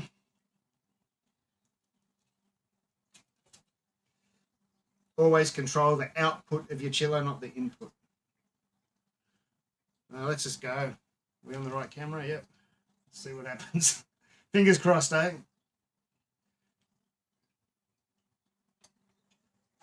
Pumps on. We're going. I'll lift this up just to try and help get the air bubbles out. Doesn't really matter. We're just blowing air. Be like you later tonight, Cloppy. There we go. Now we're going. Bit of water comes through it first. Yeah, it's not water anymore though. I reckon we're going a bit fast. I'm going to back it off a bit. Turn it down. Look at the temperature. Oh, we're going to a 21. That's pretty good.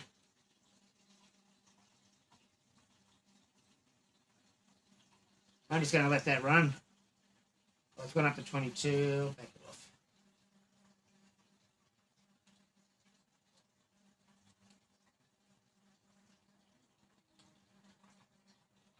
We should have timed it, but it doesn't matter. It'll be all right. It'll be on video. looking pretty milky down the below. It's looking clear, sort of clear through here.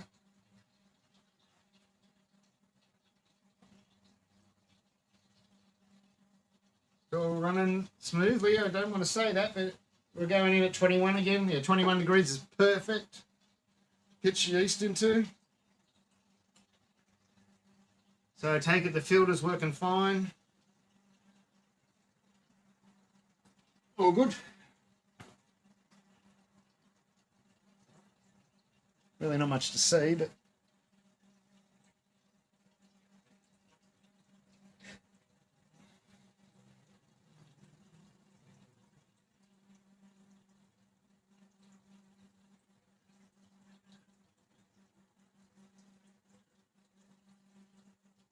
fruit flies.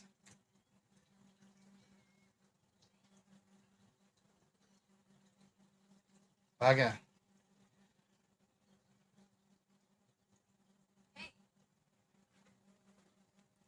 As soon as I take my heated gloves off, oh, I'm getting messages.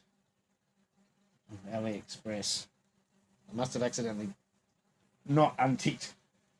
You know, never sending me notifications. I have to turn it off ever since I bought that bloody filter. I'm already seeing the hops down the below. Can you? We might look at that. It's a bit more exciting, isn't it, than the rest? How come we can't get as close anymore? Oh, long way. God, I'm useless on this thing. So you can see the hops through it already.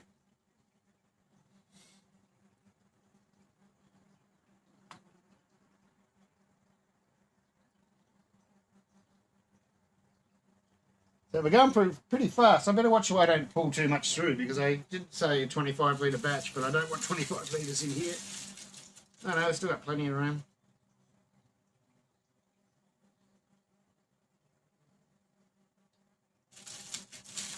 Oh, I was going to put a little bit of lactic acid in the boil, and I forgot. So I'm just going to pop in 1 ml of lactic. I know I haven't taken a reading, and I'm taking a little bit of a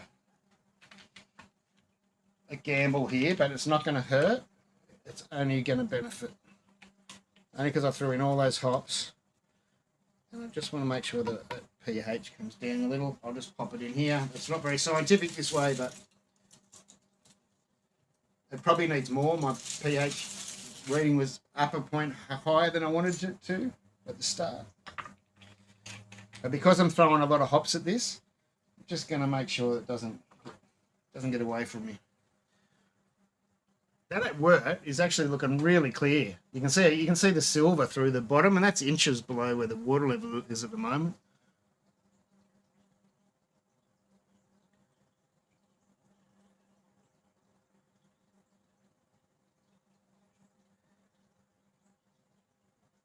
But I've even seen the Kegler guys, oh, the whirlpool doesn't do anything these days in these little vessels. I reckon it does. Whether you just do it by hand, that's centered, right? Centered, not centered. It is centered. It was going to be on Twitch. It was supposed to be on Twitch, John, but it just didn't work out. It was going to be a dual one today, but it didn't work out. Next time. I'll be on Twitch in about 4 hours, 4.5 hours. After this, I'll go and have a break, have something to eat, have a shower, then do the Twitch stream. Just make sure I'm not getting too much in here. I really don't want to be full. No, I've got plenty of room. So we're down below the false bottom now. As soon as I start seeing some junk come through, if I do see any, either once I'm happy with the level, or I see junk coming through, I'll just stop it.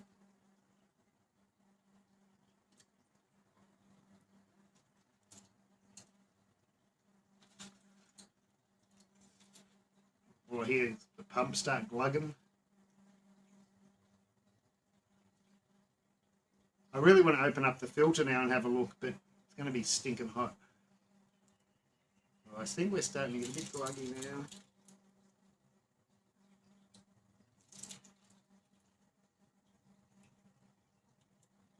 Yeah, that's starting to look a bit creamier in that. I might stop it there, reckon. I can't see it. There's no measurement readings in these, and you can't see them anyway if there is. I reckon that's enough. Just make sure I turn that water off, which I always forget.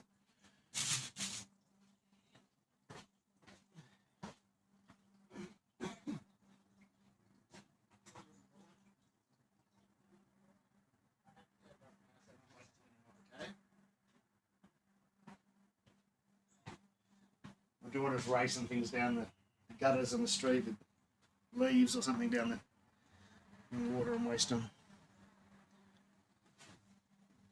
Smells good. It's kind of like lime or got a real bite to it though.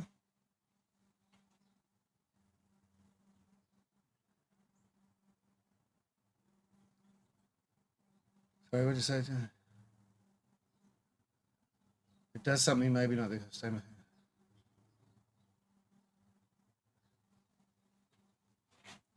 No, I reckon it does too. No, if you can whirlpool, I think it helps. And the kegling guys were saying, it's not every kegling guy, you know, everyone thinks differently, that because the drain's in the centre, that cap's over, there's no point. But if you're using the deflection plate, which I advise everyone should use, then the drain's not in the centre anyway, is it? So, yeah.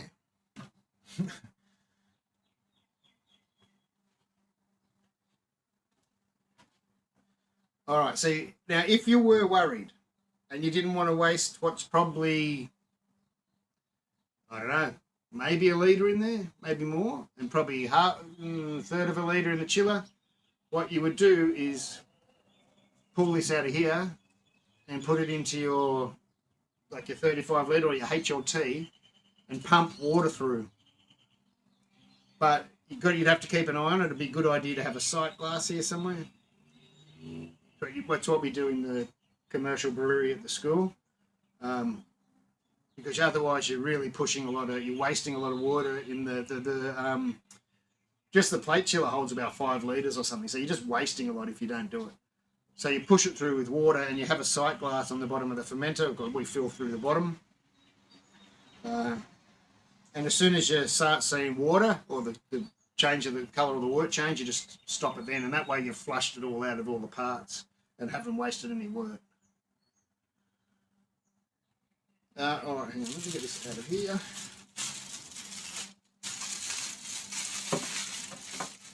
Shit, I should not put that on there. I should have put that back in there. I told you I'd need these spill rags.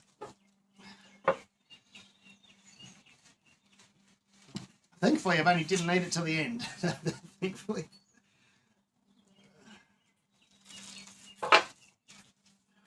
And I need to get that covered up. I should have left the foil on for now. Maybe I'll just get another bit of foil. Although, there's no point in waiting around. I might as well just get the yeast in. Everything's fine. Oh, I didn't take a reading.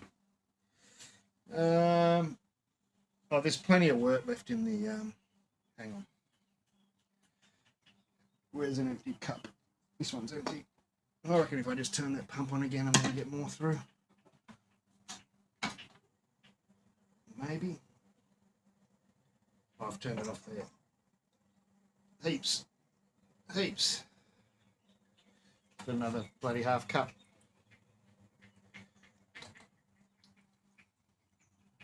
And it's chilled. It's a bit gluggy, but it's chilled. I should have put it through the filter, shouldn't I?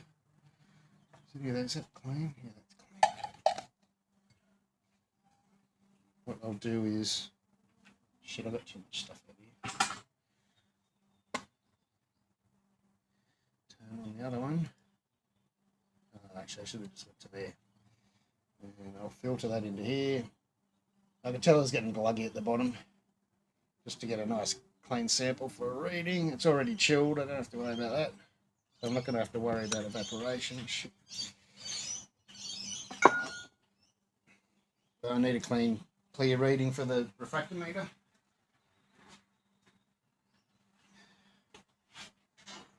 It's too bloody hot to open up and have a look. I reckon we do it though. I'm going to do it. I'm going to put the gloves on. I'll probably burn myself. But we're going to have a look at how the filter went. And I need to flush out my plate chiller pretty smart too. Oh, I can use that. I can just flush it with the yeah. I can just flush it with the water under there.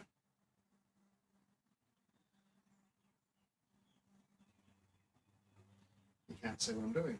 Change camera again. Although look at that sample once it's just filtered a little bit. Look at that. Beautiful. That's just a coffee filter from one of those coffee things. I don't know what you call them. They're not a French press. The other thing. The other coffee thing. I'm not very cultured. Yeah, I don't think we would have... I don't think we boiled off 6.5 litres as the bloody thing I had. And I don't know how people overseas would, because they'd have even less power than us, wouldn't they? So I think that was the trouble with a lot of the Brewfather stuff too. They were, even though they were Australian equipment, they were using, they'd go and ask the guy in America for a profile. And it'd be wrong for all the Aussies out here trying to use it for the equipment. You know, different power. But, and Thomas, I think Thomas, he knows me because he was, you know, he gave me a free membership to Brewfather and stuff. So I used it, so I would use it. Otherwise, I would have stuck. I mean, I like Beersmith better, but Brewfather's good for beginners. And I'm sort of stuck in the way in it now that I've been using it for, and it helps other people. So that's why I've sort of stuck with the Brewfather now. But so he knew me and he could have just asked me. He said, give us one of your... And I mean, I made them public anyway, the Australian versions of the profiles for the equipment, but he never did, so... Anyway, so what did Brew... anyone that's new here or late here, this is a total different recipe I've never done. It's a... I didn't sparge, I did a full volume mash today, which I've never done in this system ever. I used a profile for this system I've never used, so it's all a bit of a random thing, this one. But I hit my numbers. I was 1 point down on the pre-boil, but I'm not going to sure what this one's going to be, but we'll have a look. So it's saying I was 1 point down on the pre-boil, which should have been... What did I say before? It should have been 50 and I was 49 or something like that. Oh, no, that's what the post was. Oh, it should have been 40 and I was 39. Oh, and this is saying I'm going to get a 9-point boil off. I doubt that very much. I'll be surprised if it's a 6-point boil off. So I reckon you were right, John. It's probably going to be more like 45 than 49, like it's saying here in Brewfather, because I don't know. But we'll find out. I reckon you're about right, though. But as I said, this is all new to me today. We'll see. 47. So there you go. I got an 8-point boil off, which is better than I thought. I should have looked at the volumes. I still didn't look at the pre and the post boil volume, which is really stupid. But my numbers are close enough where I'm not. That's nice. I could have threw some more hops in. It's not as bitter as I thought it was going to be. That's nice. All right, good. That's that bit done. I'll put the yeast in and then we're done. We're done here. There's my sharp scissors. I need to put some water through that before it kill my easy dens. The trouble, it's the same easy dens, same as pH meters I was saying before. If you don't look after them, you're going to stuff them. Got to take that little bit of care. There's the dirty scissors. I don't want the dirty scissors. I want the good scissors. And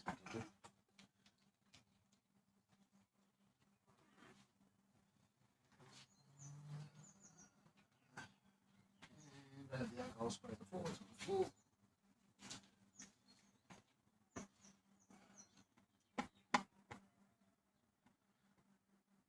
47's pretty good for no sparge. Did it right. Oh, that's not much use to anyone, is it? Cap on it. That'll do. Oh, I've got to do the hop giveaway thing. Shit. Yeah, I've got to do that. I can't remember now. I was supposed to say all these things in the giveaway. I really want my other scissors. I had them earlier. Ah, they're probably over here near the sealer.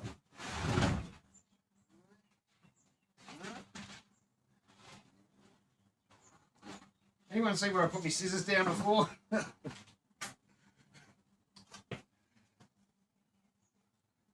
These will do. I'll just give them a clean. Sanitize.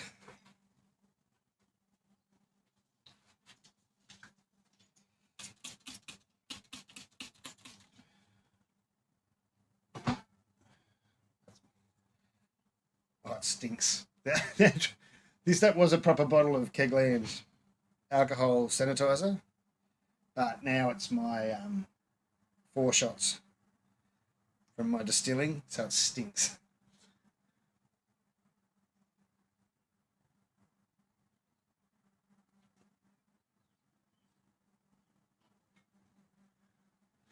It smells like. It smells like. Even though it's 4 shots, it still sort of smells a bit doggy and a bit wet doggy. It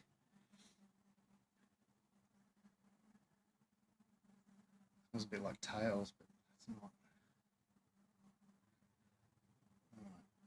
There's a clean. Here's my wipes. Oh, there's the water sprayer right in front of me. It's typical, that, isn't it?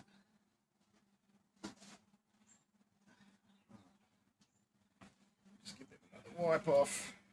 Get all over them hops. Hops are sticky. Cutting open hop bags of it.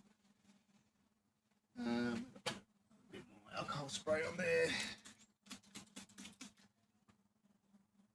Done. Oh yeah, it's a good cleaner. Just stinks.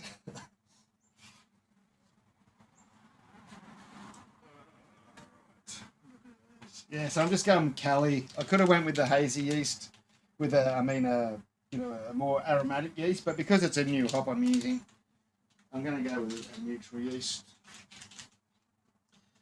Cali is the same as USO5 or WLP 001 or many others.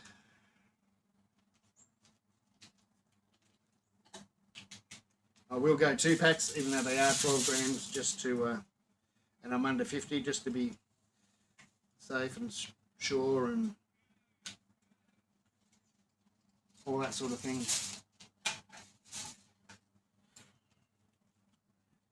Always safer to overpitch than to underpitch. Put that over there for a sec. Of course, because I was slack, I spilled yeast all over the top. And I didn't have my seal in, which I usually tell people to do. Leave your seal on. Then if you spill anything on it, you can just take the seal off and clean the seal.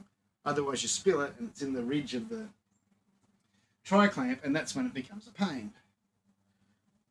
I've got that clean rag and some alcohol again. Oh, I'm going to go blind from that.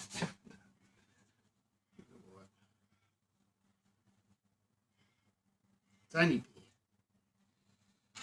But it's the care and love you put into it that makes the difference. Oh, shit. I'll put the pill in a bit later. I'll let it charge up a bit more.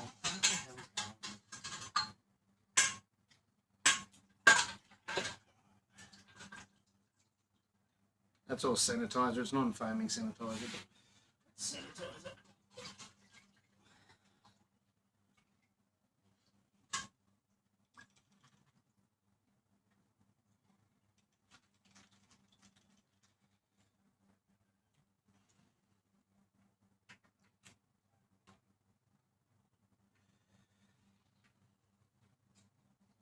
Probably no point of really doing it up tight yet, but I'll do it up anyway. Just so I'll hook it all up to my glycol unit and all that sort of stuff. And I'll put the pill in about an hour or so. It's got a bit of charge in. It's probably got enough charge in it now. It wasn't flat, I just wanted to make sure. I can't show you that. I've got to move all the kegs out of the way. Oh, I've got to do the hop thing.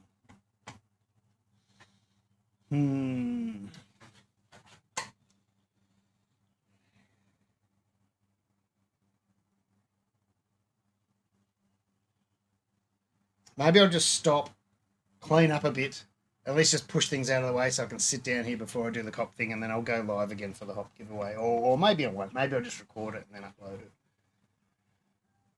Anyway, keep an eye out either this afternoon or tomorrow for the hop giveaway video. I've got to, yeah. I want to get this sorted out and then I'll do that.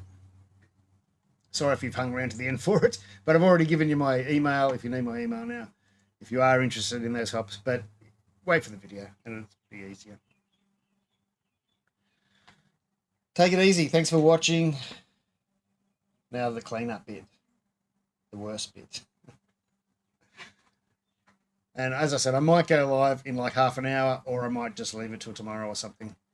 But I'll see how I feel.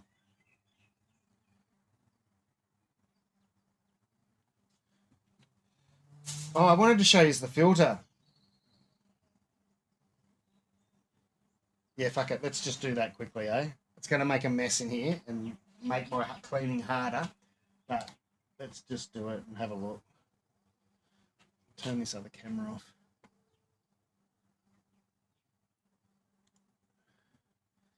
Let's just do it and have a look.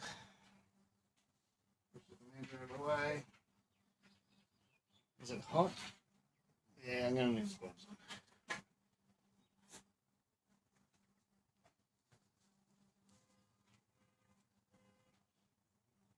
I know you want hops, Goose, but it seems weird sending New Zealand hops back to New Zealand. But I'll do it. I'll let you know the price first. It might get... And the other thing too, sending them internationally, I'll try and do a professional looking label because sometimes they get stopped. And if they don't understand what it is, they'll just see plant matter and might get angry. But if you put a fancy label on it, sometimes so they know what it is, then it can be a bit different. I'll try not to make a mess here. You can see the cold break settling out in that tube there. You probably can't see it. Best way to do this. It's hooked up to there. This is going to make a mess. Hang on. Let me bring this up here.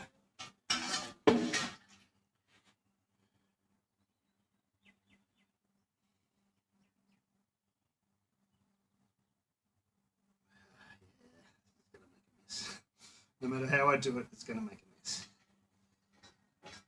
This is only going to be water, so it's not too bad.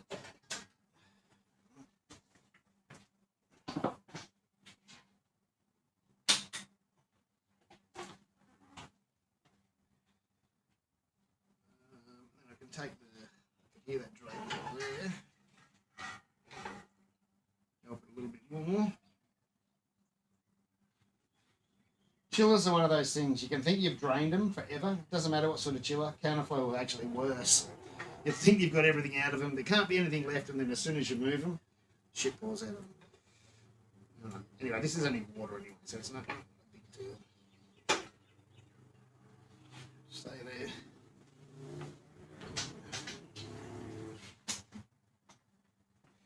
But if you've ever used a chiller, you will know that that is a fact. This is where, although that can fit in there. Right, I need to do two things at once. I can go in there. This needs to... Whoa. Overpowered. Go like...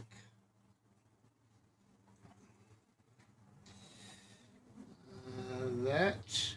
Like that. Son of a bitch. Let's do another thing I shouldn't do and balance that between there and there. And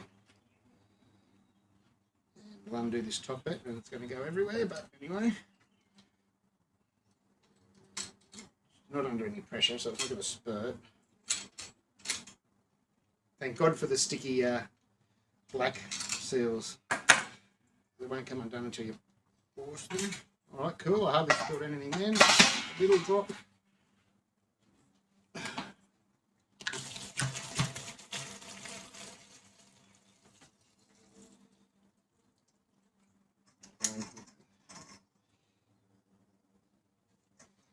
This out of here too. Actually, I might as well just unhook that.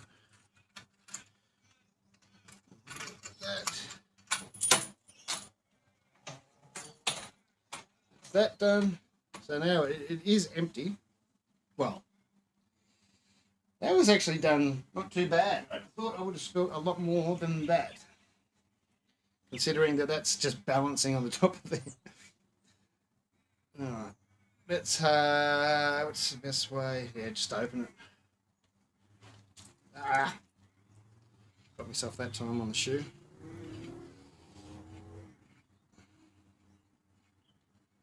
I'm going to drop this if I'm not careful. There's nowhere to hold it.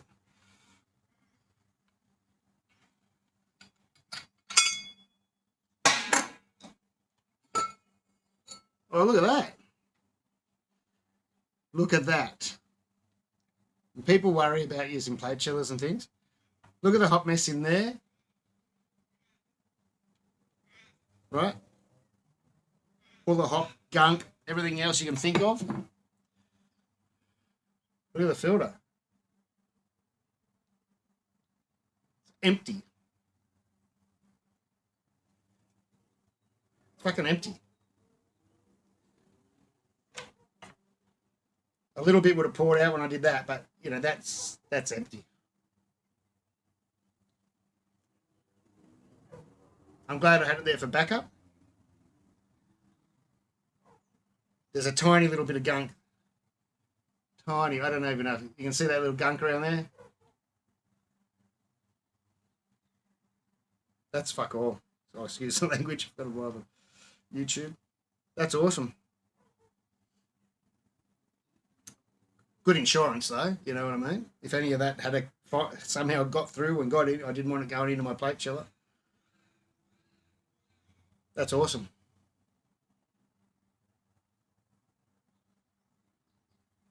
All right, now I can turn it off. Now I'm going to just like go and hose these things out before they dry. Oh, there's a little bit of gunk in the bottom there.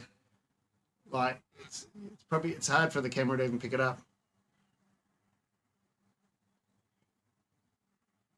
Kind of looks like the light shine. Yeah, you can see it there. See that sort of half moon of just tiny stuff.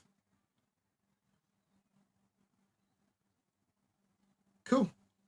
But still, better in my filter than in my plate chiller. It's not a very fine one either. I probably should have went finer on the screen. I think that was a 40, which from memory, I think it's supposed to be 0.5 millimeter or something. I don't remember. Or is it 0.4 of a millimeter? 40.4? Oh, I don't know. All right, I'll be back for the hop giveaway shortly, but otherwise, I'll see you later. Thanks for hanging with me. Oops, again, I did the wrong camera. Thanks for hanging out for a couple of hours. Give me someone to talk to. And it keeps the wife out of me. And the kids. Take it easy. Thank you. I know there's a bit of lag. But if you've said goodbye before you see this, or I've gone, I'm sorry if that's lag. See you in a bit.